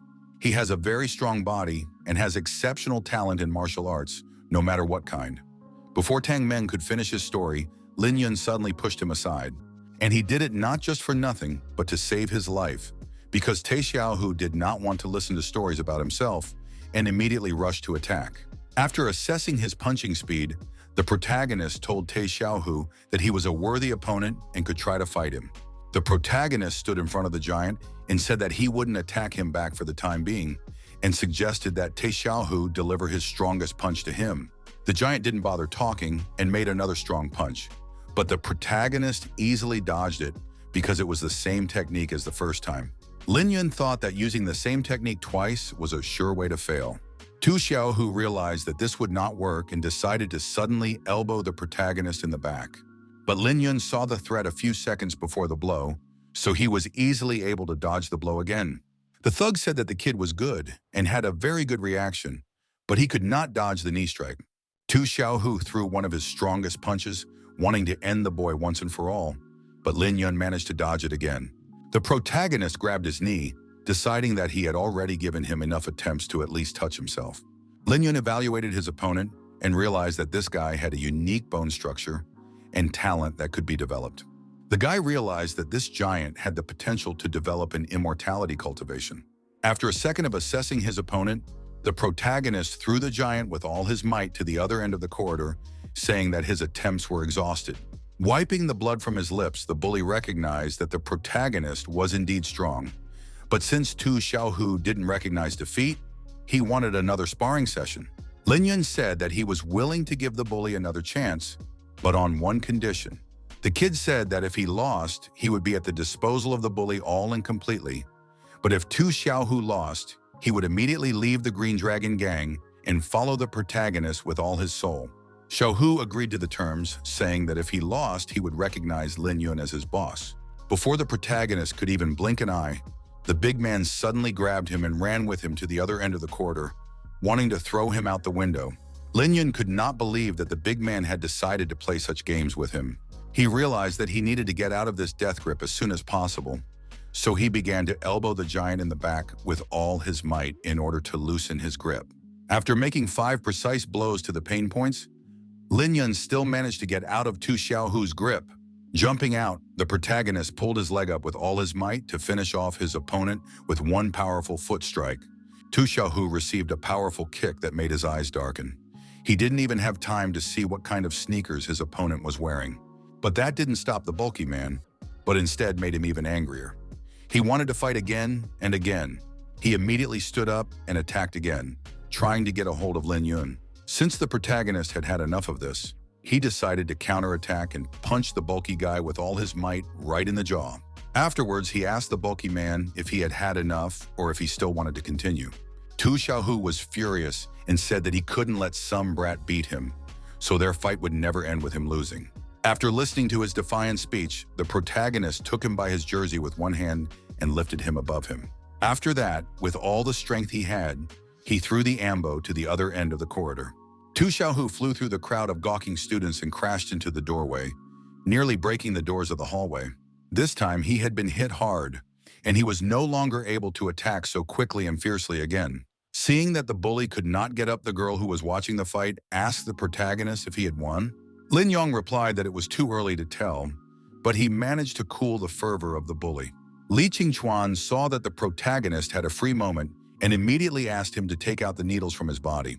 Ling Yun leaned towards him and said that when the time came, he would definitely take out his golden needles. Hearing this, Li Qingchuan became very nervous again and asked the protagonist if he would do anything else to him. Seeing Lin Yun's evil gaze, the kid immediately rushed towards Ninger and asked her to save him from that monster. Seeing this picture, the protagonist told him that he was now ready and could stand up.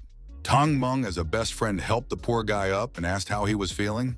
Li Qingchuan replied that it felt like his whole body had relaxed. After which he said that when Grandpa Shui gave him acupuncture, there was no such feeling.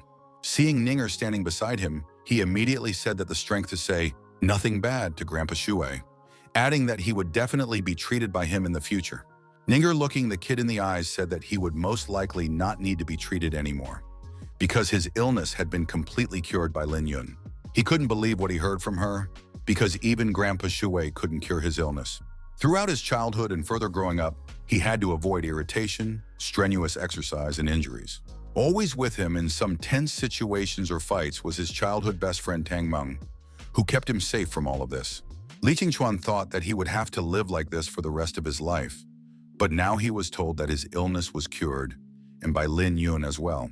Thinking it over carefully, the kid still couldn't believe in a miracle, so he asked the protagonist to hit him with all his might. Lin Yun decided not to deny him such a request, so he immediately punched him in the face with all his might without warning. The blow was so strong that the boy flew several flights down the corridor and fell hard on the floor. The first thing he did was to immediately grab his chest to see how his heart was functioning, and he was shocked, for there was nothing wrong with his heart. He immediately abruptly got up from the floor and said that he owed his life to Lin Yun. Hearing this, Tang Meng clutched his head, realizing that his boss was telling the truth earlier, and he could cure even a congenital heart defect. After which, he immediately realized that there was an unrealistic amount of money to be made from this. Cao Shanshan once again admired the protagonist, realizing that he had not only subdued Te Xiaohu, but also cured Ling Qingchuan's heart disease with acupuncture. Meanwhile, Te Xiaohu recovered and decided to get back on his feet to continue the fight. The protagonist approached him once more, and he finally came to surrender and swear allegiance to him. Ambal replied that if the kid thought that he had defeated him, then his dreams had gone beyond reality. Once again, he lunged at the boy to once again grab him and deliver a crushing blow, proving that he was stronger than he was. But this time too, he failed as Lin Yun was no longer going to coddle him. The protagonist also immediately rushed to the attack and began to deliver merciless blows to the body of the bulky man. Te Xiaohu was a tough nut to crack. Despite the numerous blows he had missed from Lin Yun, he still shouted that he would never give up. Having once again knocked the big guy to the floor, the protagonist asked him why he did not want to admit defeat. After all, he was already tired of beating him. Realizing that the bully would not just give up, Ling Yun decided to try something more exciting. He picked up Te Xiaohu and threw him on his shoulder. The bully was shocked because he didn't understand what the kid wanted to do to him. The protagonist opened the window and jumped out with the bully on his shoulder to show him how flowery everything was before. But Lin Yun didn't fall. He ran down the wall with great speed and asked Te Xiaohu if he was ready to surrender. Even though he was scared, he kept saying that he would never give up, even if he was beaten to death.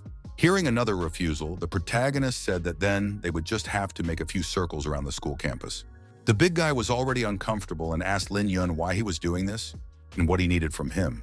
The protagonist replied that he was going to completely destroy him, Just a few seconds later, Tae Xiaohu realized that the kid wasn't joking and shouted that he was giving up. He even called the kid boss and promised to follow him anywhere. But Lin Yun wasn't interested in that anymore. So he told the big guy that it was too late and took out 5 golden needles. After which, he threw the bully in front of him and launched his golden needles at him right in the back. As soon as Tae Xiaohong felt Lin Yun's needles sinking into him, he immediately felt that he was being destroyed from the inside out. The protagonist used his needles but not to kill the ambulance, but to completely destroy the martial arts in him. Lin Yun used his own spiritual energy to purify his essence. He lifted the big man above his head and said that he was now not the Tae Xiaohu he used to be. He then threw him into the basketball hoop with ease, saying that when he had rested enough, he would find a way to get down. The protagonist returned to the corridor of the school and told the Green Dragon Gang that he expected them to compensate him for the moral damage they had caused him. Hearing about the compensation, Two Gang with a frightened face immediately started shouting to his comrades to give the money to the protagonist as soon as possible, saying that otherwise they wouldn't be able to leave today. Taking the word of their frightened leader, the hooligans immediately took out their cell phones and transferred all the money they had to Lin Yun. The guy appreciated their sincerity and said that he was ready to forget about what happened today, but asked them to tell their boss Kun 2 things when they returned to the shelter. The first was that the protagonist would soon go to him personally to discuss the real issue of compensation. Second, he said that Tae Xiaohu was now one of his men, and he no longer had anything to do with the Green Dragon Gang. The hooligans were shocked, for Tae Xiaohu was the future successor of their gang leader. But realizing that Lin Yun was beyond their power, they accepted this information. Without thinking long, the bandits from the Green Dragon Gang told Two Gang that he was to blame for all of this. After all, because of his gross mistake with the schoolboy, they had lost the strongest fighter of their gang and suffered greatly themselves. Meanwhile, 4 police cars pulled up to the school campus. Out of one of the police cars came out the same pretty girl who had come to visit Lin Yun in the morning. Seeing the police, Tang Meng remembered that his father had told him that an influential female police officer had been sent from the capital to work on an important case. Seeing such an unreal beauty, Tang Meng and his best friend were simply speechless. At this moment, the protagonist approached Li Qingchuan and asked him, would he like to treat him to a meal for saving his life? Upon hearing a positive answer, Lin Yun immediately invited all his classmates to one of the most expensive restaurants in the city, saying that today was his treat, thus hinting to Li Qingchuan that he would have to pay for everyone. Meanwhile, Tae Xiaohu had regained consciousness, and despite how badly he had been beaten, the bulky man felt that his body was much stronger than before. Tang Meng came over to him and said that despite his terrible appearance, the boss was inviting him to have dinner with everyone. Hearing that he had been invited to lunch by Lin Yun himself, the bully jumped out of the ring and landed beside Tang Meng with incredible strength and speed. Gathering all of his classmates, friends, and close associates, the protagonist advanced to the restaurant. But suddenly a group of police officers led by the very beautiful girl appeared in front of them and ordered Lin Yun to stop. The protagonist stopped and politely asked the police girl what was the reason they stopped them. The girl replied that today's incident required the protagonist's cooperation in the investigation, after which she politely asked him to follow them to the police station. Lin Yun didn't want to go anywhere, saying that he wasn't guilty of anything. The girl, however, grabbed his arm and said that she was not here to arrest him. Then she politely asked him again to cooperate with the investigation and give evidence, after which she would immediately let him go. Hearing that it is necessary to just give a statement, the protagonist pressed the policewoman closer to him and said that then she should go with him to a restaurant where she would write down everything while eating. After a while, in one of the most expensive restaurants, the policewoman started her police interrogation. She asked Xiaohu why he was hanging on the basketball backboard and if it was Lin Yun's doing, after which she added that he should consider it a police interrogation, so she hoped he would answer honestly. After thinking for a bit, the bulky man replied that he thought it was cool, so he climbed up there to get some air. Finally asking if Officer Lin was satisfied with that answer, Officer Lin couldn't believe it was that simple. But if Xiaohu said so himself, she had no more questions for him. Hearing Xiaohu's answer, Tak Meng admired him, saying that he was good for not telling how badly the boss had beaten him up. Xiaohu replied that his policy was very simple. The underpowered must bow down. Tang Meng immediately asked him if he was really going to follow the boss in the future, and wasn't he afraid of the Green Dragon's side together? to which the big guy replied that the green dragon was not Ling Yun's equal. The protagonist was eating and happily listening to everyone praising him and marveling at his strength and charisma. Suddenly, he froze because he heard thunder. He couldn't understand what was going on, because according to the weather forecast, today was supposed to be sunny, and there was no hint of rain or thunder. Lin Yun and Tang Meng went to the balcony of the restaurant to see what was going on. When the latter saw that the day had suddenly darkened and strange lightning bolts began to appear, he decided that the world had come to an end. The protagonist realized that things were bad, so he ordered Shan Shan and Zhang Lin to go to the disciples in the other rooms and tell them not to panic. He also added that they could eat and order whatever they wanted. The main thing was that they should not leave the restaurant. Then he turned to his sister and Xiaohu, telling them that they would go outside with him to look around. He also turned to Tang Meng and asked him what was the tallest mountain in Qingshui. Tak Meng replied that it was Mount Lunpan, and at its highest point, there was a tiger cliff facing Qingshui Lake. The protagonist, you have already said that he will take the three with him to the tiger cliff, ordering Tang Meng to go to the place where you can see the entire Qingshui Lake, and the higher the better. Going out, Lin Yang ordered Te Xiaohu to go to the mountain and climb to its top, and after climbing up to find him there.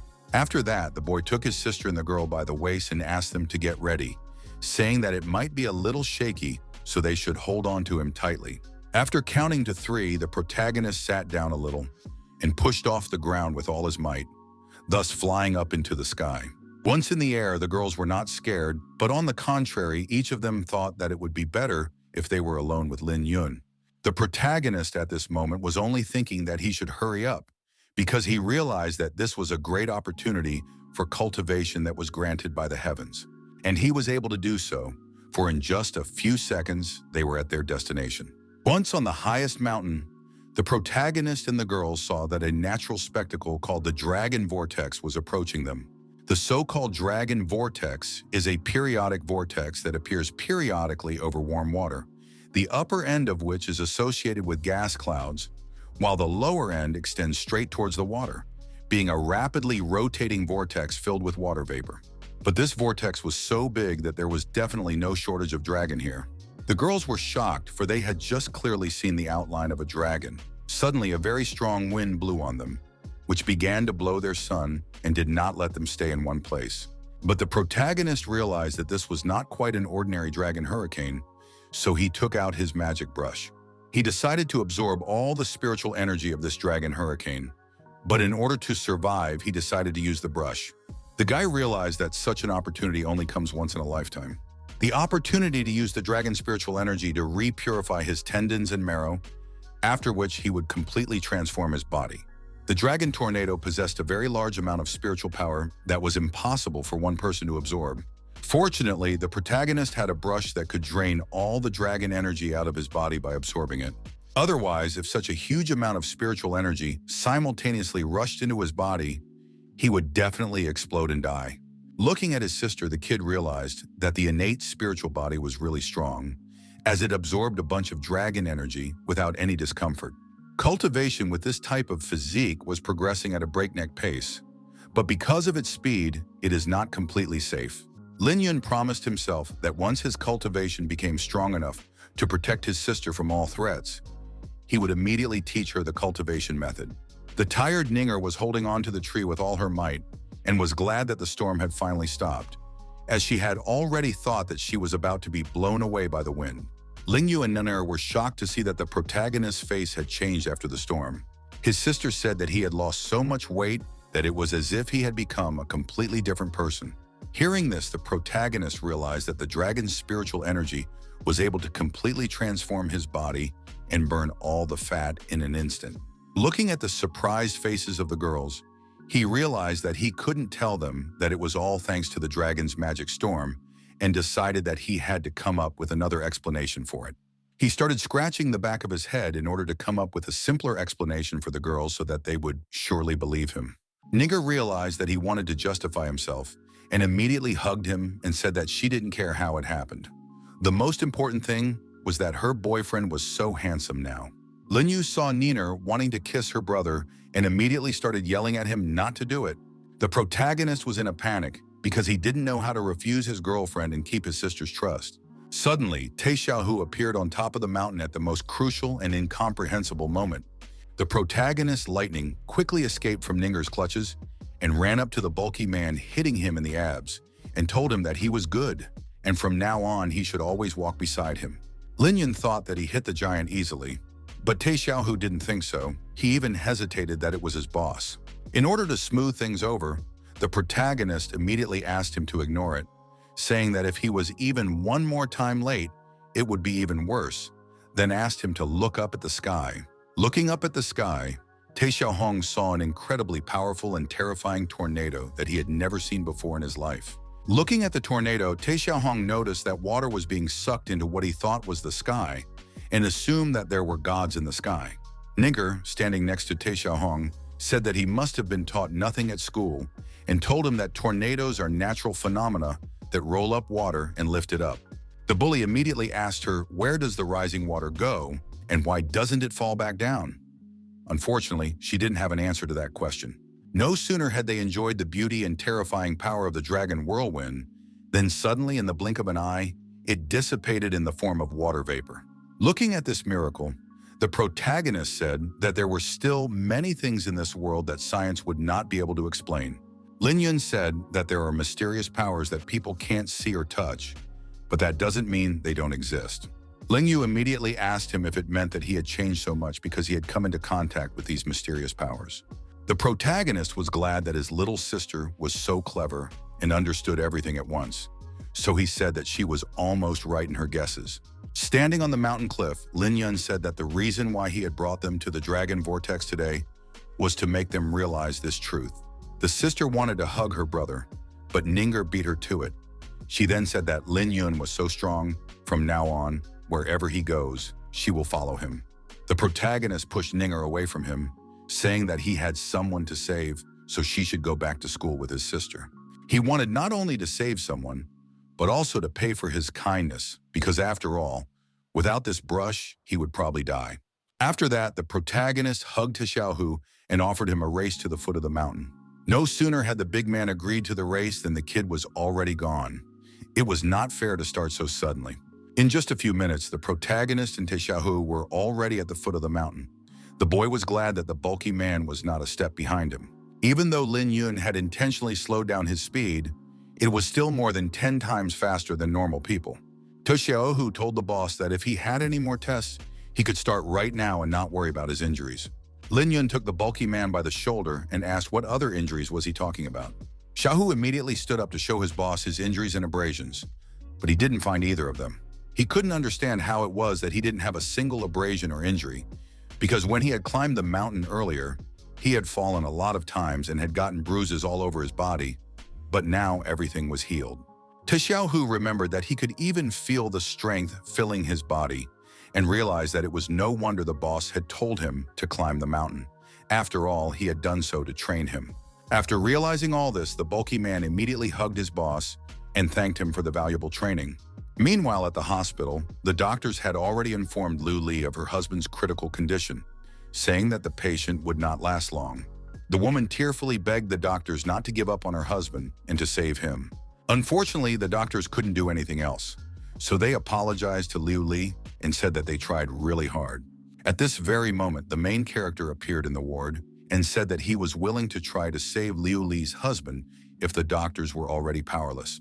Lin Yun immediately took the dying man's hand and just a few seconds later said that there would be no problem because he could still be saved. Lu Li cried again, but they were already tears of joy because she got another chance to save her favorite person. The protagonist asked no, the staff together with the woman to leave the ward, asking them to wait in the corridor. The nurse was shocked when she saw that. Lin Yun took out a golden needle. She immediately ran up to the kid and asked what he was going to do to the patient, to which Lin Yun replied that he was obviously going to cure him and save his life. Liu Li approached the nurse and said that the protagonist is a very good doctor of Chinese medicine and he can indeed cure her husband. The thug also confirmed that there is no person that the boss couldn't save. But the nurse still decided to discourage Miss Lu Li, saying that she understands how a woman feels. But there are no miracles in this world, and one should not rely on obvious deception, the nurse added. Hearing the nurse call Lin Yun a fraud, he suggested that she stay in the room and see for herself that he was not a charlatan, after which he ordered his assistant to escort Aunt Liu Li into the corridor and wait for him outside. He immediately seated the nurse Yao Zhou in a chair and asked her not to interfere with him, but only to watch from the sidelines. The protagonist also told her that in case she didn't like something, and we could always call the police. He also added that Li Lu's aunt trusts him because he had previously cured her of her illness. Now it was her husband's turn as well. Ling Yun got to work, and after only 20 minutes, the man stood up and opened his eyes, clearly showing that he didn't understand what had happened. The nurse Yao Zhou was speechless because she remembered that the doctor had reported that Li Yunxiang was in a critical condition. Liu Li and her husband thanked Lin Yun for saving him and promised to repay him soon. Upon hearing this, the protagonist immediately said that he didn't need money, as he had already earned a lot of money in the past 2 days. The man and woman were amazed at the boy's income, so they asked what they could give him if he earned so much. Lin Yun didn't answer anything, but simply transferred $30,000 to Liu Li's account, saying that she should buy her husband recovery tonics and keep the rest for herself. Everyone in the room was shocked because no one expected such an act from the boy. But the protagonist said that the money for him means nothing. After all, he realized that compared to the cost, that brush, this amount was just nothing. But Liu Li did not want to remain indebted to the protagonist also in terms of money, so she thanked him for saving her husband and said that they could accept the money. The protagonist snatched the phone from her hands and said that, although her husband had departed from his illness, she herself could see that he was still emaciated and weak, although his appearance was not as bad as before. In fact, he was suffering from the effects of his illness. So, she is obliged to provide him with a VIP comprehensive dinner of tens of thousands of dollars right now. And if she wants to do it later, even the best nutritionists won't be able to help him further. Hearing this, the man still said that they couldn't afford to accept such a huge help from the kid. But the protagonist did not want to listen to them and just turned around and left, saying that they will definitely meet sometime again. Liu Li hugged her husband with tears in her eyes and said that Lin Yun's kindness to their family is something that cannot be repaid for a lifetime. No sooner had the protagonist left the walls of the hospital than suddenly Nurse Yao ran out after him. She pinned the kid against the wall and told him that her shift was about to end and asked if he wanted to hang out with her. Lin Yun was amazed at this girl's boldness and quick decisions. He couldn't understand how she decided to call him out when just a few minutes ago she was looking at him with displeasure and distrust. You realize that the guy is very handsome, good at medicine, kind-hearted, and able to earn a lot of money, so she decided that he should be pursued. The main character told Yao that he would love to go for a walk with her, but he has something else to do today, and he really doesn't have time for a walk. But the girl didn't want to give up just like that, so she asked him for his cell phone number so that she could invite him later. After receiving Lin Yun's cell phone number, the girl was over the moon. After leaving the hospital, the protagonist and Te Xiaohu grabbed a cup of coffee and sat down on a bench. Lin Yun asked him if it was true that Guo Junfa had paid him to give him and the Green Dragon Gang a good beating. Te Xiaohu replied that it was so, adding that it was also Guo Junfa who had given them a deposit of $10,000 and was to pay them the same amount after the job was done. The boy, hearing that there was a reward of $20,000 for his head, immediately told the bully to go right now and get the second part of the payment. But Te Xiaohu objected to him. He said that he was beaten up and that he should go and return the deposit to Guo Junfa for not fulfilling the assignment. Hearing this, the protagonist realized that his assistant was a bit stupid, so he decided to fully chew him up on what he should do when the time came. Hearing the plan that his boss told him, Te Xiaohu said that if they did that, they would be breaking all the laws. But Lin Yun reassured him, saying that he should only follow his rules and forget about the laws. As long as he followed him, he would be fine. The rule of the protagonist was simple. It was to never put himself at a disadvantage and always try to lure out as much as possible. Meanwhile, Tu Gang was telling Guo Junfa how easily Lin Yun had dispatched Te Xiaohu by sending him flying over 7 meters high. He said that in the end, Lin Yun threw Te Xiaohu into a basketball hoop. He also extorted tens to hundreds of thousands of dollars from the Green Dragon people. No sooner had Guo Junfa started to express his dissatisfaction with the thug and the Green Dragon Gang in general, then suddenly Te Xiaohu knocked on the door of his hospital room and asked to come in. Guo Junfa saw the thug and said that he didn't have to come to return the deposit. He could just keep it as compensation for the physical and mental damage. Te Xiaohu came closer to the kid and said that he had come for the rest of the reward. After all, he had managed to deal with Lin Yun. Guo Junfa became furious upon hearing such a thing. He didn't understand how the big guy still had the nerve to come and ask for money when everyone in the school had seen how Ling Yun had finished him off. Tae Xiaohu said that he only lost to him the first time to expose his weaknesses. After that, he followed him, attacked him before he was ready, and made him beg for mercy on his knees after only 3 punches. Guo Junfa couldn't believe the nonsense the bulky man had told him. He realized that the bulky man was just making up a tale for his ears. Tae Xiaohu grabbed the former boss by the scruff of his neck and told him that if he didn't believe it, then he would take him to Lin Yun and he could see for himself if that schoolboy could even get up a little bit after the beating he had given him. Guo Junfa was so much afraid of the protagonist that he didn't dare to go with the bully to authenticate his information and agreed to pay him the $10,000 promised and another $10,000 on top for moral compensation. The next morning, Lin Yun was walking to school. This morning it was not really raining hard. If not for the promises to his sister, there was no way he would have gone to school on such a day. Suddenly approaching the crosswalk, he noticed Zhuang Meifeng standing without an umbrella in the pouring rain. The girl didn't understand why it had chosen such a bad day to find Lin Yun. The protagonist approached the girl, sheltering her from the rain with his umbrella, and asked her what she wanted from him. Zhuang Meifeng immediately started yelling at the boy, telling him to get away from her, because Lin Yang is still a fat guy and not so handsome at all. The guy thanked her for such unusual compliments and said that if she didn't believe him, she could actually call his phone and see for herself. Zhuang Meifeng cried the same second, saying that she didn't have a phone, they had taken all her things and she had almost nothing left, she said. Lin Yun realized that things were bad and invited the girl to his house. Upon arriving, he immediately gave her his identity card to finally prove that he was himself. After the protagonist confirmed his identity, he offered the girl to undress because her clothes were wet, and in order not to get sick, she had to dry them. The girl was shocked at such an offer and said that she had nothing to wear in return. Well, the guy was not confused and said that she could lie under the blanket. The girl did not think for a long time and agreed to dry her clothes. Taking them off, she immediately covered herself with a blanket. After that, the main character immediately asked the girl what she was looking for him for. The girl replied that because he had beaten up Sun Xing, his family was now looking for Lin Yun to avenge him. The boy with a calm face replied that there are many people who want to take revenge on them, and they are hardly any different from each other. He is beyond them. The girl immediately jumped up from the bed and began to shout that he did not understand anything.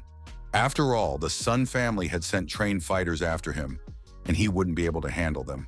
After hearing about the trained fighters, the boy said that he was just short of normal opponents, but he was afraid that they wouldn't reach him. Zhuang Meifeng told the protagonist that he doesn't understand because this case is not so simple. The Sun family is so powerful that one random word could ruin his whole life. The guy immediately asked the girl why she doesn't want to marry Sun Xing if she knows that his family is so powerful. Zhuang Meifeng tearfully replied that because Sun Xing is a pervert with nothing but debauchery in his head, she would not marry him even in the face of death. The girl said that's why she ran away from home. If they find her, they will immediately take her to the Sun family. After some thought, the protagonist offered the girl to stay with him until everything calms down, but on the condition that she would have to clean, wash dishes, and take care of his flowers while he was away.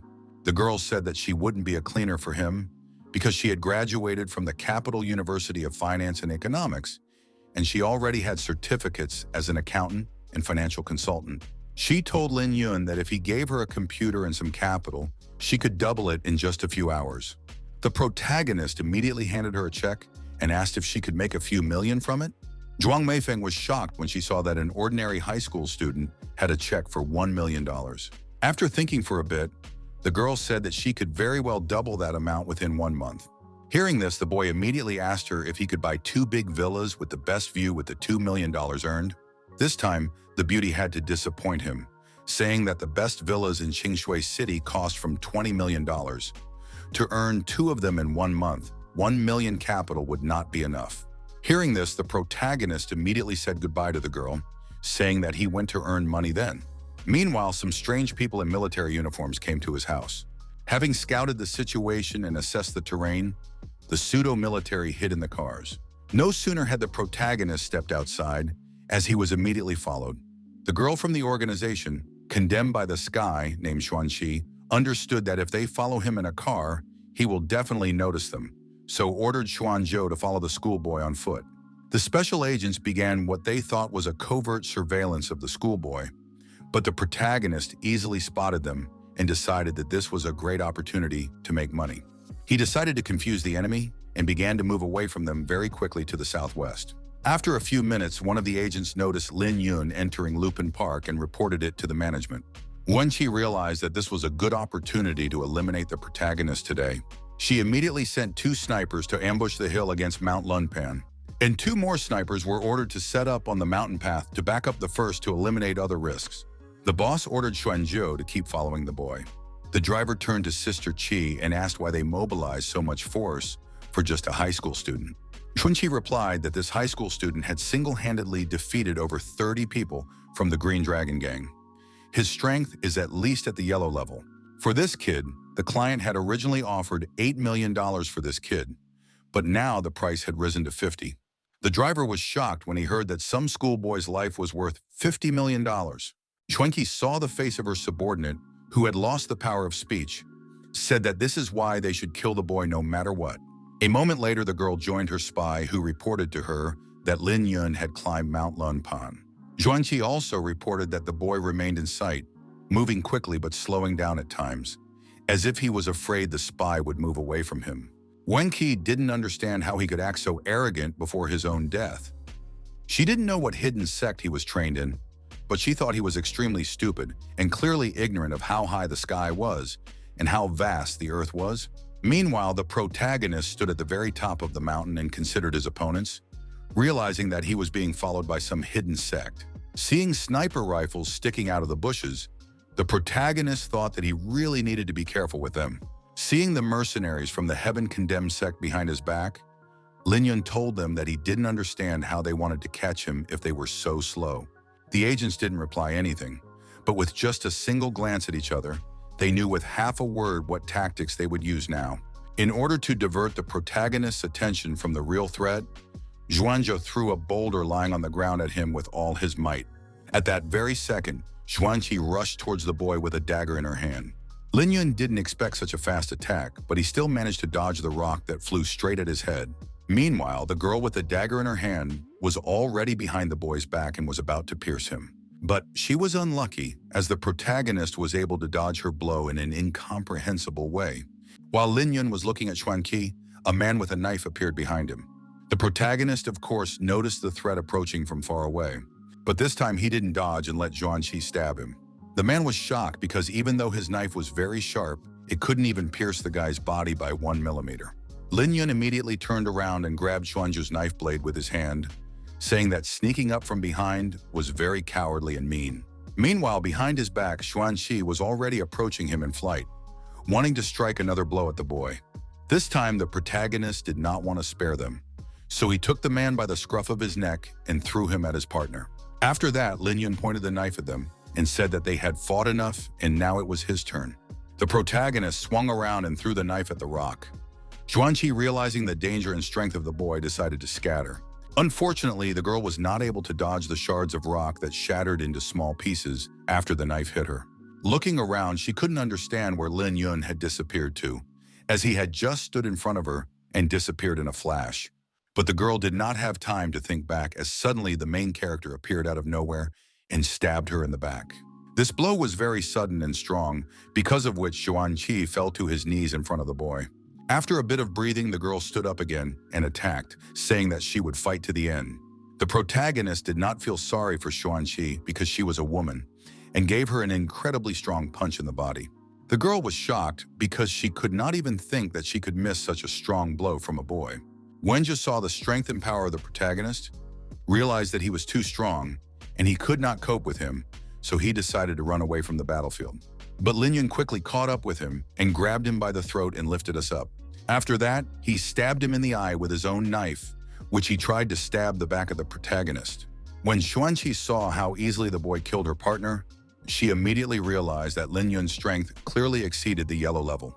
The protagonist walked with Xuanqi's body to the cliff and said loudly for all the mercenaries to hear him, that if they decided to take the path of killing, they should be prepared to be killed themselves. After which, he threw Xuanzhou's body down the mountain to the very bottom. After that, he approached Xuanqi and asked her that she wanted to die or choose life. The girl didn't choose, but simply said that if he was going to kill her, he should just do it without idle chatter. The protagonist realized that she wasn't afraid of death and decided that in that case, a little rule change was in order. Taking out a knife in front of her, he said that, for example, he could use it to cut and mutilate her face. After that, in order for her to believe him, he made one small incision on her cheek. Shenki didn't want her face to be mutilated, so she immediately shouted for him to stop. Lin Yun said that if she wanted to keep her pretty face, she had to answer all his questions honestly. The first thing he asked was what her real name was and who sent her here. The girl replied that her name was Xiao Mei, and she was sent here by the Heavens Condemned.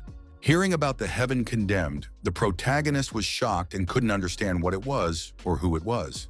The girl replied that it is one of the 3 largest international killer organizations.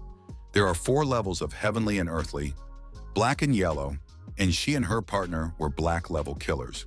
Xiao Mei said that no one knows where the headquarters of the heavenly convicts are located, but there are branches all over the world. Each branch office is run by 3 to 9 heaven-level assassins, who also take up the assassination task. After listening to the girl, the protagonist asked her who she thought was better than him or the sky-level assassins. Xiao Mei, hearing such a question from the schoolboy, immediately laughed. But the protagonist didn't care about laughing, so he grabbed the girl by the neck and asked her what she was laughing about. She answered him that his strength must be at the peak of the black level, which was not worth mentioning in front of an assassin and a heavenly level. Lin Yun squeezed the girl's neck even harder and asked, "What realm are those at the peak of the black level in?" Xiao Mei barely breathed and whispered that they were at the 4th layer after the celestial realm. The protagonist realized that his 3rd layer of body tempering corresponded to the 4th layer after the heaven realm in this world. He learned a lot of useful things and decided to ask the girl one last question. How much money does she have? Xiao Mei thought that he would ask about the customer, so she immediately replied that she didn't know who ordered it. As soon as she heard about the money, she immediately cheered up and said that she had $17 million. Hearing that the girl has such a huge amount of money, the protagonist offered her 2 options for the development of events. The first option implied that he would mutilate the girl and throw her off the mountain to her fate. The second option was that he would let her live, but in return she must unwaveringly follow him. Her money, her life, and everything she has would belong to him from now on.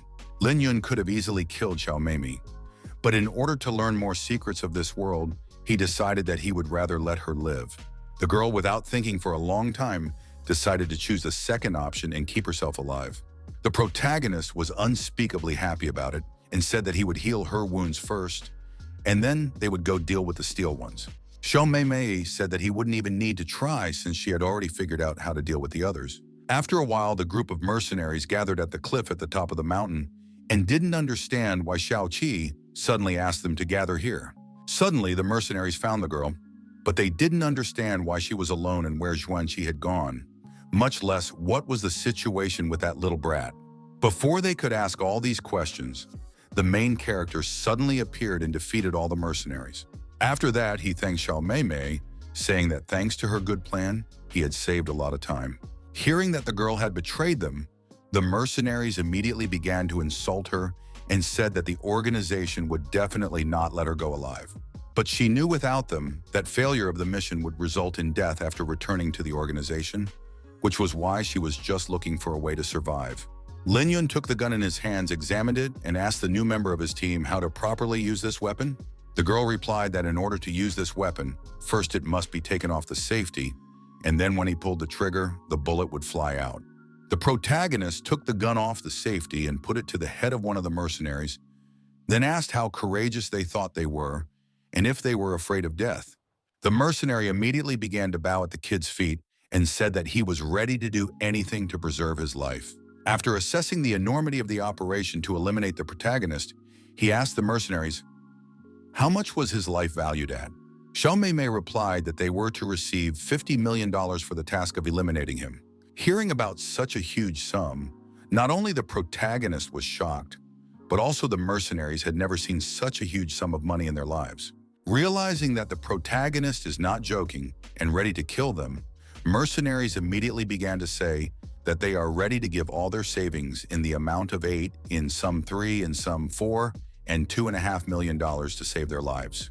Without thinking for a long time, Lin Yun agreed to accept the money from them, saying that he understood that they were just doing their job, and so he was willing to forgive them. Xiao Mei informed her new boss after a while that her former fellow assassins had transferred all their money to her offshore account. Almost $50 million came out. Lin Yun told the mercenaries that he had lifted half of the restrictions from them, and in 10 minutes they would be able to move freely.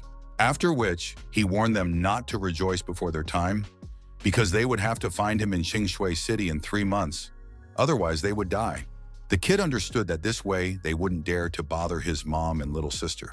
And after 3 months, he would already reach the chi-tempering realm, and then he would hardly be threatened by anything. The protagonist took Xiao Mei in his arms and said that she is now his money pot, who is also injured on top of that, so he can't let her go. That is why he will carry her to his own house in his arms so that she can rest and recover. Zhuang Mei, meanwhile, was at the protagonist's house, sipping wine and thinking that she liked him since he saved her and let her live in her own house. Suddenly, the girl heard a knock on the door and Lin Yun's voice asking her to open the door. She immediately ran happily to meet him. When Zhuang Mei opened the door, she was shocked to see the protagonist holding a girl she didn't know.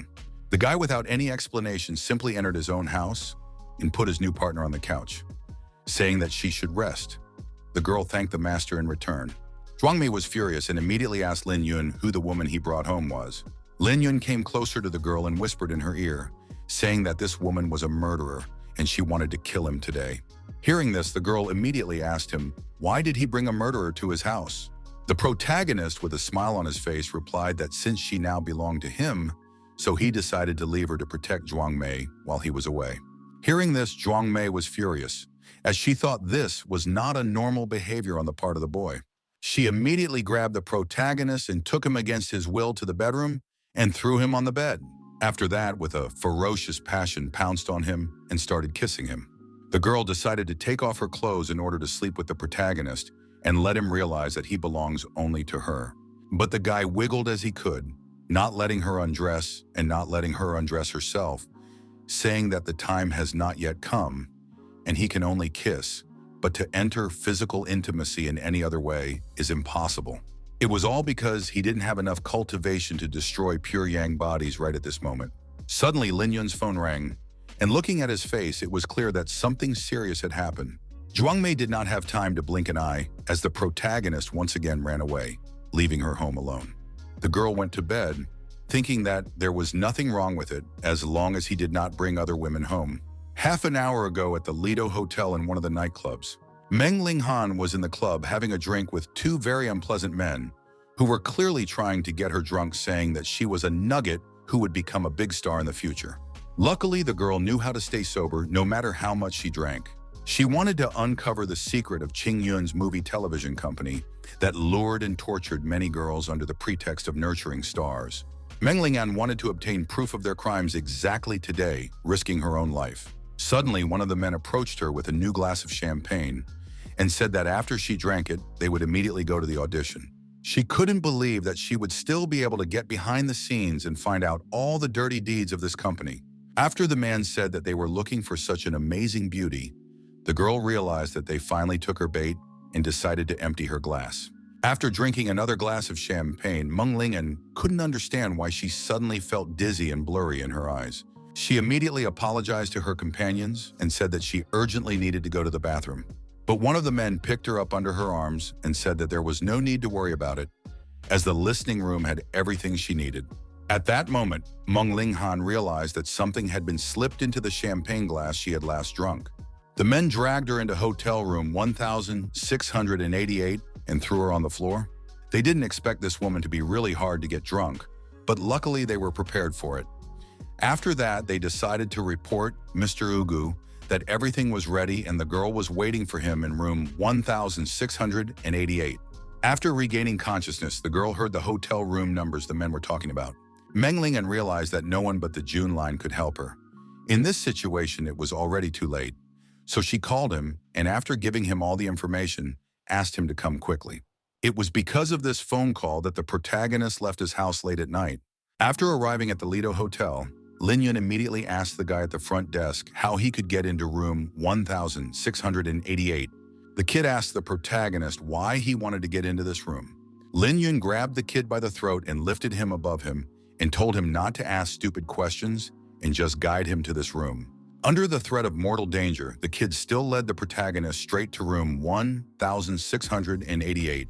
When he saw the schoolboy, the ambo standing in front of the door immediately said that he had no place here, and if he did not want trouble, he should get out of the hotel. My protagonist didn't think so, so with just one punch, he managed to take down the ambo who was blocking his way into the room. Lin Yun did not knock and ask to be opened. He did not have time for that, so he simply kicked the door with his foot and entered to save Meng Lingan. Entering the hotel room, the protagonist saw Meng Linghan lying unconscious on the bed, who had called him just half an hour ago and asked him to save her. Seeing Mr. Guo standing beside her bed, the protagonist immediately realized that he was up to no good, so he immediately gave him a powerful blow to his chest.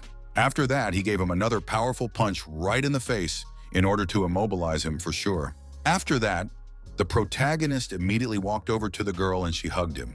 He told her that he would give her acupuncture to help suppress the effects of the drug and asked her not to move.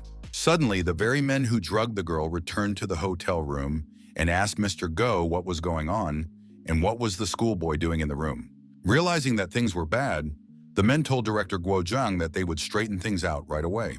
Hearing that these men are all accomplices and were trying to hurt Meng Lingan, the guy went into a fiery rage. Lin Yun told them that if I was a challenge for them to control their lower body, then he would gladly teach them a lesson.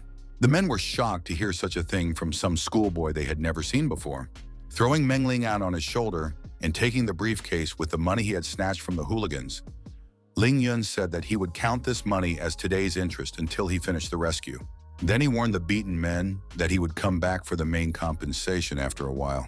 Meanwhile, in his apartment, two girls sat on the sofa and looked at each other silently. Zhuang Mei couldn't sit there for so long and asked Xiao Meimei if she had any plans for Lin Yun. Without thinking for a long time, the girl replied that she had no plans for the protagonist since he was her master.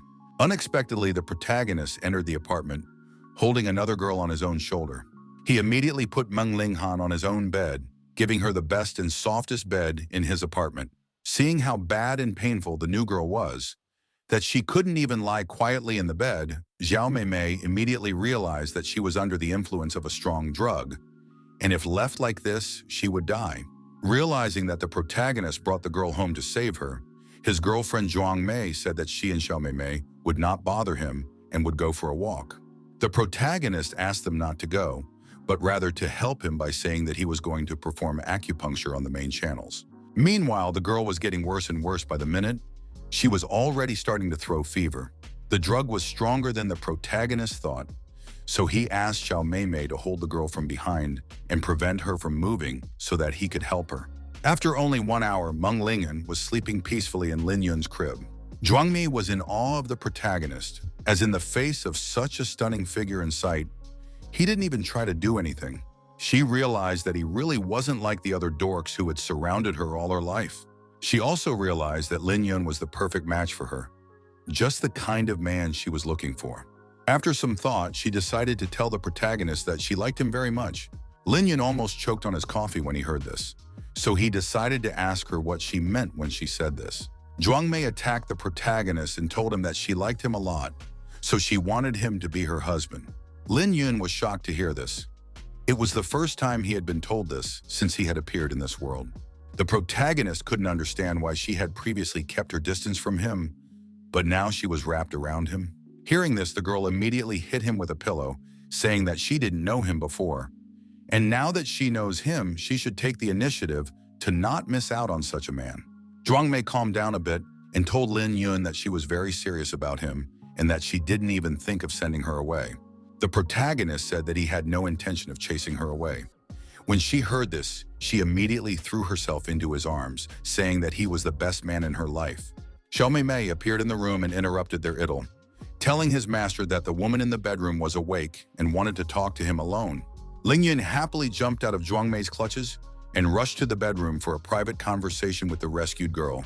When Meng Linhan woke up, she realized that she was ashamed in front of the main character, because he had seen her in a very inappropriate way, and she didn't remember half of what had happened to her. As soon as she saw Lin Yun, she immediately asked him if it was possible that he despised her and didn't like her. The protagonist answered her that he just hoped that in the future she would become smarter and stop going to such dirty places wearing such clothes. Ling Yun was shocked by the schoolboy's reproach and said that she was a policewoman and she went there to find evidence of their crimes. Hearing such an excuse from the girl, Lin Yun asked her, was she worthy of being a police officer? And how could she protect anyone if she couldn't even protect herself? He told the girl that if he didn't know how to use the 9 kinds of needle technique, he would have to use a more intimate method to save her. The protagonist pointed his finger at the girl and said that she would then lose the innocence she had so desperately guarded. Ling Mingan, upon hearing this, immediately got out of bed and told Lin Yun that if it was him, she wouldn't mind. In fact, as soon as she realized that she had been drugged, she knew that nothing could be fixed. The moment she called Lin Yun, there was only one thought swirling in her mind. If there was going to be sex with a man tonight, she hoped that this man would be the protagonist. After the story, the girl immediately threw herself at the guy and said that she actually liked him a lot. In order to avoid unnecessary conversations, the protagonist covered the girl with a blanket and offered her to sleep, saying that in the morning they would talk about everything. After another training session, which took the whole night, Lin Yun returned home in the morning. Looking at the table, standing in the hall, the protagonist noticed a letter that was dedicated to him. It was a letter that Lin Mingan had written for him. She wrote that she was going to leave Qinshui and leave all the police matters to the protagonist and take care of other things herself. For he was right, she was too naive. She also asked him not to forget her until she came back. Lin Yun couldn't forget her because she was the first girl he met after arriving on this planet. Suddenly, the protagonist's calmness was almost disturbed by Tang Ming, who came to visit him along with an ambulance. But he was stopped by Xiao Meimei and prevented from entering the apartment. Seeing her, the Ambul immediately warned Tang Meng that the girl standing in front of him was very strong. Suddenly, another girl appeared in front of the guys, who immediately decided to introduce herself and said that her name was Zhuang Meifeng. Hearing the girl's name, Tang Meng almost went crazy because he assumed that Zhuang Meifeng was Zhuang Meina's sister. Zhuang Meina was the #1 beauty in the city, known as the Qingshui flower. Seeing that the boys were afraid of the girls, the main character asked them to hurry up and come in so they could talk business. After they made themselves comfortable on the sofa, Lin Yun asked them if they knew where Qin Yun's movie and TV station was. Xiaohu said that they once wanted to start taking money from the TV station for the roof, but they were yelled at by Brother Kun. He also warned the Green Dragon Gang that they should not even think about Qin Yun Film and Television Company. After hearing the story from Miaohi, the protagonist realized that meant they already had a roof guarding them. Tang Meng also remembered that he had heard his father mention that the movie and TV company was based in the capital. Also, that they perform under the banner of nurturing stars, but they actually supply women to the capital's bigwigs. When Xiaohu heard about sex slavery, he got angry and asked why the law enforcement agencies were not interested in this company. The protagonist answered him because the capital is behind them and everyone is afraid of them, but not him.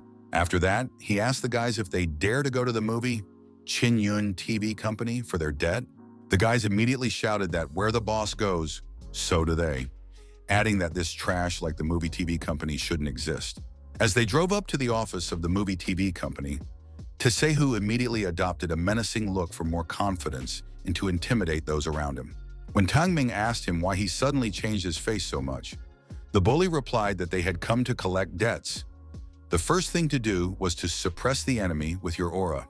Upon arriving at the office of the headman of the film and television company, Te Xiaohu immediately accused him of kidnapping his girlfriend and ruining her life. After which, he shouted with a frothing at the mouth that he would make the company pay him for it today. Lin Yun and Tang Meng were shocked to hear how professional the big man was at extorting money. After a few seconds, Huang Fiyang, the general manager of the film and TV company, came out to the big guy and told the big guy that they were a normal and legal film company, then politely asked the guys to leave the building. But Te Xiaohu didn't want to back down, so he asked the director, what kind of ordinary company made his girlfriend take such pictures? After which he added that an ordinary company doesn't make girls accompany all sorts of old men. Te Xiaohu couldn't contain himself anymore. So he took the CEO by the scruff of his neck and asked why they were trying to keep him as an idiot. Realizing that jokes are not good, the director raised his hands up and asked the guys to calm down because maybe it is really a misunderstanding, and then offered them to talk in his office and drink a cup of tea. The director put his arm around the secretary and asked her to make 4 cups of tea, and then whispered quietly in her ear that she should call the police. When they heard about the police, the guys started smashing the office premises to show that they came with serious intentions. The director immediately began to bow at the feet of the guys, saying that he would check the contract right away. And if there was really something wrong, it must be the personal pranks of the subordinates. Hearing this, Tae Xiaohu asked the director not to mess with his head, because he said that he would sign a contract with his girlfriend if she behaved well. The bully took the petty director by the scruff of the neck and said that even after they sold his girl, they didn't get any official documents that the company promised them. The director realized that this was indeed a common practice of their companies, and everything this huge guy said about his girl was half true. He also knew that the incident at the Lido Hotel could not be covered up, and if this case was given a big publicity, the capital side would definitely shift all the blame on him. He realized that if that were to happen, then his life would be completely finished.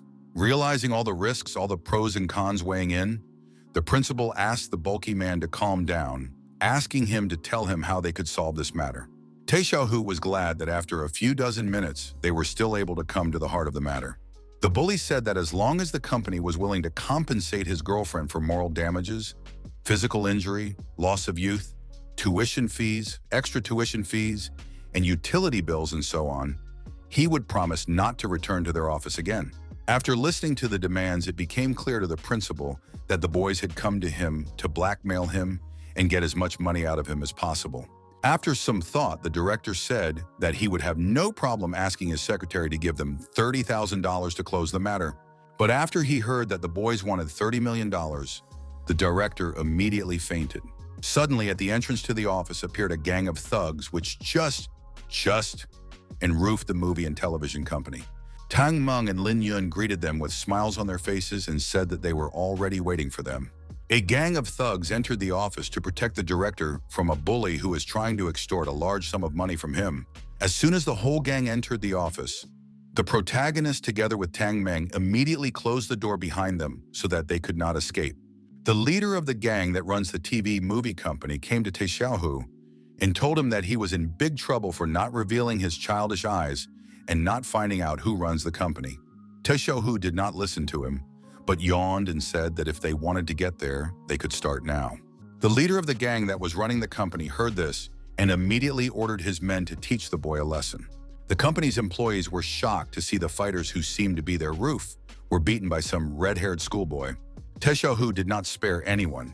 He beat his opponents in packs, hitting them harder and harder each time. The director of the movie and TV company saw his defenders, who were made of a human heap, was terrified and afraid of the kid. Meanwhile, the gang leader named Biao did not give up, but instead tried to defeat Tae Xiaohu using all possible means. The bully grabbed the leader of the hooligans by the scruff of the neck and was about to throw him out the window when he suddenly noticed the threat from behind. In order not to expose himself, he immediately jumped aside and put the back of their leader under the blow of one of the hooligans. Seeing this, everyone was shocked because they realized how much pain was inflicted on the leader of the group, who was roofing the movie and TV company. After that, the bully threw his opponent into a pile of hooligans that he had already defeated before. Tae Xiaohu used not only powerful fist strikes, but also body blows to take down several hooligans at once. Ling Yun had not seen Tae Xiaohu only a few days, and he had already become so much stronger, the protagonist realized that he had indeed chosen the right person. Less than 10 minutes passed. Tae Xiaohu had dealt with all the thugs who wanted to physically hurt him.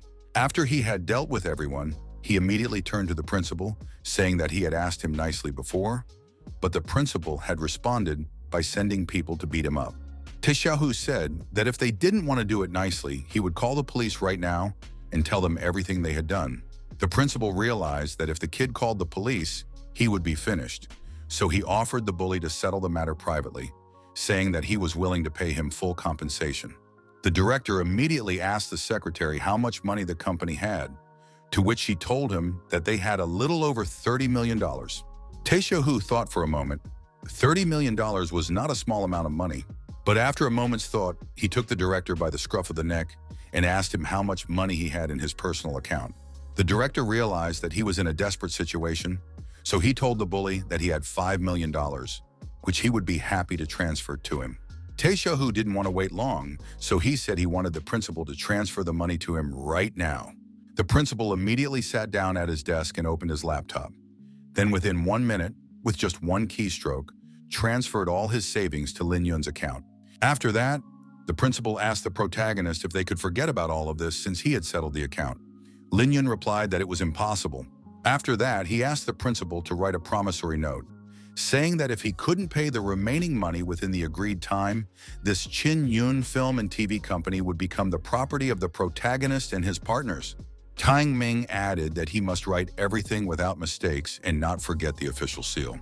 Lin Yun warned director Huang that if he found out in the future that the director was still doing such bad things, he would not be able to get away with a simple monetary compensation.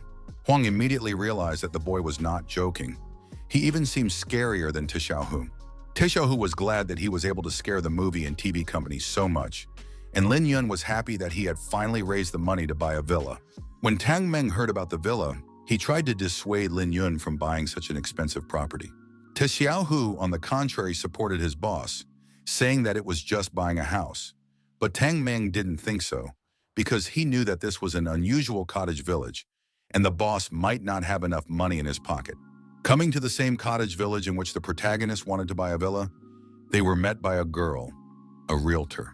Looking at the boys, she said that, unfortunately, to visit the villas require proof of property, and she cannot accept clients who do not meet these criteria. The protagonist immediately asked her what proof of assets meant. The girl replied that, for example, they must have at least $50 million in savings. Lin Yun wordlessly held out his bank card to confirm that he had enough cash to purchase one of the villas in the area. 10 minutes later, the girl realtor returned with her assistants and said that she was happy to give the young man a tour of all the available villas. Tang Meng was shocked because he had never been served like this before, even though he was not from a poor family. The realtor showed the guys the most luxurious villas that had everything. Walking almost all villas, the protagonist chose one of the best configuration of mansions in the area of Qingxi, the price of which was now $36 million. After purchasing their first villa, the protagonist said that they should now drive to their next destination called Qingshui Bay. To avoid any unnecessary questions, Lin Yun said that he wanted to purchase a second villa in that area, as he had about $80 million in his account. Hearing about this amount of money, the partners of the protagonist almost exploded brain, because they did not think that the boss has such a huge, in their opinion, a sum of money. After purchasing the second villa, the protagonist and his friends drove to his mother's house in his yellow Maserati. Approaching his mother, the protagonist said that he had a surprise for her. He immediately pointed his hand to his yellow Maserati and said that he decided to give this car to her because she can drive and she needs a car more. His mother's friend was shocked when she heard about the Maserati. Because she had seen such a car in a TV show, she knew that this car cost several $1,000,000. His mother thanked her son with a calm face, saying that now it would be more comfortable for her if she wanted to go somewhere, and then asked him if it was a surprise. The protagonist said with a smile on his face that it wasn't everything, because he also bought villas at Qingshui Bay and Qingxi. He held out the keys to the spirit of the villas, his mother, to choose which one she wanted to live in. Without thinking for a long time, his mother said she would take the key to the villa by Qingshui Bay because it was quiet and peaceful. Xiaohu, watching from the sidelines, asked Tang Ming why the boss's mom was not surprised at all when she heard about the luxury car and villas. Tang Meng replied with a smile on his face that Auntie Lin's knowledge and vision was not comparable to that of ordinary people. After receiving the gifts, the mother asked her own son to come into the clinic for a moment to talk. She told her son that it didn't matter to her what he was doing outside. She wouldn't interfere in it. She then told him that if he was serious about making money, he still needed to have a steady source of income. That way, he wouldn't have to worry about anything, and he would always be in control. Lin Yun said to his mother with a smile on his face that he planned to open his own clinic in the center of the city. That way, as long as he had patients coming to him, he would be able to earn money steadily.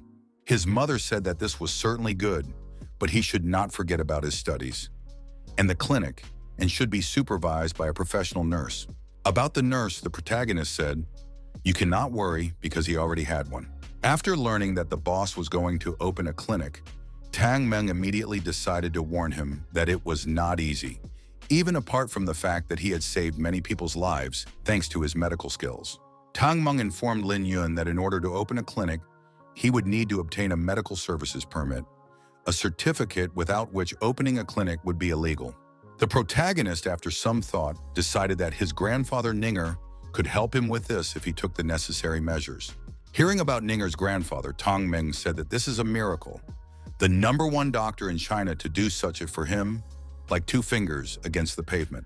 After thinking a bit, the protagonist suggested splitting up. He will go to the school for Ninger, and Tang Meng will go to the school for nurse Yao Zhou. The protagonist also ordered Te Xiaohu to return to practice and train hard, because that was the only way he could become even stronger. After 3 days, the protagonist and his companions went to look at the rented room, which Tang Meng said was the largest and most comfortable, and was perfect for the clinic. At the entrance of the premises, they were met by the owner named Wang. Tang Meng immediately asked him if it was possible to make the rent cheaper, because he had said this morning that he wanted $5,000 per square meter. Wang replied that such a cost is because it's a great place, and the price is already very favorable. The protagonist asked the owner of the premises why he suddenly put such a first-class site for sale. Wang replied to the boy that he had already had enough and was very tired, so he wanted to return to his hometown. Lin Yun put his hand on the man's shoulder and asked if he was renting out the property and wanted to leave the city because he was infected by goo. The kid started listing the symptoms, saying that the owner Wang has stomach aches every night and can't sleep, vomits everything he eats, and can't even drink water. The tenant was shocked and immediately asked the boy how he knew all this. Lin Yun replied that not only did he know, but he could also easily cure Wang of this disease. Hearing that the boy could cure him, Wang said that if he could save him, he would give him his entire fortune, and this store as well. Lin Yun asked Mr. Wang to take his time and tell the story from beginning to end of how he got sick with this disease.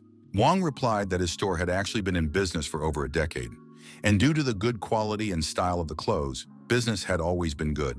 Last year, a new store opened on the other side of the road, also selling clothes. However, probably due to the inexperience of its owner, the business was not very successful and it was about to close. It was at that moment that Mr. Wang felt that something was wrong with his body. At first, it was just an upset stomach, but gradually it became so painful that he could no longer sleep. After that, he vomited everything he ate, and his body became weaker and weaker. Wang went to many hospitals for examination, but all the doctors said he was not sick.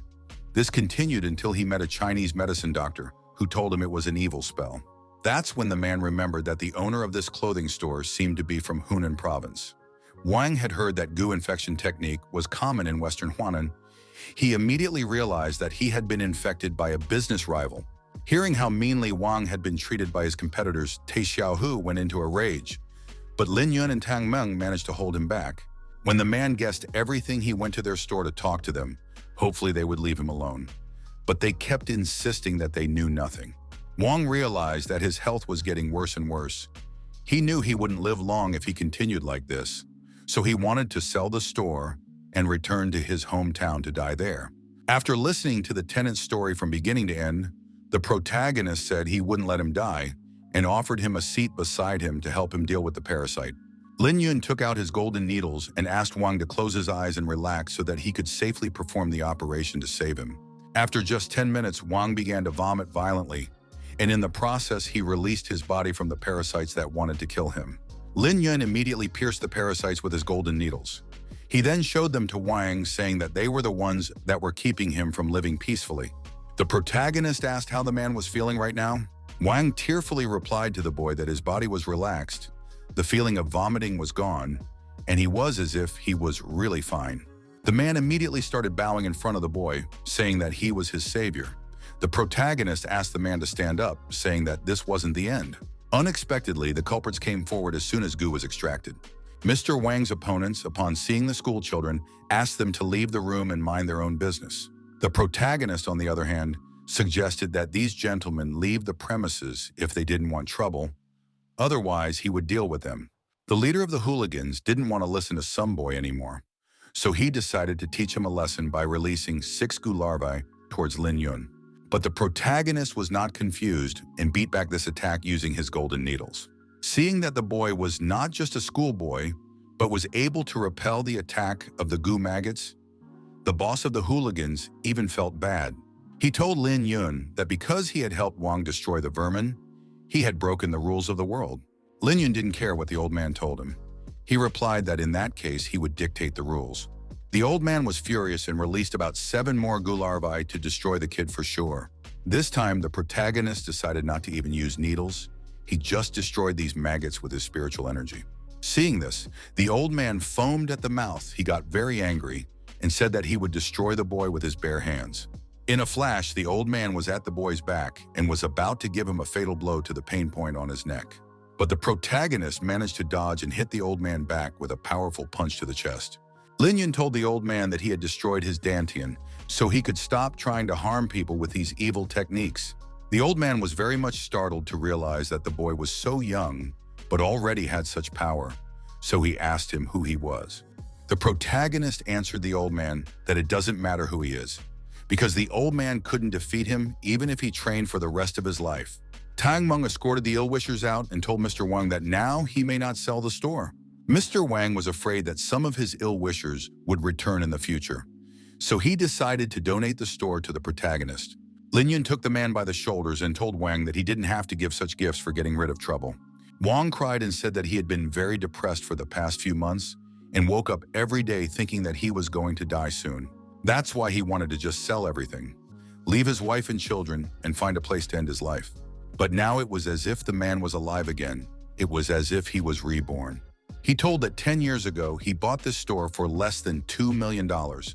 And now that the main character saved his life, he thinks he is ready to give up this store, because his life is worth definitely more than $2 million. After listening to Wang, the guy didn't insist otherwise, especially since the old man promised to cover the cost of repairing and remodeling the store himself. Yao Cho couldn't believe that this store would now be replaced by the main character's clinic. The kid looked her in the eyes and told her that it was his clinic and theirs together. He immediately asked the girl to take care of the repairs and buy some more things for him. He needed things like wolf hair and sulfur mercury, yellow paper, and a dozen roosters and black dogs.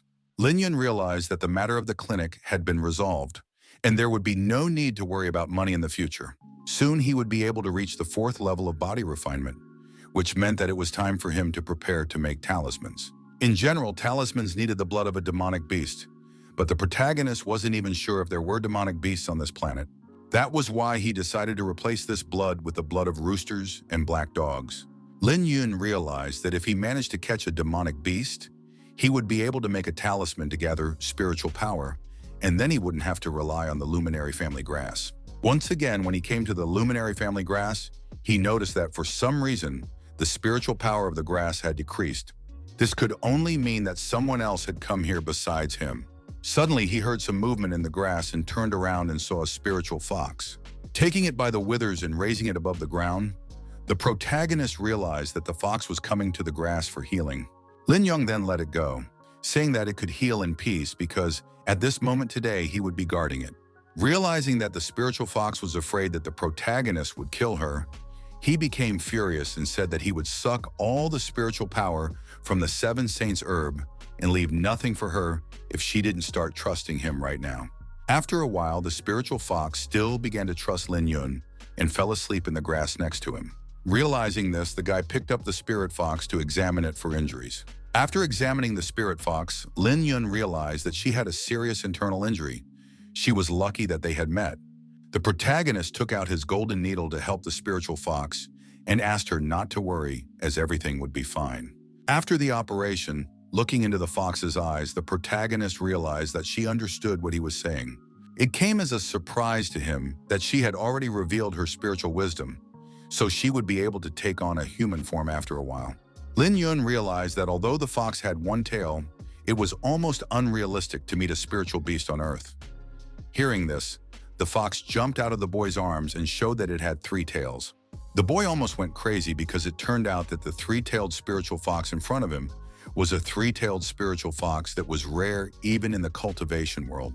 After only a few seconds, the fox fully revealed itself to the protagonist, revealing that it actually had 9 tails. Seeing that it was a 9-tailed fox, Lin Yun was so shocked that he couldn't say a word. From the ancient scriptures, the protagonist had learned a long time ago that after the 9-tailed fox reaches adulthood, it flies through the sky and passes underground.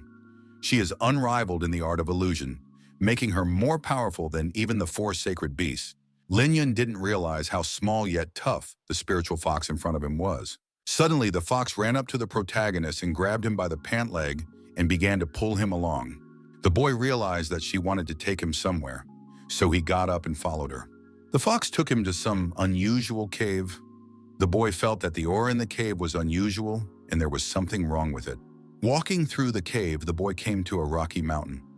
Realizing that this was a great formation, the yin-yang of the dragon shackles. Yin holds yang, yang protects yin. This is the dragon's only burial place. The boy looking at the fox couldn't believe that he couldn't find this cave before, such a huge crater in the valley. Suddenly the boy's cell phone rang. Xiaobai, that's what he called the fox, got scared and ran away. Picking up the cell phone handset of the protagonist was almost blown away by the wind, because the girl on the back began to shout that Xiao Mei Mei suddenly felt a terrible pain in his entire body and said that his restriction had begun to take effect. Hearing this information, Ling Yun said that it would be soon and immediately pushed off the ground with all his might and flew into the air. The spiritual fox saw Ling Yun flying away and without thinking for a long time, decided to follow him. Xiao Mei Mei meanwhile was breaking hard. She felt as if her body was turning inside out. So much was she in pain. Zhuang Meifeng asked her not to scratch and calm down to wait for Lin Yun to come and heal her. Xiao Mei Mei grabbed her hand and said that it was because of Lin Yun that she was dying right now. Then looking into the girl's eyes, Xiao Mei Mei said that the husband Zhuang misses so much is actually a devil. Suddenly, Lin Yun appeared and asked her to shut her mouth and told his wife to bring him a basin of hot water. When she saw that the boy took out his needle and wanted to do something to Xiao Mei Mei, she grabbed his hand and said that she was ready for him to kill her just so she wouldn't have to endure this pain anymore. She said she hated the protagonist. He responded by saying that if he had lost that time, they would have done no better to him than he did to her. He told her that they would have either locked him up and tortured him brutally, or they would have just brought his head to get their money. After that, he took the girl by the chin and told her that this was the reason why she had no right to hate him. After that, he told Xiao Mei Mei that he and her were essentially the same person. Hearing her husband's conversation, Zhuang Meifeng dropped the basin of hot water from her hands. She realized what Ling Yun really looked like.